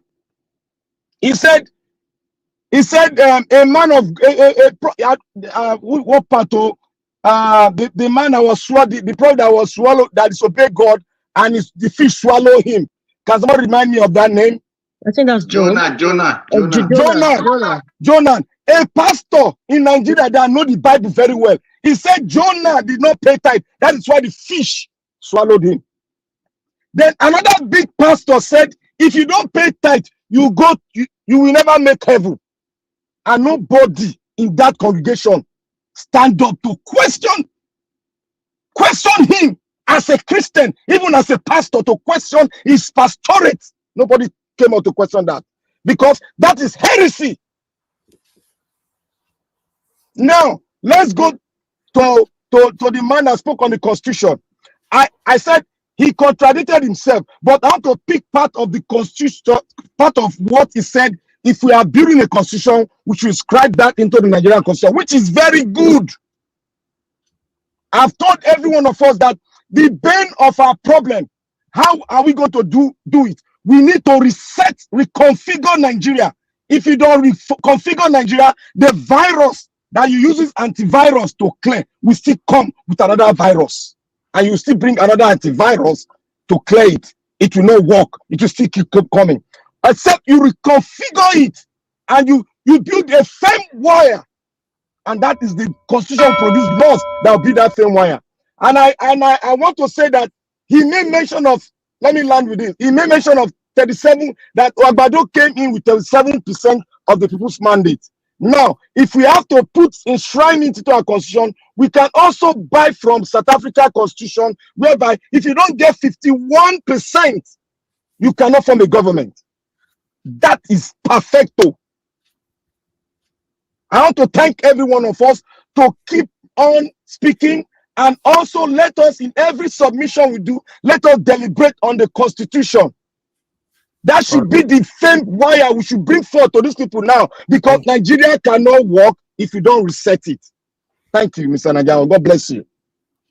Thank you, my brother Black Panther. You're saying something that when some of these satanic pastors are preaching and lying right there at their church, and the members will be clapping for them and all that, because they are hypocrites.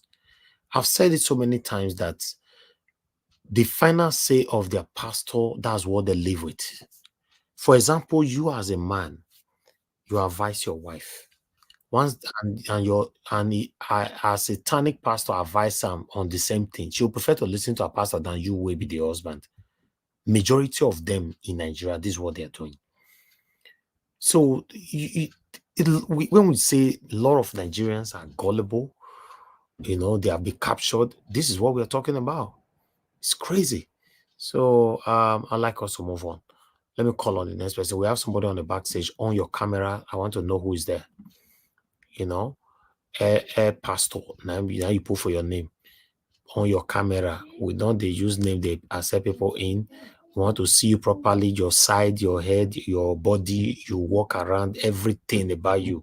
We want to see it, Anyway, let me call on the next person to speak to us, which is Augustine. Please talk to us, sir. Final submission, 4 minutes. Yes, my final submission is to say that I think I forgot to say it earlier. The Senate for senators who are claiming, I think I listened to one interview when a senator said it's 1 million that he takes home every month. Thank God Sheikh Hussaini is cut from a different cloth. If not that he said during his own time, it used to be that 13 million he takes home. So it has gone up now. You see, one thing about Nigeria is this, or I've learned from our people. It is not that the people that are in charge, that are in government or the politicians, they know the truth and the people know. But the thing is, everybody is waiting for his own turn to go and eat. Because it beggars belief that a senator will come to the on national TV and be lying through his teeth. What is the point? You might say that you take 100 million. After all, you are not the person giving it to yourself. And even if you say so, you are not the only person receiving it. So when you know you people are 109 and you are taking this million, if they ask you, say the truth. Sometimes before you are even asked certain questions, like a good journalist must have gotten the answer, but he just wanted you to either confirm it, at least people will say you are honest, or for you to deny it and say this guy is a bloody liar. That is the meaning. They can't just some questions people will ask you if like asking you your name when you know you're a public office official of or you are in the public. So it means that they've known you, just wanted to see what's your name, identify yourself. But it pains me that Nigeria and then nobody is saying anything. People just take it lying low. A typical Nigerian politician has no conscience. Ordinarily, you can't be taking millions every year. Which constituency allowance? What are you? What are even newspaper allowance they are collecting? Is that not a shame? The house we are living is free. Probably the car they gave you free. Who knows? The pen, the ordinary pen you used to write is free. What else do you spend your salary on? And you will still take all this money and you come out. Really, they don't have conscience. And these are the type of thing we discuss here. Somebody will say we're only saying bad news. Where is the good news from Nigeria coming from? There is none. There is no good news. Like we say, we don't manufacture news here. Maybe the mic didn't hear it. In fact, it's like I've been saying it since last year or thereabout. We don't manufacture news here. What you see is what we discuss. Most of the things we even Niger watch the video clips he shows is already there on YouTube. If you are in the morning from morning till evening, you must have listened to them. Him bringing it here just for the interest for the interest of those people who hasn't seen it. Maybe you are in work, you couldn't listen. Otherwise, all these things we know it. So what we are doing here is that we discuss it based on art because fearlessly we can call things the way they are. I'm not going to ask for contract. Nobody is going to find me. Arise may not ask some questions because they may what is it called? National Communication Commission may say they find them. TVC will take it even downplay it. What they will because it affected Tinubu. TVC is Tinubu's channel, so you can never see them. Everything they must say it.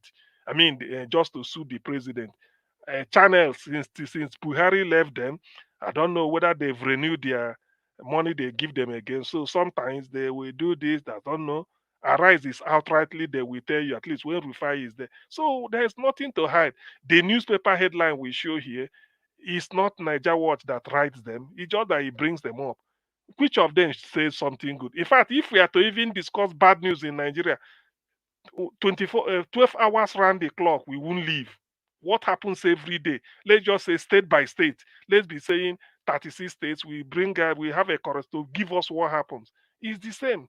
Looting going on everywhere. Is it not? We're not ashamed that China. In fact, why I posted that private chat is I know it's presidential jet. I think 2 or 3 presidential jets seized by a Chinese firm. This is the sign of things to come. I forgot to say it. Why I say this is that you will be surprised. Those from Uroboland or Niger Delta, you will wake up thinking that oil. Well, you didn't know that one Chinese chap will now be say he want to report. He said, "Look, we bought it since. That's what we used to take loan because most of the crude oil they've been battered for the next 30 years. That is what people should know. So Chinese companies sweeping on Nigerian assets abroad. This might be the beginning. Thank you. Thank you. Thank you, Oga CM. God bless you, sir. Oga Chris, please, your final submission, 4 minutes, sir. Then I'll come to F. Emmanuel. Oga Chris is not available. No, I'm available. I'm just okay. trying to Fine, work here. Yeah, Thank good you. evening, everybody. Well, I think we have all said it. I think it is order. It is in order for me to add my voice to this Milke guy. You see, Oga, what we actually do here, if you see, we don't produce any news, not at all. It's just reporting what is already in the media space. The only thing we do is to give our various individual perspective without any political or religious colorations, because most of the time we are not part and parcel of this news. We don't bring in new news. They are all what you already have in the cyberspace or in the media space. So I don't think it is in order for you to blame us for that. Well, if you have your point, you have solid points to counter whatever is being discussed here. The panel is open for everybody to come in for that matter. So, and that's for that. As for the Chinese loan or whatever, what happened in Ogun State, let's not forget that Edo State also stands in the same position because most of our forests have been given to these Chinese people. The local people that are involved in the harvesting of timber and other forestry resources, the governor Obaseki chased these guys away, and those contracts were given to the Chinese people. We saw the people when they protested years ago, and nobody listened to them. So what it means essentially is that you have Chinese people, they take your resources. It's the same thing that's happening in Ogun State. And when I say that the black man, I don't know if we know what leadership is all about. Looks as if we are just bringing ourselves down. They just come here. What they do essentially is to take these raw materials to that place. They go and process them into finished woods, doors, and stuff like that, and they will sell them back to us. The same thing we are doing with our oil. So it's really a shame that we don't have that leadership, the leadership that is ready to actually move the people from one stage to the other, not in the negative direction, but in the positive direction. They are all just there for their money, for their pockets, for everything that means something to them, for what they are going to get from it. And that's why it's not surprising the trajectory these traditional and the religious leaders they've turned their directions towards. You know, they're always about what they will get. That is why we can see what's happening with the tithes and offering. I think somebody already mentioned that a prominent religious leader said, it's there, it's just put it on YouTube and you'll be shocked. Like, if they don't pay tithes, go and tell them. This was in a pastor's conference. Go and tell them that if they don't pay tithes, they will not go to heaven. What a statement. What a statement from a prominent religious leader. There's another video also from the same person looking for that video. And he was purportedly telling the people that it shouldn't be recorded. How can you are a religious leader and you are telling the people you are talking to that they should not record you? So why? Why will you say that? Well, for Nigerians in general, we all have to wake up and understand that your nation is working, but it's not working for you. It's working for the people that own the nation, the people that own the nation. And these people are not just only the political class. It's a big mistake for you to ever think in that direction. They are all in it together. That's why they have a way of supporting each other. And that's why the government could give 90 billion hard-earned currency to pilgrimage. The same thing, not just only the Muslim people, also with the Christians and the traditional rulers also, they all get something from the system. And that's why the system is designed. It's designed technically for these institutions to be hung up to the political system in such a way that these institutions, they are all gagged because they get their support from the political system. That's why they so alter the constitution in such a way that our traditional rulers, they are under local government administration. So that is how bad it can be. You tell me, for example, the Queen of England or presently the King of England will be under one council in the UK, maybe Nottingham or what do they call those councils in the UK? The King of England will be answerable to the to whoever it is that is representing any of those councils in the UK. You see, I don't simply know the kind of people we are. It is only in Nigeria that I've seen something like that. I've seen kings all over Europe, but you don't see anyone being subjected to that condition. Immediately you subject those rulers to that condition. Obviously, they will not be able to say anything again. That is why certain Ganduje can wake up in the morning and remove the Emir of Kano and nothing happens. But Nigerians, Wake up. The choice is yours.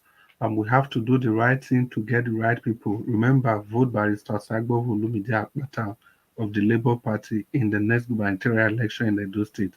Good evening, Nigerians. Thank you, Mr. Nigeria Watch, for the opportunity. Oga Chris, thank you, sir. Thank you very much. Appreciate you. Oga F. Manu, are you available? Okay. Let's assume you're not available right now. So, Abdul Malik, sir, give us your final submission, please. Yeah, good evening once again, Mr. Nigeria Watch. You see, most of our people, they are brainwashed. That's why you see they are doing those things, understand? Because there is where somebody reach in life, you will know the good and the bad. I see no reason why somebody prophesied for you one time, it did not work. Second times, it did not work. Third time, it did not work. Still, you are still following that person. Are you okay? Those are brainwash, understand? Just like the last video you showed last time in Nigeria World. Some people are fighting ground. They are beating ground. Is it ground devil and you are marching that ground? You are on that ground, you are beating the ground. Africa, we have a long way to go. All those things rely on our government too, because if they make good provision for our people, all those things will limit. They will limit those things. Just take a look now in Europe, in Western world, when you born a child, for you just to train that child, immediately you train that child will not depend on you anymore. Like in Africa, your brother will depend on you, your sister will depend on you to help them. We have a very long way to go. Those things is our government. They are the major cause of all those things that is happening in Africa. Yeah, that is what I will say. They are the major problem, because when they make good provision for our people, all those things will limit. Yes, everything will limit. But they are the one that cause all those pains for our people. The money that they will use to develop the country, one person will embezzle the money. And they are still there. People are looking at the people, they are still living there. There is no reaction. All the masses are suffering. The money, but you are embezzling money to go and keep another man's country. Others are suffering. Some people there don't even 3 square meat. But you just to go and keep the money somewhere. You say you are human, you don't have human feeling. How can God forgive you? Or how can you enter heaven? Look at them, they are old. Some of them are 60, 70. They are close to their grave, but still they have not repent. If you don't repent 60, 70, when are you going to repent? People are suffering currently, but still now, President did not answer anything. What protests are demand for? There is nothing. Everything is still the same. You cannot even fight common insecurity so that people will start going to farm to feed themselves. Is it not a shame for you as a president, your country, insecurity everywhere? Is it not a shame? How can foreign investors will come and invest in that country? They can never. Common light, you don't give your people common light. Common light, light is common. Thank you, Nigeria Watch. Okay, Oga Abdul Malik, thank you very much. God bless you. Thank you so much for your final submission and your time with us. Mr. Ozuwa, please, if you are there, sir, your final submission, 4 minutes. Okay, thank you, Mr. Nagarosh. Well, anyway, the Tinubu seat president with Villa with 37%, according to the former FRCN DG, Director General. Now, the court have pronounced Tinubu over a year. The time they did the election, the man was it not in Nigeria for him to join because Dino Milaye talk. I believe there was people like Dino Milaye, the way he spoke, and like this one that is now saying 37% cannot be president of this. If all of them talk that time, I believe that court, even though Tinubu want to buy or he has paid, then court would have considered the consequence and said this thing will not happen. But all of them quiet. They kept their mouth shut. Now he's telling us that it's unacceptable. Unacceptable. Is it going to remove Tinubu now by fire, by crook, or by hook? So it has been accepted. The court, what they call law in the land, have said so. So people have to wait till whenever they are able to vote. Despite their vote will not still count. Even though if they will now use 10% to even pronounce him a winner. So that is for what I understand. Everybody who know good thing should not quiet and say because I'm benefiting from it today. Before Ghana should become Ghana in the time of past, Rawlings used his mother to start example to make Ghana okay. But Nigeria, nobody care. It's my person. It's not. I just get 5 naira from it, so I don't want to spoil where I will eat. Because of 5 naira, you will spoil your 50 naira. You will spoil your thousands of naira. So that is why the country is not going anywhere that is it was there. Because people who just have a money for a cup of palm wine today, forget that tomorrow they will have to look for the entire tank of palm wine.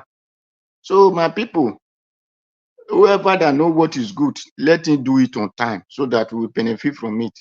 Because the way we see it now, Tinubu said he don't know what to do in Guinea Conakry. He's telling them there, but he did not tell us in Nigeria that he don't know what to do. And if you know he don't know what to do, he has to leave the seat. It's very simple. Once you don't know what to do, leave the seat and let the person know what to do. Come and occupy it. And that's all we need. We need person we know what to do. The court can still, he can go to court and say, okay, I'll be president, but since I don't know what to do, I resign. So the court will affirm him. Thank you, Mr. Najawa. Thank everybody. So we need who can know what to do for us. So thank you. Thank you, Mr. Doa. God bless you, sir. Thank you very much. Mr. Paul, are you there, sir? Your final submission, Yes, 4 minutes. I'm here. Can you hear me? Yes, 4 minutes, sir. Go ahead. Okay, thank you. I just want to relate the insecurity we're having in Nigeria to how these people are sharing money among themselves, awarding themselves dubious allowances and all that. Normally, the money that they're supposed to get as prescribed by law should be enough if they are not greedy.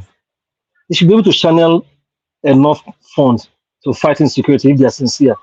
But it appears that they are using this insecurity as part of the tool to keep the people down by telling us they are working on that, but they are not doing anything normally. That's why you see this insecurity widespread everywhere. A serious government who have patriotic leaders and who want to really work for people will go after all these criminal gangs and terrorists. At least it will reduce to a reasonable extent. They might even confine them to a particular area where they will not do it, what the military can call final operation to clear them out. They know all these things, but they don't want to do it because all of them are benefiting from it. It's like whoever comes to governance, because they are all evil, dubious, and wicked, who want to grab as much as he or she can at every levels. All the sources of money in government, particularly at the federal level, they are all pilfering from it, taking it as they like and lying to the people. It's very, very sad. And then these religious leaders, particularly the ones who have commanded a very large following over the years due to initial hard work and sincerity, have now fallen in line, even like politicians, asking us to keep quiet or to pray for them or to be patient with them, with the rulers called rulers, while the country burns. And they have forgotten that when the real trouble starts, they may not be safe. Their so-called assets they have gathered over these years, earthly wealth may not be safe. Why can't they, if religious leaders are sincere, they can pressurize this man in power to do the right thing.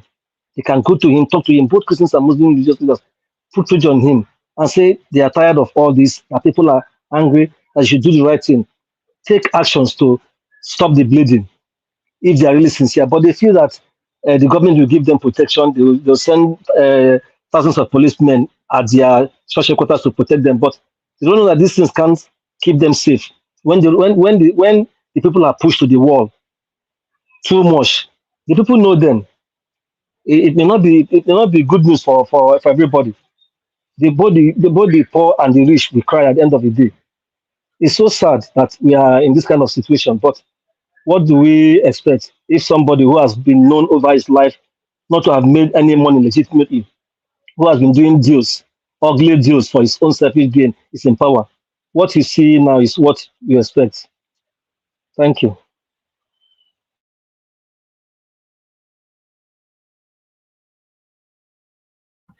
Thank you, Mr. Paul. God bless you, sir. I appreciate you. Madam Rita, finally, we're back to you. Good evening to you, madam. Thanks for joining us. I beg, talk to us. You have 6 minutes. Yeah, good evening, Mr. Elvis. Thank you. I was sending a private message in the private chat, but I guess you didn't read it, but that's fine. I read that now. You say you want to go eat black soup. You never see black soup finish since. I had to eat it in a hurry now because it was getting close to my turn. That's why I wanted to speak as at that time, but that's fine. My lovely mommy diaspora. You said what? I said that's fine. That's fine. Thank you. Okay. My lovely mommy diaspora, Koye, Mr. Elvis, good evening, and everybody in the panel, and everyone that is in the comment section. God bless you all. I'm sorry, I've just been away. I think the part that I just watched only was when that Mr. Ojige was speaking, and I think after that I was offline. Well, even going by your topics, about Kumuyi, I'm not going to talk about Kumuyi, but I'll just probably say one thing. John 3:16, everybody knows that verse. For God so loved the world that he gave his only begotten son. So God so loved, he didn't say God so loved the world that he gave his son as tithe. You understand? So any smart person in this day and age should know what it is to serve God. The 10 commandments were given to us, through Moses. And if we follow that God's law, right, it will guide you on how you live your life every day. Because if you read the 10 commandments, it talks about, everyday living. Now, Jesus Christ came, to save us, to have an easy access, an easy pathway to heaven, to meet God. But, being human beings that, that we are, some people capitalized on the gullible people, and made everything so religious that people don't even look at God's law anymore. So the likes of Kumuyi and the other GOs will come and be giving us lies about the drug baron. And is that practicing God's law? Sometimes look at the 10 commandments, juxtapose it with what these pastors are doing. They're not following it. Let's leave the teachings of Jesus Christ now. The 10 commandments, all these pastors, are they following it from number 1 to 10? Juxtapose it with how we are living today, 21st century. They're not following it. So, well, it's our duty to tell the gullible ones about, spirituality, or rather, educate them like, listen, nobody should use you or use the tithes to make you feel like you cannot see God, or you cannot have salvation if you don't give tithes, because it's all business enterprise. At the end of the day, they registered their churches under their name. It is not your name that they registered the churches on. So when they pass on, it is a family member that will take over, because your name is not registered under that church. If you go to the CAC, they will tell you the people's names that, oh, this church is registered under this name, that name, not your name. So at the end of the day, what are you gaining? What are you gaining spiritually? So, Nigerians, I'm tired, I'm really, Nigerians just need to grow up, when it comes to religion. They don't realize that, that's part of the poison of why we're suffering today. There's really nothing we can do. Millions of people will still come online in live stream. Many millions will still come, and, every end of the year, you see them in, what's the name of that Lagos road now? They block every year. So it has become a business enterprise. So it's like they're all hypnotized. The smart ones will know what to do. So I really don't want to talk much about it. Today is not the day. I'm not ready for, all these religious leaders. I want to talk about Odige because I think that's the only thing that I watched. And of course, the 450 billion naira supplementary budget of Edo State, which, Mr. Elvis, I'm surprised nobody's really talking about it. I haven't even heard anybody in any social media platform. Well, I don't really watch much social media platform apart from Nigeria Watch. So, talk about it. It's mind-boggling. We have no clue on what Governor Baseki and his cohorts have put Edo State in. I don't think we have any clue. We really don't know what was really happening. the shithole that he has put Edo State. We really don't understand. Nobody talks about the 450 billion naira supplementary budget. We really don't understand. And he said 5 billion for, he said to help a small scale business. Please, my people, the markets that were burnt, the market, okay, 5 billion, let's say 2.5 billion, did a massive modernized new Benin market, or a big market that's in Auchi that hasn't been there, a massive one. Nothing. Or I'm not even going to say urban market now, because people will say, okay, because it's close to the palace, let it not be like, okay, he's trying to play. So I'm a Q1 market, Uwa market. What's the name of the big market in Esaland? I don't know. That's why I say some Esan people, I don't. Anyway, let me not. I don't want to talk too much. I'm just going to focus on Odige. There are some things that he said, and I think he contradicts himself. Without due respect to Nigerian Watch, there's a lot of words I used to describe who, he is, but I really don't want to do that. But I'm desperately trying not to. But, somebody that have sense, is very easy for the person to know. Someone that is very gullible, is very easy for someone to know. And I could see the irritation in Rufai. I could see the irritation. He was trying to guard his words, because he could just see that this person just don't have any iota of sense and keeps contradicting himself. He said something, he said, I want Edo State to have a seaport. Oh, he said, I want Edo State to be like Lagos is working. Yet, but the one who you are supporting and his sidekick has not fulfilled a working Edo. You want a seaport. For 8 years, the one who you are supporting with his sidekick hasn't been able to give us a seaport, Gelegele seaport. And you're still supporting the person. Does that look like someone that has sense?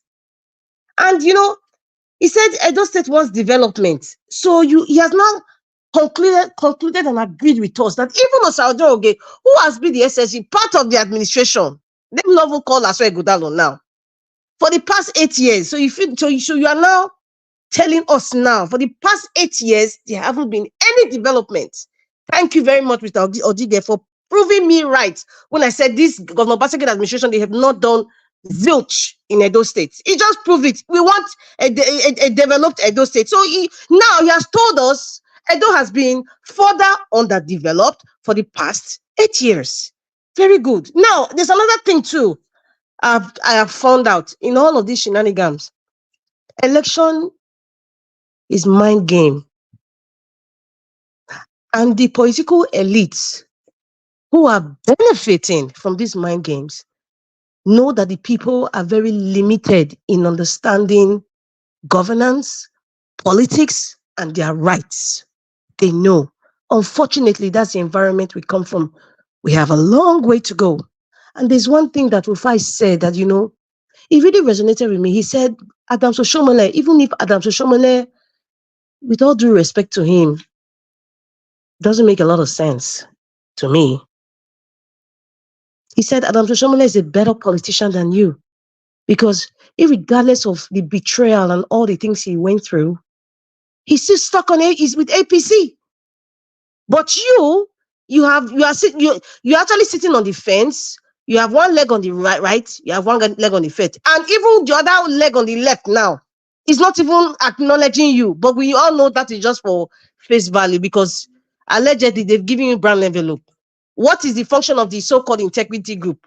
How are they functioning? Do they all of a sudden love Edo State so much? This same Odige, there was a video I watched. I don't know where. Maybe APC is hiding that video. When they announced Modekpebolo, he was dancing, supporting Mod. So what happened between that time? What happened, Mr. Odige? Adams Oshomole is a better politician, because I cannot stand politicians who, I don't know how to place it, who make it so obvious that the reason why you are deflecting to another party is because of stomach infrastructure. I can't stand politicians like that. The best thing, just enter house. You know what? I'm going to be in this party, but I'm not going to take part in any activity. It's better. So, but it's so obvious that you are jumping, not because of the so-called things that you are claiming. It is because of stomach infrastructure. And you make it so obvious. This is why Rufai, he had that irritated face, like Oshomole, regardless of what he says, he's a better politician than you. And there's another thing he even said that even made me more disgusted. He said, I have video recordings of our meetings. Is it that desperation have made politics seem like it's a dirty game? The people in Europe, their politicians, it's not dirty. It's the people like Odigena that makes it look dirty. So right now, everybody that goes into a meeting is recording is recording so that the highest bidder give me money and we give you what this person said. What the hell? Our psyche is messed up politically. That's what it is. Listen, it's not just about vote Olumide Akpata right now. The political temperature, the behavior characteristics, it is disgusting. Nobody trusts anybody. Everybody is scrambling and trying to look for now me. It's always a me. Nothing like we. Nothing like future. It's just me for now. It's very. I'm very disappointed on the way we are going. I'm so disappointed. I'm just wondering the future generations that are coming as politicians now, how are they going to be like? You're not saying on national TV, you will record. What kind of a politician are you? What kind of politics are we playing? Imagine the country where you are now. Whatever party that the Democratic Party, they're having a caucus meeting. Some people will be recording. So when the election come now, see, I don't want to even use the black man thing that people say something's wrong there. I just feel that we are just addicted to greed. It's just that people are addicted to nicotine, and that's why they smoke. We're just addicted to greed. Governor Baseki's first term, he said, I'm not interested in second term. But that addiction came again. Even if he didn't do anything the first term, the addiction came, and then he now became a monster because it's my way or no way. The treasury of Edo State, I pity Olumide Akpata when he enters Osadebe Avenue as governor.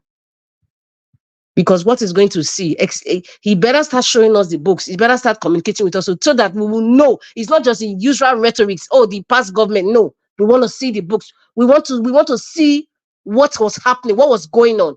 The State House of Assembly members who are errand boys, and I'm not saying it with any due respect because I don't respect them because of their actions with the land grabbing issue. I do not respect Edo State House of Assembly. They are errand boys, all of them. I said it. Yes, they are errand boys. I have no respect for them because they've never questioned Governor Baseki's activities. They've never gone deep into the supplementary budget. He's living in 3 months' time. 450 billion. I'm not talking million. 450 billion naira. Billion naira.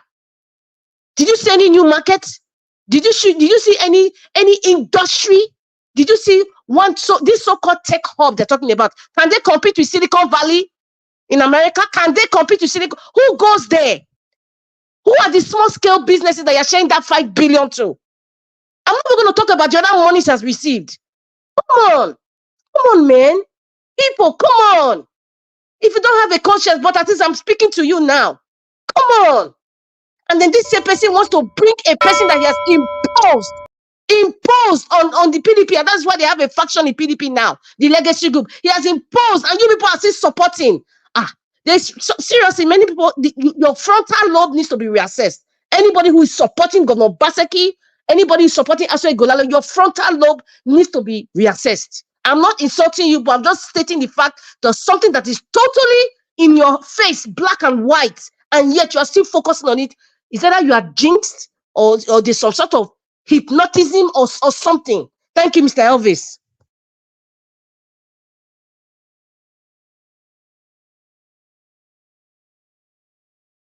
Mr. Elvis, are you there? Can I go on? Because he has rang the bell, but it's not responding. I guess I have to go on. Moderator, okay. Thank you so much. You're very welcome. Thank you. Thanks for your submission. I appreciate you. Anyway, we've come to the end of the broadcast. It's good that you put your voice to this broadcast today. You know, we understand what is going on in our state. I'm happy listening to you guys. Campaign for your man, because the way it's going right now. Another thing I want to tell you guys is campaigning. You guys are focusing, Aswen is bad, Aswen is this, Aswen is that, vote for Olumide Akpata. Aswen is bad, Aswen is bad, Aswen is bad, vote for Olumide Akpata. These are the only area I want to focus on. We are not going to let APC go cash on from back. Oh, hey, God forbid. APC will not. Because is a mirage. It's a mirage. We don't know where it's going. You know, say for that APC, everybody knows, say that guy is not, everybody, at least there's a general agreement between PDP supporters and Labour Party supporters. So we know now the only thing they can use is federal might. That's just it. Niger what? Yes, like I told you, that man, the APC man, is an illiterate. People don't understand. He's an illiterate. He cannot write a letter, one statement, pen They've and biro. accepted as an illiterate. You know, if we're saying it, he's an illiterate. Yes. But however, they still want him. That's why I said people need to check their frontal lobe, because I don't understand the reasoning. I don't. Hold on, thank you. Now, Black Panther, you said the name where you call him. So how would that stop him from becoming the governor? Thank you, my brother. Thank you. If the criminal druggie will not answer question, become president. That's not the. God bless you, Black. Give us a mandate. They say Druggie become president. Yeah, this guy is not talking to you. Let I'm on the issue. And then what? Leave the literate, my brother. Leave the literate. I'm on the main issue. I better get for federal house. That's illiterate. I'm on the seconds. All right. Okay. Yeah. Go ahead, sir. Quickly. Yeah. You see what you just said. That you are right. I said it before. 80% APC are planning to rig the election in Edo State. I believe even though they rig the election, nothing somebody will do. But we pray it should not be like that. Because that is what they are. It's not on my prayer. It's not on my prayer. We have to be on ground. Let me tell you. Let me respond to you, Abdul Malik. Do you know why your prayer might not work? Because majority of Edo Light right now, according to other platforms that I'm seeing, are just focusing on Aswen, and they've forgotten this. It's just like you focus on your front door and forgot about your back door. You know, you want to go to bed, you focus, if my front door is locked, but you forgot that your back door is left open. Aswen. Niger watch. Now, so Niger watch. Look, say, Niger watch, you yourself. Niger watch, let me tell you one thing. Hold on. You guys supposed to know that talking on this platform, people are listening to you. The people that are listening to you are already used to now say the only bad person now amongst all of them might be Aswen for an amount. So automatically, the people that are listening to you might be considering this APC man. Because I felt talking that time, I said the gaguna. Now make me rest. Mr. Elvis, Mr. Elvis, can I say something? You talk about the APC candidate. It's like a mirage. It's there, but it's not there. No, you understand? No, you can't say that. No, Do not vote for APC and PDP. I have preached it several times because I have nothing to offer. What do you mean is there? Somebody that is pulling so much weight. Somebody. What I would advise is that from tomorrow, let's have mentioning from tomorrow. Just because one thing is it will be a disaster. If this guy becomes, it will be a disaster. Hold on, my brother. Now, so when I talk, say, Tinubu, he hand they shake, he leg they shake, he body they shake. Today, Tinubu is the president of the Federal Republic of Nigeria. Look where we are. Well, Mr. Edis, that's a different case now. Mr. Edis, let me say the truth here. Let me say the truth here. Mr. Edis, please hold on for just a second. Nigeria, let me tell you one thing. We cannot be surprised at anything that happened in a Edo State election. What they are about to do, we have said it. They want to rig and they are bringing in a lot of security. That is the worst they can do. But we are going to continue to preach. We are going to continue to preach Olumide Akpata. We are going to bring down PDP candidate, and we are bringing down the other one too. Make I add something. And I watch. If they rig election for Akpakomiza, it is not because people are not talking about him. Because only today, give us our mandate. In his submission, he talked about PDP and the APC. Every time we always join those Chris, all this one are just a statement to balance our submission. You and I know that you guys don't focus on APC. You are just Aswe. Beneath the talker, if you because of your enemy lose your eyes, you don't see eyes to look at your friends anymore. Because now, let me tell you guys, let me finish, please. You guys wait. This Nigeria watch everywhere. You guys just wait. I was here when everybody was talking about Tinubu. Tinubu is the president now. Now you people are saying that, oh, this guy is, we shouldn't focus on him, the APC guy and all that. The way things are going on right now, I go clear. I go remind all of you, and maybe the time if I remind how our eyes go take clear. How? That one. If Okpebolo win, if they regam, it's not because people are not talking about him. Thank you, my brother.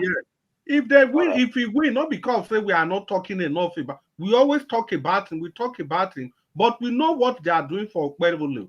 We have called him every time. For anybody, but the problem is that they just changed the commissioner of police in Edo State. For anybody to be saying, oh, that one for APC, that one is a nobody, that one is not going anywhere. That means you are belittling APC. You are belittling APC. No, Nigeria will never believe now. We know they have federal might. They want to use everything. We know. Apart from that, my brother, when I was growing up, I was told never to brag. I want to beat my fellow man. Never to boast, rather. Say, Black Panther, I dey come America, I want to come beat you. I was told not to do it. And I've seen series of videos where it be say person we don't make man, they want fight. The fight go later can start. Now who make that man, now they go beat, put for inside gutter. Nigeria watch. In fact, APC candidate. Hold on. If Akpakome, let's say for instance now, if we dey for a very good terrain and in record day, I go boast with everything I have in this world. If he contest me, I go beat him. If he contest me, I go beat him. Because if we do the needful, we go undergo debate. What do you have for the state? And now you're going to get it. We go debate. If you have a good constitution, it will be enshrined there. You cannot stay in your house and you win election. Hold on. Can I speak? Mr. Paul, quickly, please. I need to round up now. Okay. I just want to say that concerning what you're talking about the APC candidate, it is clear that if election is done free and fair, he's going to lose. Exactly. The only way he can win. Thank you, my brother. The only way he can win is through rigging. Even if they go to bribe voters before the election to pay them. Talk like this. No. Okay. I want to add something to what I just said now. You know why they verse? When they talk like this, it be like since you guys were born into Nigeria, they don't first see free and fair election before. Tell me one free election. But we are saying the same thing, man. The election cannot be fair. That's why he may win. That's why he may win. The people don't like APC. They don't want him. I think what he's saying, what he's saying in essence that we should continue to call them out. And also advise Akane, what do we have on ground? We know they are going to read. So, but what do we have on ground to fight these guys? Now you don't talk. Let's call them out. Let's keep calling them out. Because Adam Oshomole now, what he's trying to do, they have that region, even APC and PDP, they are bent on region. But on our own part, Olumide, what do we have on ground? Through fire, no go burn it twice though. Okay, hold on now. Give us a Monday. It's okay. Thank you. Let me tell you guys. You know me, I don't like hypocrisy. Sometimes when they talk about the assume say it is very good. Whereas you know since you were born, not to do ever good. Now make me ask you, tell me one election whether ever happened in the history of Nigeria that was free and fair in the history. So why are you not saying, oh, if let me give you one election that was free and fair? Black Panther. Can't I speak? Nigeria watching. I'm speaking. Nigeria watch. Wait. If you no, I'm speaking, please. Let me finish. Okay. I'm saying one thing you people must understand is this. I don't like the statement from Mr. Paul telling us that if they do this election free and fair, the guy not going to win. Have you ever experienced free and fair in the history of Nigeria? So why are you bringing something that's never ever happened? Let's face the reality now. They talk about if they do free and fair, the guy not going to win. Have you ever seen a free and fair election in the history of Nigeria since 1960 to date? Wanna focus on the real thing. Now they talk about what is not in existence. Make una continue to the aswe every day aswe. Now yeah, I dey watch all of una. Now yeah, good day. May not be like say they tell una how una want to do na job because you people already you already show now to the whole world the only threat that you people have is aswe, and the APC guy is not a threat.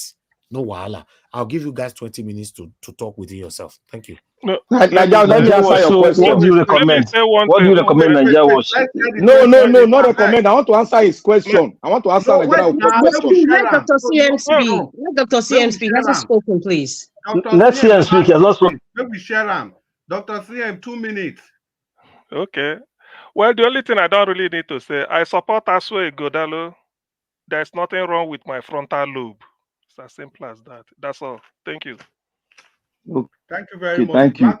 Can I say thank you very much, yes? Sir. Nigeria Wash. Mukuna put yes. Muna put CN for one corner. Nigeria Wash. I support Olumide Akpata, and he's the best candidate for it. And anybody that support PDP and APC candidate, he should go and apologize to Agbado. Now, Nigeria, I want to answer your question. I have witnessed free and fair election in Nigeria. One, that election between SDP and NRC was the freest election, and the winner was known by the entire Nigerians. But what happened? The military decided not to hand over power yet, and they took the power. That was all. It was a free and fair election, which the entire world witnessed, and they said that was the best election ever Nigeria has got. And it was a direct count of people. You queue up, they count you. No paper, nothing like paper. They queue up, they count you, and the rest and everybody know. The video day, everything day. It was the free and the best election ever organized by Nigeria in our history. Thank you. Thank you. Mr. Ndubuisi, are you there? Yes, I'm here. Okay. Well, let me say that what Nigeria was said, that election has not been fair and fair. We understand, but the only way to counter them from rigging is for the opponents like LP and probably PDP to put their house in order, get their agents to be there, and enlighten people to defend their votes, to be there when the votes are counted, and start sharing the results online, just like that, whatever way they can share that, to make sure that at each polling unit, that's another way, each polling unit's results are counted and people know the results, so that when INEC with APC or whatever go to concord their rigging, their figures, if the people can count it and say this is not the figure, and for people to come out and defend their votes and say no, we can't accept this, because normally they will use the police and the army to scare away people and do so. People should not allow those things they did in the last election, both in Rivers and some parts of the country. So that's the only way. If not, EP hasn't got any police. EP cannot go and bring an army outside Nigeria to come and defend their votes. It's the people who voted LP or PDP or any other party, be it the other party that one other guy they say is popular as well. Whichever the elections should be INEC there, and they should hit on INEC people to make sure that those INEC men, those INEC polling unit people, they should declare the result and place it there before they take the other ones away. So people will say this is what we got from here. So whenever they are doing all their mischief, people will know that that is mischief. That people will come out and say no this time. Thank you. Thank you very much, Madam Rita. Are you there? Yes, I'm here. Thank you, sir. I just want to say that APC and PDP, they don't have anything to offer. They have been in government since 1999 till date. And for Edo people to open a new door, you need a brand new key. And that brand new key to open that new door is the Labour Party, the candidate Olumide Akpata of the Labour Party. That is the best option we have now. APC and PDP are just pickering. Aswa Igodalo and Akpakomisa, they have nothing to offer. They have absolutely nothing to offer. It's the same old brigade that is coming out. It's the same old brigade. Edo people, please do not be deceived. Some people, please do not be deceived. Esako people or Afemai, please do not be deceived. Benin people from Edo South, do not be deceived. APC and PDP, they have not offered anything new in Edo State. It's all about fighting. Who said this? Who said that? Which video am I going to use AI? Now they're using artificial intelligence right now, to change videos, to add word. What is all that? That is not politics. And yet they talk about, let's talk about issues. They are not talking about issues. They are playing dirty games. The one that records why they're having inner caucus meetings will share to the highest bidder. That's not politics. That's just a bunch of greedy men. They're not willing to serve the people. They don't care about the people. They only care for themselves and their pockets. Edo people, that's what I'm telling you. We are going to a new dawn. Let us enter 2025. Starting November, when they swear in Olumide Akpata. In fact, September 21st. Let us continue voting the next day. Let us make it a landslide to tell APC and PDP, brothers and sisters, that we don't need them anymore. We don't want to play their mind games. We don't want to play all their tricks, because the tricks, I can smell it from where I am, North America. I can smell it. It's just the same way I smelled it in 2020. I am still, in fact, the odor is very strong. They are tricksters. They don't care about you. Do not vote for Kwebolo. Do not vote for Aswa Igodalo. They have nothing to offer. Vote for Olumide Akpata. Vote for Labour Party. That is the new door, the new key that can take us to the best horizon. If not Uhuru, at least 80%. But these ones, they will not even carry us to 0%. It's all minus. So please, my people, we love you. That is why I'm saying it. And I love my state. That is why I'm saying what I'm saying. It has nothing to do with hating of anybody. I don't really have time or the energy for that, but I have the energy to tell you guys the truth. And the truth is that APC and PDP have absolutely nothing to offer. Akpa Komisa and Aswa Igodalo have nothing to offer except their pockets for their godfathers. Thank you. Do well, all right. Except for their pocket and their godfather. The Civics, I'm back. Oh. Okay, if Emmanuel, as you don't back, just talk to us now. 2 minutes. Oh, wow. Everywhere is getting hotter, my brother Chris. Now election will go hot too. if you not sabi heat, don't come kitchen or maybe you talk to us. Oh, wow. All right, let's focus on Edo. The truth is that if you look at the political calculation in Edo right now, you find out that APC is really doing serious underground work. That I can bet you 100%. For Shuaibu, number one, to reconcile with his godfather, what was his name, Oshomole. That tells you one thing. So I want to submit it now. Let me teach to Mr. Evic's side at this point. Evic is saying something. LP, PDP, they are campaigning, serious campaign, right? And up to now, we've not really heard from the APC guy that much. So what I will say to the PDP versus LP is, in as much as they are anticipating winning, they should also prepare to go to court. I'm telling you, I don't want to be a prophet of doom, but the way I'm saying it, Agbado is working with Oshomole. Oshomole is working with Shuaibu. Shuaibu is working with Monday. That's the APC guy. I don't even know how to pronounce his name. So you can see the link.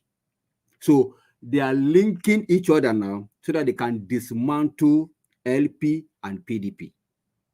So the truth is, whether you put cameras everywhere, whether the vote were counted or not counted, what happened in presidential, the way I'm saying it, might likely happen in the gubernatorial in Edo State. Highest, they will tell you, go to court.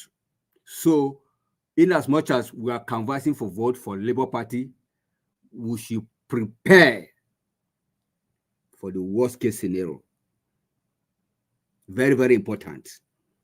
Because the truth is that if a technocrat, say to say, like Obaseki, have not been able to fix the state, has not been able to bring the state to at least a minimum standard compared to Lagos, they will want to give another technocrat again in the name of Aswe. So you guys will just be living under the regime of technocrats, and at the end, you're not seeing anything. Well, it is well with the Edo people. That's all I can say. Thank you. And thank you, my brother. And you do well, F. Emmanuel. Give us our mandate. You did there, so. Abdul Malik, you did there. Yeah, I'm here, Chris. Let me contribute a little. Yes. What I will say is this. You see, APC and PDP, really, people don't like them anymore because currently situation in Nigeria has changed. But the problem is this. What happened in Imo State and Kogi State, we are aware. And you see what this guy is doing now. They have never come to any interview. Quietly what Tinubu did. But today Tinubu is the president of Nigeria. They need to be very careful in that state so that they should not ring the election to that man. Because they are planning it seriously. That's what I want to contribute. Full stop. Thank you, my brother. Give us our mandate you did there. Well, for me, I think the way this thing be, yes, I agree with what Mr. Nanjawa talk, but not be to that level. The level be say, if this election, the probability of Akpakomis are winning is not winning, of them making Akpakomis and governor is higher than the probability of every other candidate because of obvious facts. This is not just about APC winning. It is a payback time for Tinubu to make sure, because that don't know the Lagos rhetorics 4 years ago, the disgrace and everything that Obaseki gave him, and the activities of Obaseki all through this time. Now, Oshomole has teamed up with Tinubu. And if you don't, if you remember, it was because of Obaseki's case that made Oshomole to lose as the national president, national chairman of the APC. And Tinubu strategically left Oshomole there so that Oshomole can orchestrate the activities for him during the national primaries. But it was during the battle of the APC gubernatorial ticket in Edo State that Oshomole lost that position, and the Tinubu team lost out of the APC at the national level. So it is a payback time. And it's not just about the APC or whatever, it's Tinubu against Obaseki. It is INEC against Obaseki. It is the police. Now, they just changed the commissioner of police 2 months to the election. So the point I'm making is this. If Okpebolo wins, it is not, no, if they give Okpebolo the victory, which I'm very sure that's what they want to do, it's not necessarily because people are not speaking enough about Okpebolo. The part I will agree with is only if we are admonished to talk more about how to prevent rigging. Aha. Mr. Tony, Chris. Yeah. During 2023 presidential election, yeah, the youth, the whole world, let me put it that way, spoke with their vote, spoke with their mouths, acted accordingly. And the result it say speak for itself. Speak for itself. But when they go to court, what happened? What happened with Abuja 13, what's it called? 13%. Exactly. Percent. That is exactly the point. That is exactly the point with my argument. My argument is that if the admonition, give us our mandate, we just get only 2 minutes remaining on. Okay, can I speak now, if you allow me? Yes, speak. Okay, all well said. The only issue now is my question and admonition will go to the candidate of the Labour Party, Olumide Akpata. Exactly. Now, what do we have in place to check? We know, and it is not only PDP, not only APC that wants to read. You saw what happened during the local government election, what Obaseki did. So, as APC is preparing to read, PDP also is preparing to read. But what does Olumide Akpata has in place? What does Labour Party has in place to counter this rigging? So that what happened? Look at what happened in Abia. And the question also is to Edo Light. Edo Light, are you willing? Do you really want a change in that state? Because if you look at Abia State, it was the people that stood for Alex Oti, the people and the INEC Residential Commission. You don't allow them to have their way. So what are we doing to make sure that the people are the people ready to vote en masse for Olumide Akpata? And if you vote for him, are we ready also to defend this vote? Thank you. But what I will say to you also is that what they are trying to, if they end up to do what they want to do, they may end up calling for what they are trying to call for in the long run, maybe worse, because the life will not allow it. Thank you. Nanjawat, don't ring bell. And thank you, Mr. Nanjawat, for the extra 20 minutes. We are very grateful.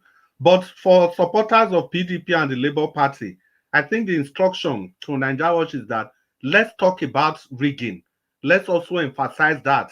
Let's bring it to the awareness of the people as part of our campaign. Mr. Nanjawat, I hand over the mic to you. Once again, thank you for the 20 minutes. Thank you. Oga Chris, not just about the ringing. You guys should talk about INEC. Call out INEC. In fact, from now to the next, the date of election, you guys should be calling out INEC. Talk about Labour Party. Take notes. We cannot just fold our arms, and you can't fold your arms and be focusing on just one name. When anything can happen here, maybe you are looking down on the power of the incumbency, all the way from federal.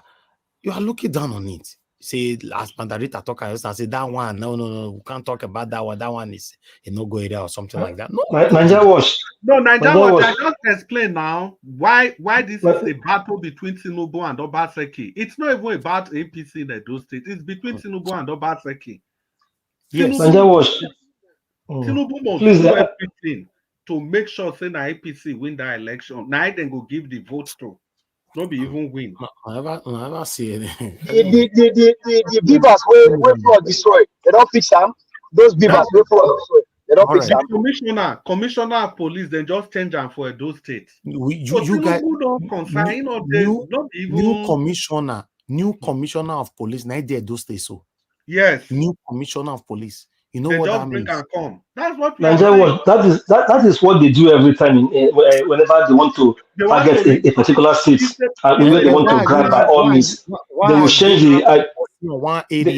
the commissioner of police. They can even change the INEC. They can even change the INEC commissioner in that state within a week to the election. Let me say one thing. That one is this is the things Labour Party should be Olumide Akpata team. Guys, we should all note one thing. If APC or PDP wins, the Edo State outgoing governor is in a safe hand.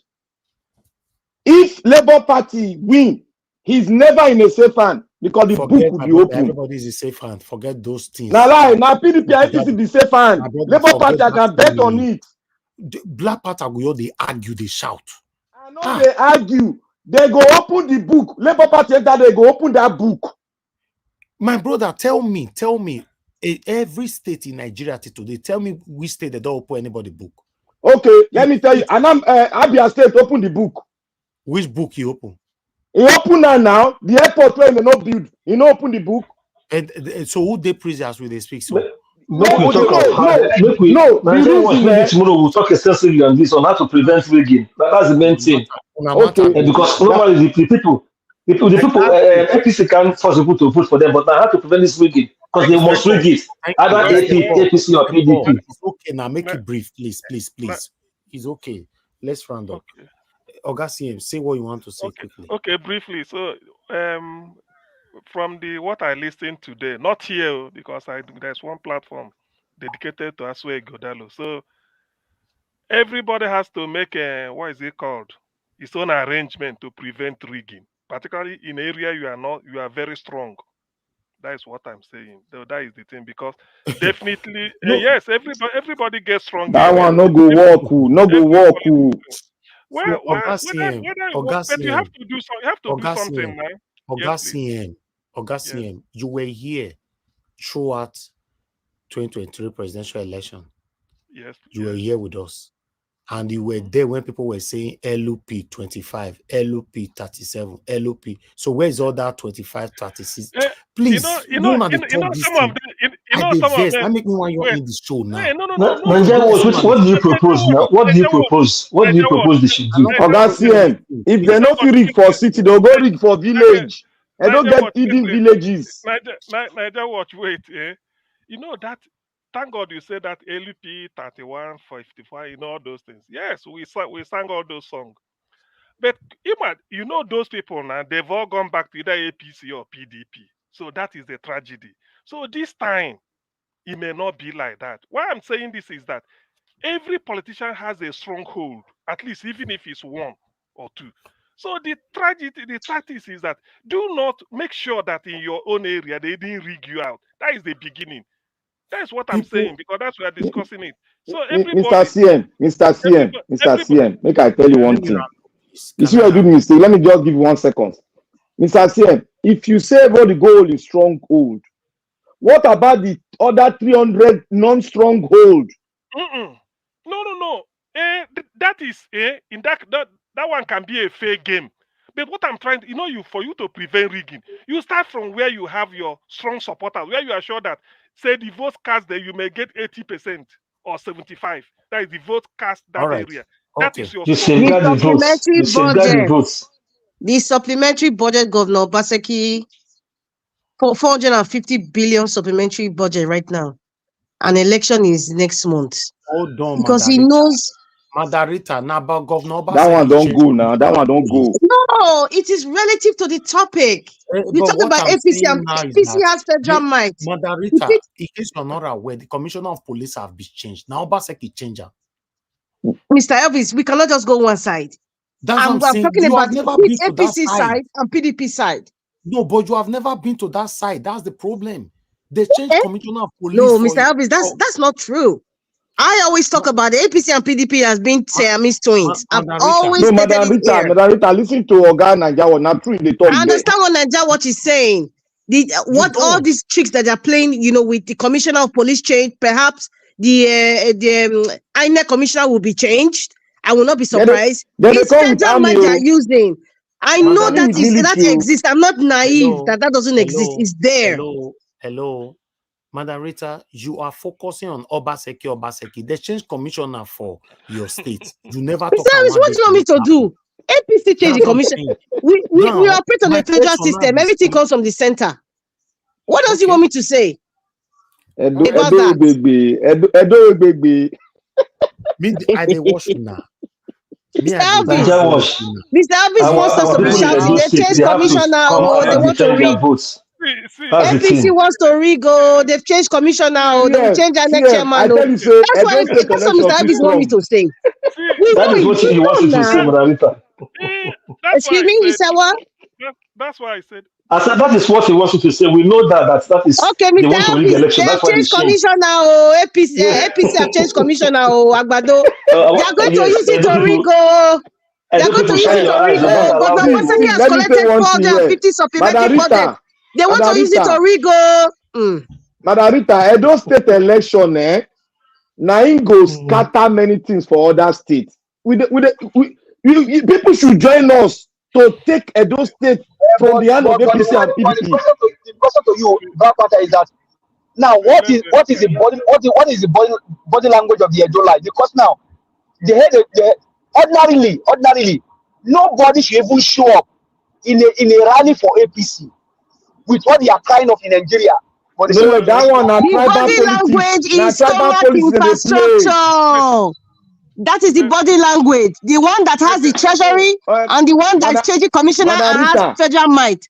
Let us say it is our duty to tell them that don't be confused. Yes, sir. Please allow me to tell That rally they hold in Edo State there. That rally na tribal rally. They are using tribalism to play the game now. Come on, it's every arsenal they are using. That's why we don't need APC and PDP. We don't need them. They are playing useless politics. That's not how politics is played. They are all recording each other. Very They are useless collecting brand politics. envelope at 2 a.m. Tribal politics now they play now for Edo State now as I talk. And they're using this psychology of people that are so gullible. Oh my God. Let's shift our attention to enlighten the people who will vote on the day. That's the thing now. That's what I'm doing, my brother. That's what I've been doing. That their future is at risk. That they should not collect any bribe or whatever. They will collect, sir, because they're hungry. They don't hear all this one before. No, they tell them that one. They will collect, and I tell them to collect. But they should thumbprint my papa and mama Peking. They will collect. Okay, it's easy for us to say don't collect. They will collect. Sorry if I will say I should speak Some right people for diaspora don't collect, so you know. Black Panther. Thank you, Black Panther. Black Panther. The truth is, as we speak, Mr. Sen, just a second. The truth is, as we speak now, if I tell you that APC right now they already have their result ahead of time, you'll be shocked. God bless you. I will not be shocked. There's nothing they cannot do. Right now, where is the result that declared Tinubu the winner? Now you are talking. As INEC produced that result, it's not by thumb printing. Everybody can thumb print. It was clear to the blind and audible to the deaf that Obi won this thing. Even we can confirm it. I don't be surprised too that even PDP too may have had the result in their wardrobe. Look, PDP, let me tell you now one thing. PDP no go feel rigged because they go bring military inside this Edo State. It go hot. Black Panther. People in diaspora, how much they collect? Okay, please let's see them speak. They don't collect money now. How much? I'm trying to. Some of them collect 1,500. Some collect $5,000. Some collect 2,500. If na lie talk, make they come outside. Can't even say na lie. Wow. Which people? APC, PDP, or which people? Yeah, I don't. Now PDP distribute that money. Now PDP distribute that money. Now PDP. $5,000. I swear, give money to someone in America. $5,000. My brother. I swear. I'm not aware of all those things. Anyway, now that was Mr. CM. What are you saying? I swear, give somebody $5,000. With the nature and the way they announce the person, APC have their strategy. They already know our pulse. They already know our temperament. They say, Nigerians, highest they will shout 1 week, 2 weeks, 3 weeks, 1 month. At the end, everybody will enter house. Government continue. They know the temperament of average Nigerian, and the same thing will repeat. How can somebody be a president and up to now the result that declared him a winner? Nobody can assess it. It's not out there. Well, please let's round up. Okay, please let me quickly drop this. So the thing is, I believe every party or every candidate has his or her stronghold. That is where the prevention should start, in my own view. Because yes, there must be somewhere a candidate is strong. So you start there to prevent rigging at all cost. That is what I'm trying to, so that you can win there cleanly, and then from there you can now start going. But if you leave it open, well, the person might find himself to blame. That is what I'm saying. So, but I don't think, given what I've got, oh, sorry. Okay, let me leave you here. Thank you, everybody. I appreciate you all. Thanks for your contribution towards the upcoming Edo State election, governorship election. Thank you very much, my people. The best I can do for you guys now is to see some of the candidates I can bring back for you again. And they could make questions that you guys need to focus on this time is how will the candidate, or rather what will the candidate do to make sure that this election will not be rigged. So I might probably start with Olumide Akpata, you know, or maybe Aswen. So, but I don't know. I'll bring one of the both for you, so that you guys can ask this question publicly. Call this one what they do so. They do say, who's your guy? The other one they say, the other one don't come. What with their music said? Listen, Nigeria watch. you guys are not going anywhere. So it's the truth. Let's say it how it is. Let's say it how, because what if the candidate don't perfect his plan to rig? You can't ask and say how you go prevent rigging. What do you want him to say? Which perfect waiting. Prevent rigging. Where result is already ready. Waiting the perfect. You want perfect and pass the perfect. Wait, I'm coming because the voting, Mr. Said, the voting was just momentarily. Nigeria Watch gave us a question to ask. I said, what if you're asking the candidate and the candidate don't perfect how you go rig? Okay. So let's just move on. I don't want the debate to continue. Let's move on. Okay. I just wanted to put that there, you know. I want you guys, what I'm saying here now, some of you are not getting it. If you are campaigning, in case you don't know now, make I tell you, the 3 front runners are threats to this election. So for you to be focusing on one particular person is becoming like a noise. I'm sorry to say, with all due respect, and you are not focusing on the major threat right now. The major threat is from APC. And you guys are getting carried away because say, you know, I be speak English, you know, I be do this, you are getting carried. And we've passed through that train before. We all have passed through it before. We know what happened. Anyway, what do I know? I'm not campaigning. And they shake, like they shake. Babano, like they started Emiloko, Alpha. Nigeria Watch, APC get any seat for State House of Assembly? They can't rig as well. I don't know. I know the answer question. They don't get any seat now. Everybody in the PDP there now. I know rigging go there, but they can't rig out as well. It's impossible. Fedo, we go see. They can't rig. What do you talk? That's why Godalo has no. See, you people just. What do they talk? Say that thing where you play for local government. I have said this election between Labour Party and APC. I'm not even looking at PDP. It's the election between APC and PDP. And, you know, Mr. Elvis is right. You know, we really need to start talking about the main topics about the rigging, the INEC commissioner. If it's possible, Mr. Elvis, I don't know, can we bring one INEC official in Edo State, if possible, the commissioner, if he will want to come out? But, you know, because there are questions we need to ask. Yeah, in my view, it is better if we are talking about the rigging. The rigging is, we have to bring that awareness, like Mr. Anjawacha said. The rigging itself is the main thing. I think enough campaign has been done, and it's very crucial we talk about the rig. That is so crucial. But if Okpebholo wins, it's not going to. If they give him the votes, it's not safe if he wins. If they give him, Nigeria Watch, please, before you go, I want us to look at the way the PDP rig election, the local government election. Thank you. And the senator and the state house of rep election. Let us examine it. Let us expose it and bring it out. It was violence. Obaseki unleashed violence on the people, nothing more. Mr. Plampata, please. Me, I want to collect my hotel there to sell my own for me. All right.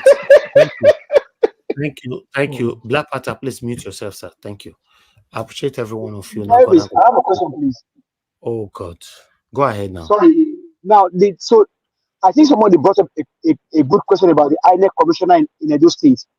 Let's not throw that. Let's not say that it's impossible. Let's send them a letter inviting them to come and speak here and tell us what they have on ground for the coming election. Nigeria Watch is a media, I mean, recognized. So let's send them an invite. Come speak to us and tell us what you have on ground. The rivers that was destroyed by flood, what have you done about it? Please, sir. All right. Thank you. Appreciate every one of you. Like I said before, I'm not campaigning for anybody. But I gave my platform for you all to campaign for your various candidates. But when you're not doing it right, I have to let you know. But I'm not telling you how to do your job. You know, if you're not doing it right, I just wanted to bring your attention that you guys are missing out something. Yes, I know so every day now everybody they learn. Like I said before, somebody actually commented on the comment section earlier when I said which country, which state would ever we would all get free and fair election. Say Abia State. Who tell you say Abia State get free and fair election? You know, with that woman we can't help us. It is say Alex Oti for be governor today. Person will be the bid package put for Ghana must go. Now that woman, I say my integrity can never be sold. How many people will feel like that? Yeah, how many people? This is not so you're easy. Now Nigeria they talk so now mountain. Now make some people they talk say Peter will be probably 2027. They feel not support him again because he's too quiet. Yes. Because to rule Nigeria, if you are you can't change the way God take create time anyway. But to rule Nigeria now bas bozo. To be honest to ourselves. To rule any place in Nigeria now bas bozo. Forget. If you say you want to do one with say you wear coats, now you professional not they put you for election for Nigeria. Now bas bozo. Wetin help Alex Oti. Yeah, that woman. Now, Obi, this Oloma can you say Passat is right about Elvis? What is right about? You know, for you to even mention that name, you are banned on earth and in heaven. You don't supposed to. I don't know whether my admin is there. You know, when people they comment these things, sometimes we all stay for like 1 hour first before they see them. You know, people like that should be banned. You're banned. You know, now Passat and I can't comment with that fake account. So. No. Anyway, Kingsley Ogeraki, thank you very much. God bless you. I appreciate you. Thank you. May God bless you. May your pocket never run dry. I want you guys to know, say, to rule Nigeria, now bomber to bomber. I don't grow up to know, say, so it be. If not be that woman, we stand with Alex Oti, we say, no, we not go agree. Alex Oti is a quiet man now. If I not work, now that kind of person will be want me, we will physically say, no. What do I want to Peter will be so. May they bring that kind of one for you. May them bring oh well, or not may them bring that type of person for I like that woman. Yes, I wish they would bring her, but I know they wouldn't. Exactly. Now that kind of woman, now they pray for. When there's a woman, things are in order. You know, so anybody that is thinking that quietness will give you seat for Nigeria, now lie, except say the people who go and give you the seat. Now they'll go fight and can't give you. Say now only you want your doing. You know, you're going nowhere. I don't see him now. And guess what? It's getting tougher. The way election be 5 years ago, not say it be again 4 years ago, not say it be 3 years ago, not the way it be 2 years ago, not be the way it be last year, not be so it go be this year. Edo election is always violent. I want to get that one for mind. Casualties the day. Not be make we they argue today with all those senators they talk saying 1 million they pay them. So now they bass balls everywhere because of 1 million. The reason why you see people want to take life just to get a political office, and because we think they go to get for there. Like bass balls. You know? Anyway, my people, as I know as I they talk, please, my admins, always read comments. You know, some comments they did there, it go up past like 30 minutes before we see say satanic person day comment session. If you see anybody that comments something that is not right, sometimes we don't even need to address them. Just block them. No need. We are not here. We don't need haters here. Block them. You know, We don't need haters here, you know. All we are fighting for, want to see Nigeria work for our time. Some people don't like us, so they fight for them. So we want me Nigeria work. So because of that, take them out. Someone like Passat was looking for how Nigeria will be destroyed. Konana Biafra put for head. Naimi can come here just now. Someone like Satanic Pansat. Now they want to set Nigeria ablaze. Now that's what he was looking for. He was never looking for how Nigeria can be better. Never. And I managed to pursue all these people come off from my platform. Many of them came before. Say, might join this guy, or maybe where they come no say, I not follow you did that satanic plan. They come out. So in case you don't know, Satanic Pansat is one of the people that want Nigeria to be set ablaze. Because he could not find his way, then he started attacking my platform. All the attack why they get for this platform, Pansat is #1 person. I've done my research, everything. You know, he's disgraceful, he's satanic, he's a useless elder, he's a drug addict, he's an alcoholic, he's shameless. You are banned on earth and in heaven on my platform. Even though you use another this to take on the right for private charge, you will never be allowed here anymore. You are forbidden forever. Any human being that thinks that without me, that person not going to survive, you fail. I'm telling you, if you have somebody in your life today, and you are treated, even though your cleaner, your driver, your gate man, whoever the person be, you the thing say without you, the person not fit survive, you fail. You don't have power to anybody's life. When you leave that seat, another person go sit down put. If now your wife, you do anyhow, if you leave them, another husband go for them. If now your husband, wife, you carry anyhow, another wife go locate them. She say, I don't believe on those things right from time. Say you don't hit your chest, say without me, who are you? We have it. I grew up to know that history in my Benin Kingdom. They call it Ogboganomomba. I don't know somebody that can interpret it properly here. I can. Yes, please, Augustine, tell them. Okay, you want my interpreter? Okay. Yes, sir. You mean that what you talk means say every day men are trying to come Niger watch to learn all the things. I bet Augustine, we can hear what. I thought they want to say what is here one talk. I bet. Honestly, I was like, can this man even does you know what you want to say? Una don't direct me. Wait. Una don't direct me. A powerful flute player where they play flute for Oba. If the guy they play flute today, everybody go gather for Oba Palace. So the guy feels so important. He can't pretend saying don't die. He can't go and forget say Oba na Oba.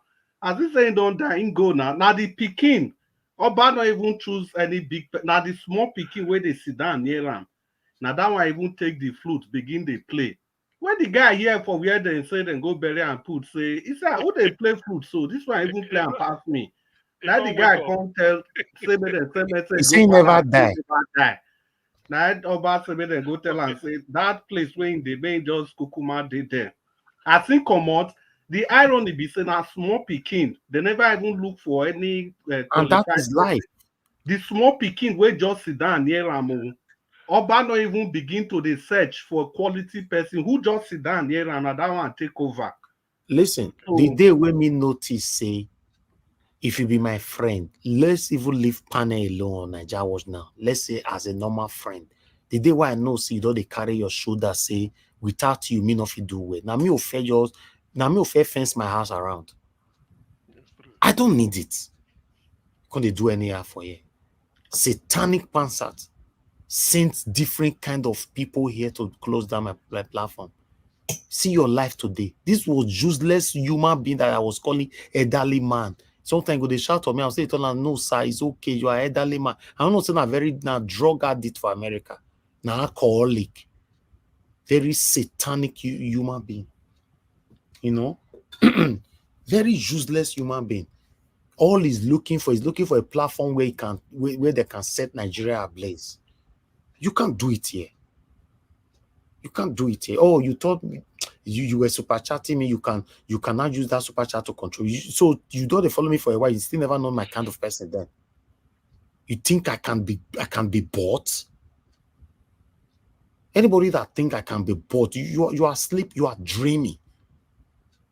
Think you cannot. It's just like my wonderful brother now, Kiss Logera, super chat me just now. Tomorrow night you can't call me for back, say Nigeria wash. I bet not they talk about Tinubu again, or not they talk about Peter Obi again for your platform. I'll ask him, sir, with all due respect, why?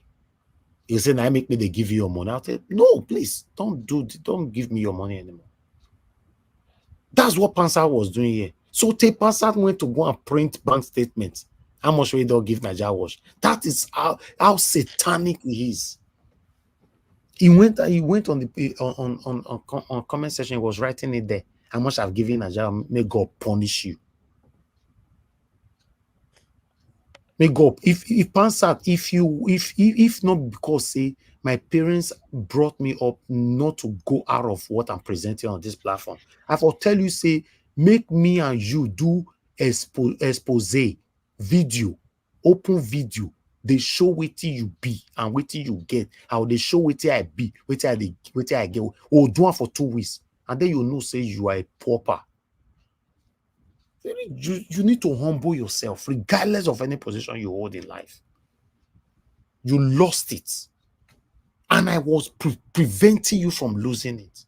By all means, I was preventing you from losing it. I was reaching you privately, everything. Sir, please, you are elderly man. Please, always calm down. Stop using the F word on people. So they say they bundle you out from one platform where you go use F word. They say go use F word for person for that. They beat you, come on for that. You are already a disgrace everywhere.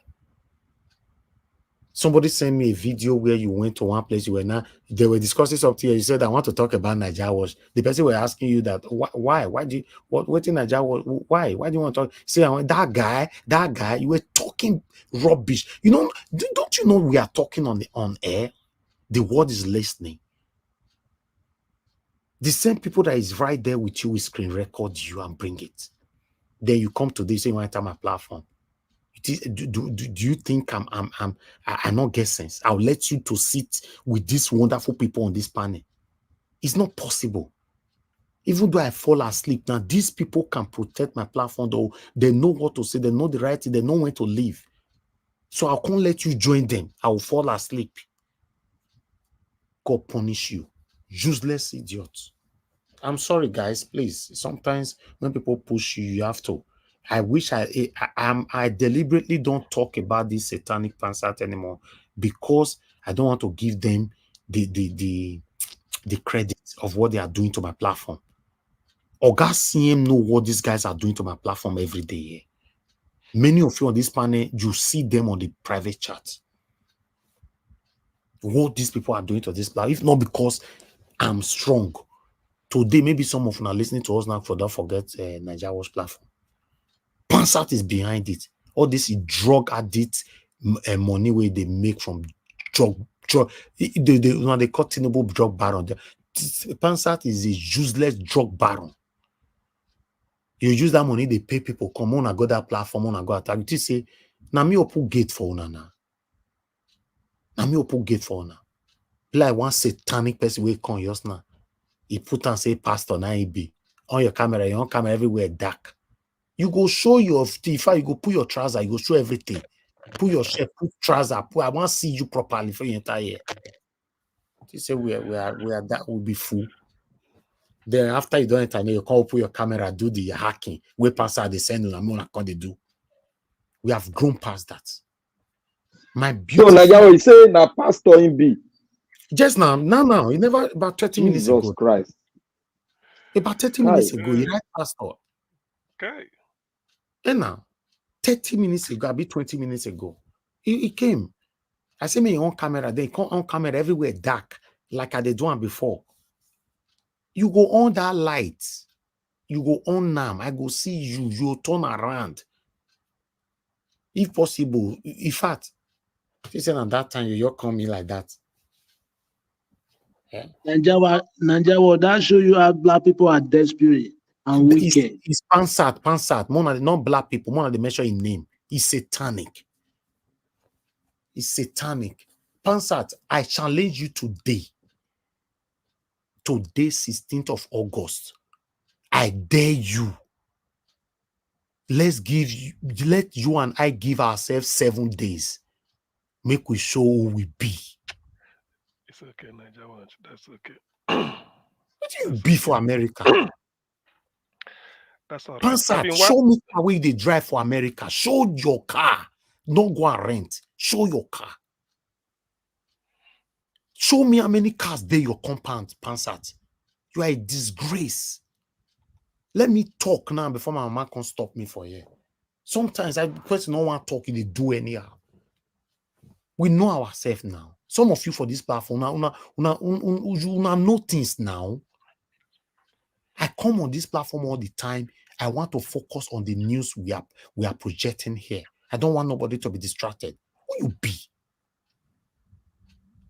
Pride, insulting everybody, using F word on everybody. No matter Oga CM don't face reach for you. Never that word F. I never hear that for him. One day we invest for a year. Before we end, I swear to God, I not call this man for back, make you apologize. Because some of Nana go say na me go call him. He used his own. Now he take decision on his own. He said, Mr. Naja Wash, wait I do yours now. I want to apologize. Although he has always been winning my heart, but he won my heart again that particular day. I go call this man privately, sir. Please, you are an elderly man. Don't be doing this. What do I say make I do? If you ought to go say because it's your platform. What does your platform go to? Have I ever treated anybody because it's my platform on this platform? Look at you now. If they beat you for point A, they'll beat you for point B. They beat you for point C, they'll beat you for point D. They are beating you every. Is that not disgraceful? Is that not disgraceful? They say go, those people where they support satanic government. They say go that platform, see all they talk, they'll say, according to what they record for me, I listen to her.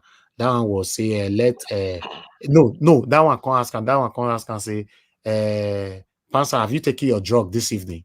Because the way you are talking, I was like, Jesus. Have you taken your medicine? You know you are sick. You are mentally deranged.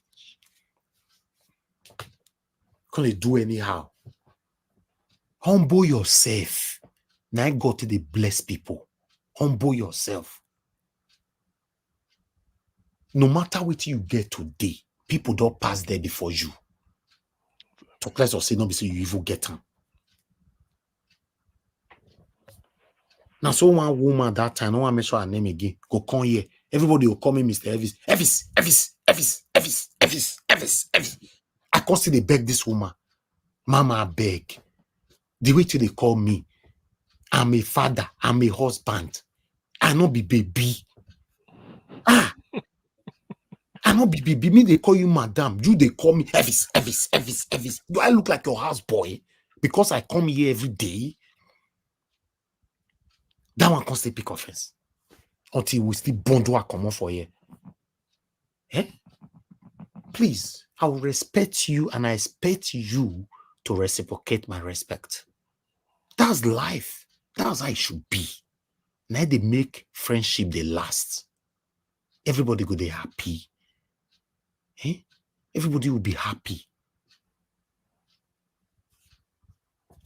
If you want to find why you want to destroy Nigeria, go and create your own platform. You know hard and to create YouTube. The people they listen to me now, YouTube they listen to me now. Just go live on that same YouTube. Start with the announce, say I want born Nigeria. Not be from my platform. You do one. Now the reason why most of them hate me be this or nothingness.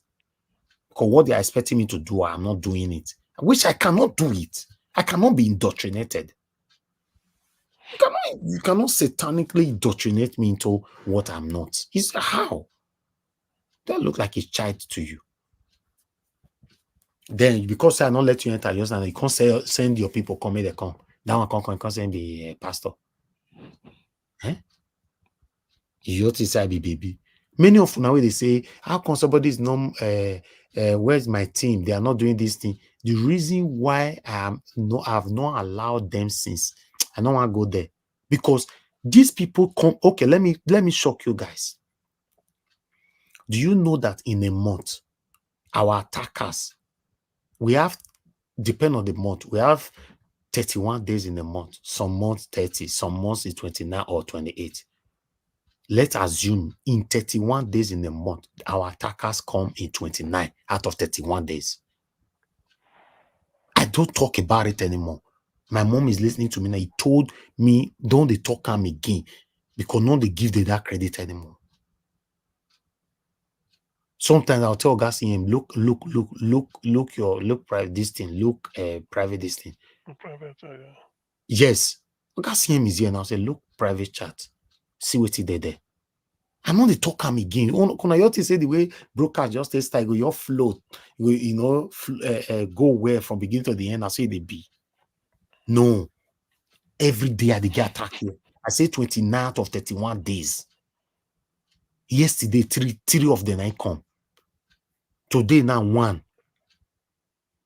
Last week Wednesday 7. Sometimes I'm giving a monologue like this. They go come. I'll continue with my monologue and my hand go they walk because I don't want you guys to get distracted. This is what I pass through here every day. Okay? And I want to use this, I want to pass this message to every other person that have a channel.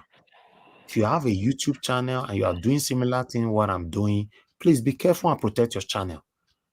Especially with someone like this satanic pansat. If he cannot have his way, he wants to destroy everything.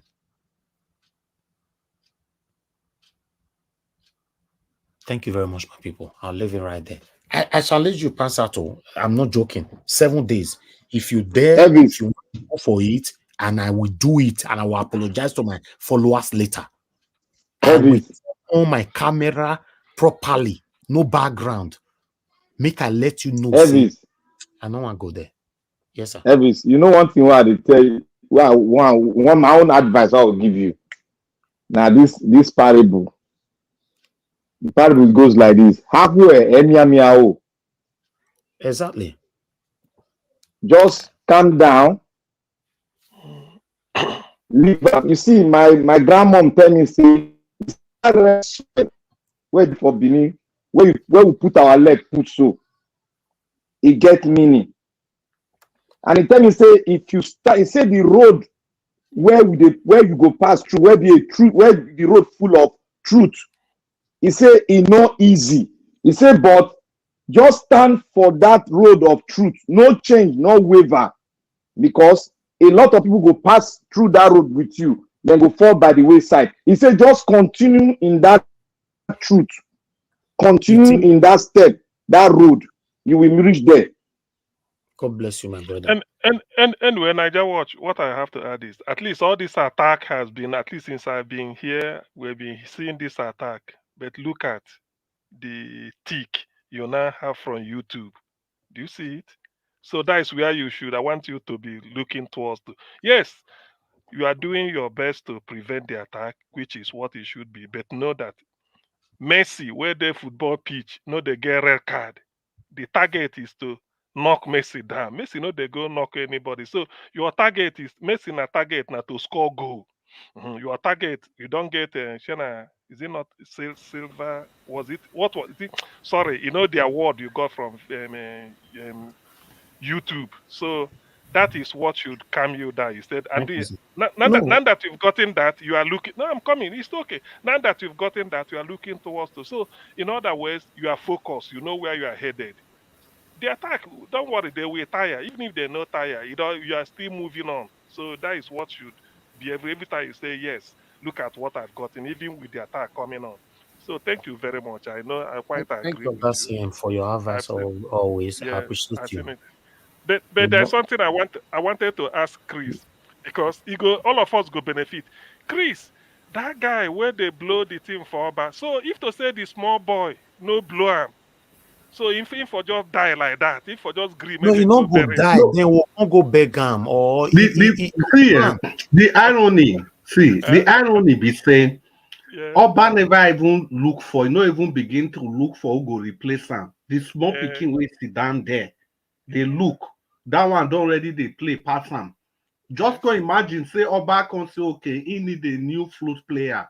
Oba never even they in need at all. Chris, So you what don't it means understand. is You that don't understand what I mean. The man ain't just pretend say he don't die. he Is don't it? die, yeah. So what the my and then they carry and went go bury him. If to say the small boy will replace him, no blow the thing make it here. So which means if to say the small boy no blow the flute at that time. So he go agree make them bury him like say he don't die. No, Like. no, That's no. what. No, he go Listen, hide now. He go the hide. mission, The Oga arrangement CM, be say they don't already Yeah. bury him. He go the hide. You the understand? mission, No be say they true bury him. He go Oga hide. CM, Yeah. now hide. You know they Now hide, he where hide. is that? But Okay. the Oh, real nah. story The be say, mission. the real story be say, if you make shakara, the I know. people don't want to replace you too I many. know. Nah. God there. Oga CM, Yeah. the mission Yeah. was to frustrate you that without Yes. him you cannot succeed in what You you are cannot doing. succeed. So the Yes. to make everything even sadder, they never even look for replacement.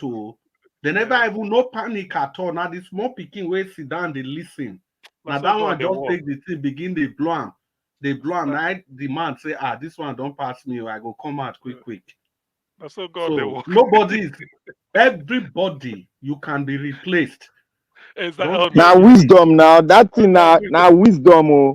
My wisdom is true. Yes, it's true. Just to tell you, you can be. You can look at You this can be moment. replaced. God just threw him up. And if to And say to work in everything, look, still go replace him. Not be say maybe the palace can set up screening committee. No, not just one small pikin. Do you know that? Do you know that? Before I get verified, some of you need to find out of the process, which I don't want to talk on air, the process of for you to get verification. Do you know that back to back, people were reporting my channel for misinformation?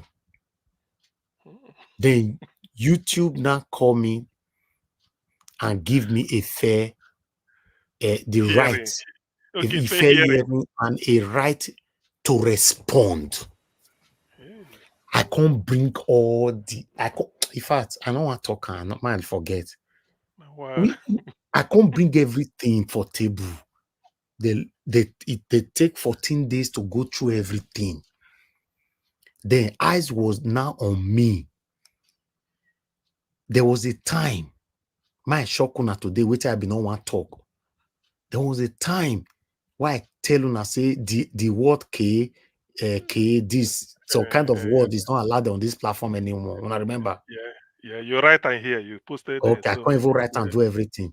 After everything was sorted out, wait till you to tell me and everything. Today I see the control now with the kind of word now I use. Man, leave him. My man say make I stop. Man, leave him. After I don't pass through that hot fire. You don't give us expo.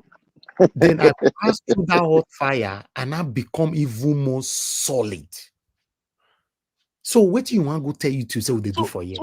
So no, you know when they say they pass fake false information, is it that because anyway I don't know what because if you give example, whether they give them example, say this is this is the real info, this is the genuine information, this is the one you Naga let me tell you one thing.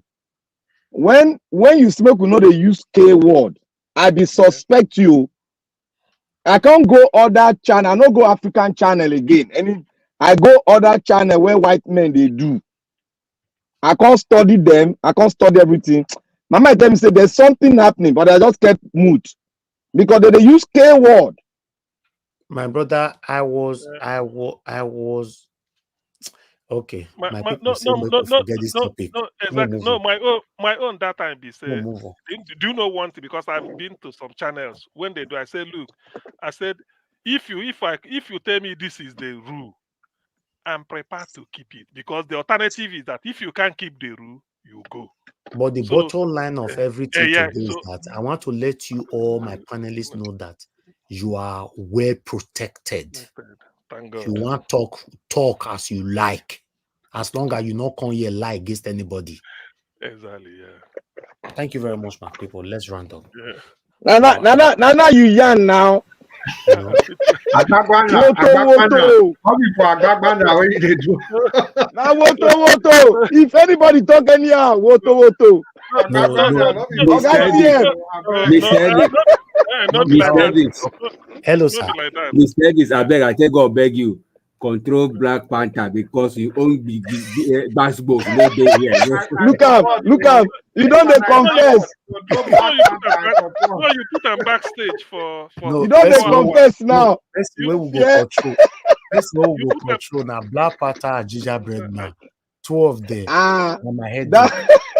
Gingerbread Man go just scatter everywhere. He still they come here. I never hear from Gingerbread No, Man. last week he that one get power pass me, Gingerbread Man. So Gingerbread Man are my guy. That one are my guy. From Gingerbread Man to a long time we heard from Brother Efe. Takoma. Who is Takoma? He called in just now. No, Efe didn't. Really? Maybe I wasn't online then. No, you never called that time. Your boss never called that time. He phone every day. But one thing you must know, just on a final note, Niger Watch, is that sometimes you measure your success by the amount of obstacles you surmount. Exactly. Correct. That is it. That road get a lot of obstacles.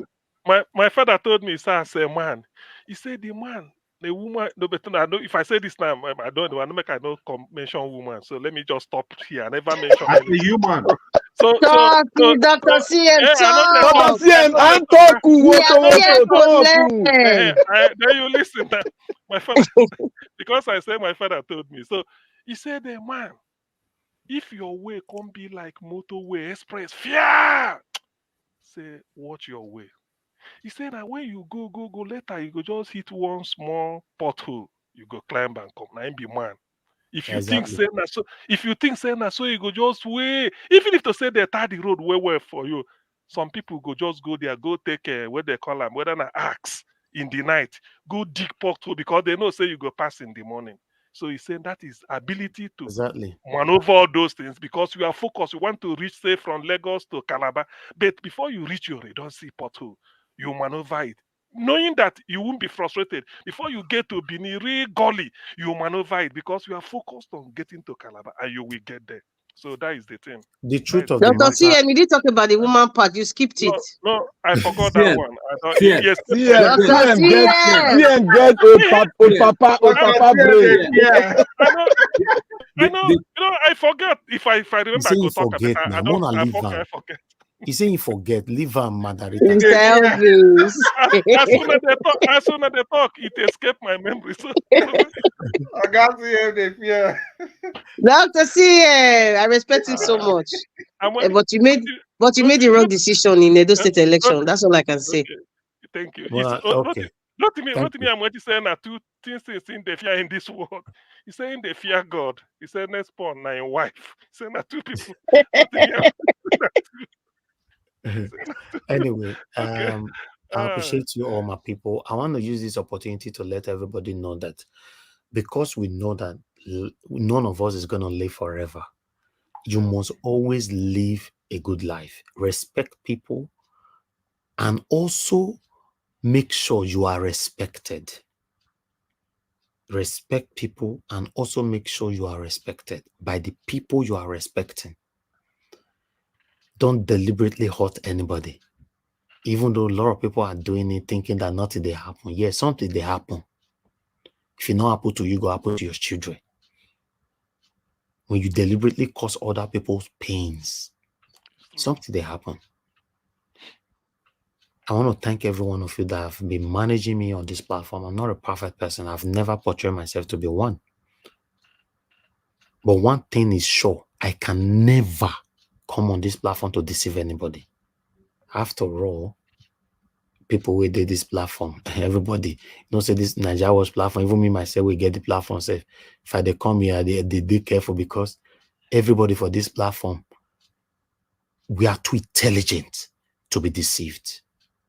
Everybody, both the people in the comment section, our callers, everybody, our listeners. In fact, now this Nigeria what you go know, say, people will know they call into the show. At the day where you go try can't deceive anybody for you, say and they go call in. So what will I gain to come on the broadcast to come and be lying to people? We only work with third parties. I've never come here to say, my people, make we talk about this thing without no proof. Now after the Moji we don't talk and we can't finish on here. A mainstream media they've posted will bring it here. So what are you going to say? They say lie one and go lie. Say with the misinform. Misinform how? You say people will get YouTube or Igbo people, they be like our satanic politicians. Where you now if I go report for police station, they win case. This is what they do for abroad. They do proper investigation. Yes. Good idea. This will now tell you that if you had accepted money, all those one where they give you, they go take and set you up. This one, Of course. Of course. No. They go take and set with receipt, set you up. You see this, yes. You see the super chat, my wonderful people they give me for you, and I be my own. Anything will come into one corner. All my life, anything we pay the entire one corner. Either we can't share money or you can't transfer one kind of money from my account for one because of one thing, Satan. Never in my life. That's why I always say that I'm talking on air. You can expose me. I will never do that kind of discussion with anybody. Maybe that I don't. There's some things that kind of money they purge. I cannot. You don't even listen, my brother. You don't need it. Money that you will take, you don't have rest of mind anymore. Money that you will take when you are talking on air, you'll be blabbing. Automatically, you become a stammerer, and that is not you before. No, you don't have to. You shouldn't engage yourself in those kind of things. You can't be blab. Then they'll come, they say, Nigeria watch this matter, you know, talk because actually, you know, may Augustine and your talk. No.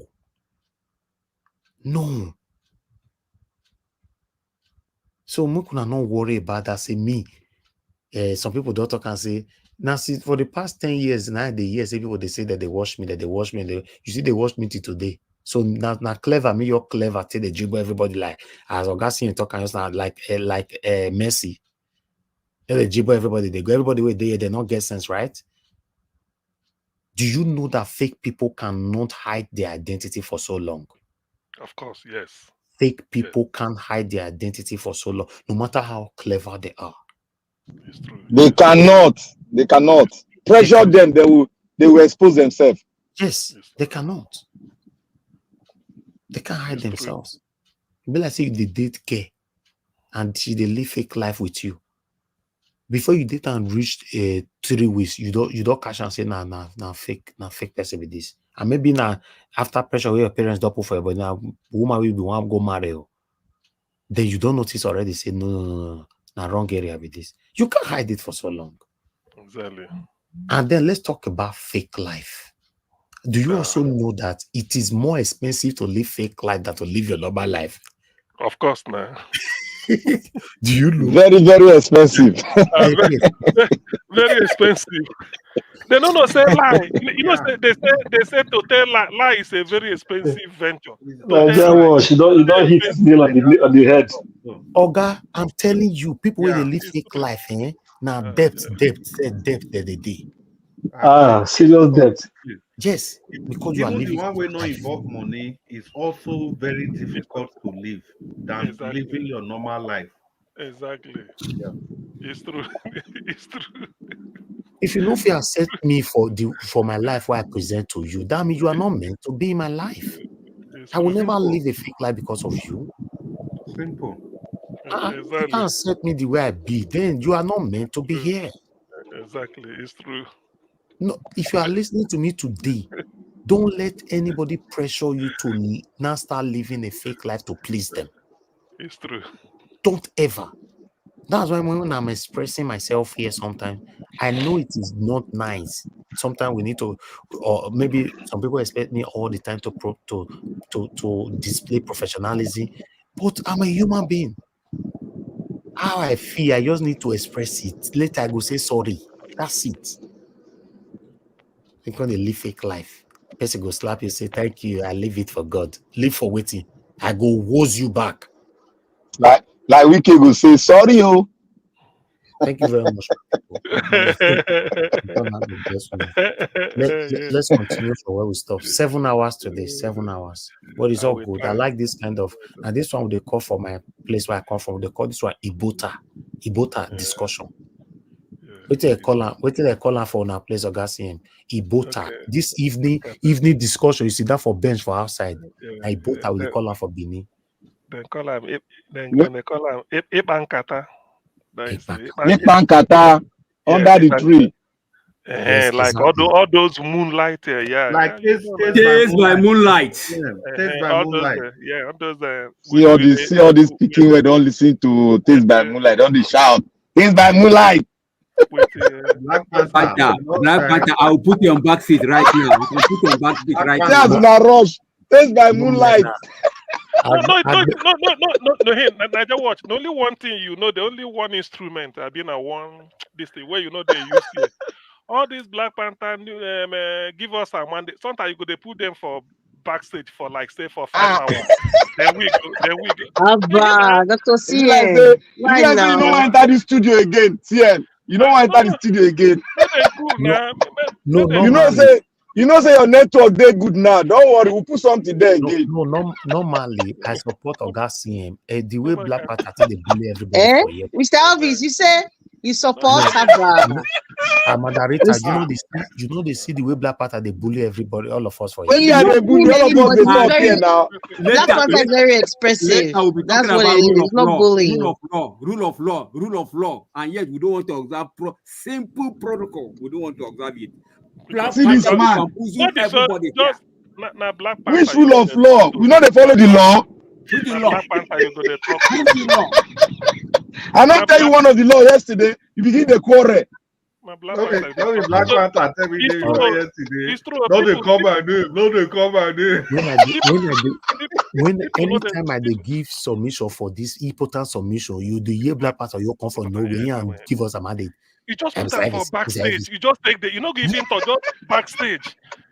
These people, you remember when me and CM fight? I just go for them. I just they laugh. I say CM, I don't catch up. Don't put them for backstage. You don't need to even talk to us. I think it's the American fever because it's very. We are enjoying ourselves here. Black Panther, you Agberangbiru. Trump, we are beating Trump woto for here. Give us a man that used to be extremely very calm. All right. Before. Thank you. Before now Trump Okay, on a good night. They fear Trump. On the 18th, they will sentence him. So my people, don't forget we have Chimo laborers joining us on Saturday by 7 p.m. He reconfirmed that with me again today. So correct. He's joining us on 7 p.m. Saturday. So in case you're coming in, and I know say he's a fearless man. He's coming to talk about the state of the nation. So any question you want to ask, why you know go for Edo State here? Why you know one be governor of Edo? I think that from Edo State, like I heard. Yes, you first ask him that one if he come. He's a very fearless man. We they talk better person now. Only they are part of the no green. They call and make another good person come. Now one green. Wow. All right. They put out our fire. Now my final submission be they give you stuff. Now don't sit affair for it. Now CM now they use trick. That's the old man sense now they use. All right. Can you give us 1 more hour? What you want you to do? Don't mind that man. Yes, what you want you to do? We want to lick black soup. And they suspect you. No man, you know the son they come outside for Texas. Then they want you want talk again. Go and sleep. No be moderator use blast to spoil everybody for here. Black soup. All of them go chop am by force. All of you must eat it, oh. They must eat am by force. Especially that Madarita, beg, prepare sweet one for that FRCN. You gotta chop another soup. Yes, so no, Dr. CS one is special. Now that black soup, now you make a money waka from River State. I don't know. In fact, I don't know what. Dr. Seth, in fact, as I speak to you, I have my wife have prepare one big bowl. One big bowl. Correct. I know Correct. this soup, it has some little of bitterness in it because they use bitter leaf to prepare it. And it's very healthy. I beg, greet your wife. She's a good cook. That's what I'm talking about. That is it. The benefit of Edo like that be that. That's what I'm talking about. Go and marry an Edo woman. Madarita, go and sleep, my friend. Tell of na they hear, oh. If you never marry, go marry a Benin woman, oh. They're the best Straight cook. ahead. The best black soup. There's no Benin woman that doesn't know how to make black soup. No Benin woman. Oh, that one not true. I support you on that. That one not true. So everyone, you get black soup for house. Now with the surface we go to Canada since so this one never that man never sleep. So this one he won't change your wife and collect from Edo. I beg go. Please, this is women's empowerment. Nobody is leaving their wife. I beg. I beg my wife. You get black soup. Now with the surface we go to Canada. You know what we go to Texas. Ladies and gentlemen, you can come and have some. My house or your house is just 30 minutes away. We've come to the end of this broadcast, my people. Now God will bless you now. Thank you so much, everyone right there on the panel. Oga CM, thank you. Oga Chris, thank you. Mother Rita, thank you very much. Oh, I beg, they give my finance. I will go through way for inside this thing just now. Give us Texas time. I beg you, don't do you people. Please go and have time for your wives. Let Mr. Elvis shut down, I beg. Thank you, Madam. Texas, now for countryside, we do our own. Agberangbiri, I beg, make I talk. Thank you. Abdul Malik, thank you, sir. Oga F. Thank you. Thank you. Give us a mandate. Oga Mr. Paul, thank you. And Mr. Odua was with us earlier on as well. And those of you that came in that already left, thank you. Everyone that called in, Madam Origin, Madam Love Gods, My Strength, Mr. F.A., Ogashimizi, and many others that called in. God bless you all. Those of you that supported the channel today, thank you so much. Kinsley Ogeriahi, thank you. Adelaja Ogumbiyi, thank you.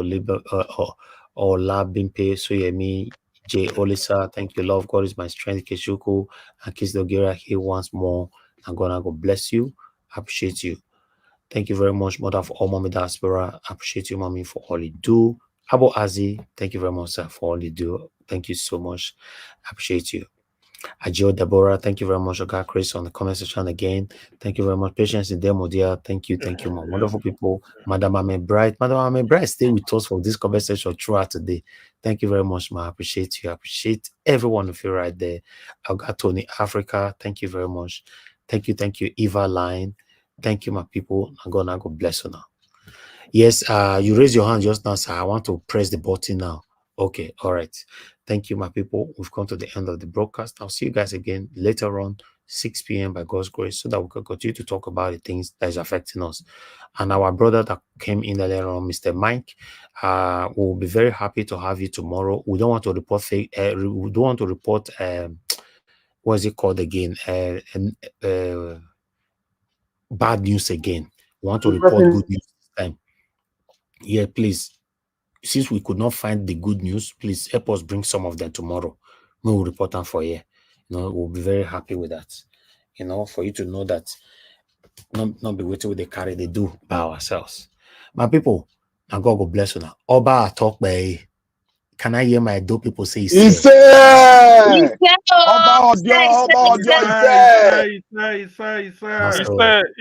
said. God will bless you now, people. Good night. This is from our Oba of the night.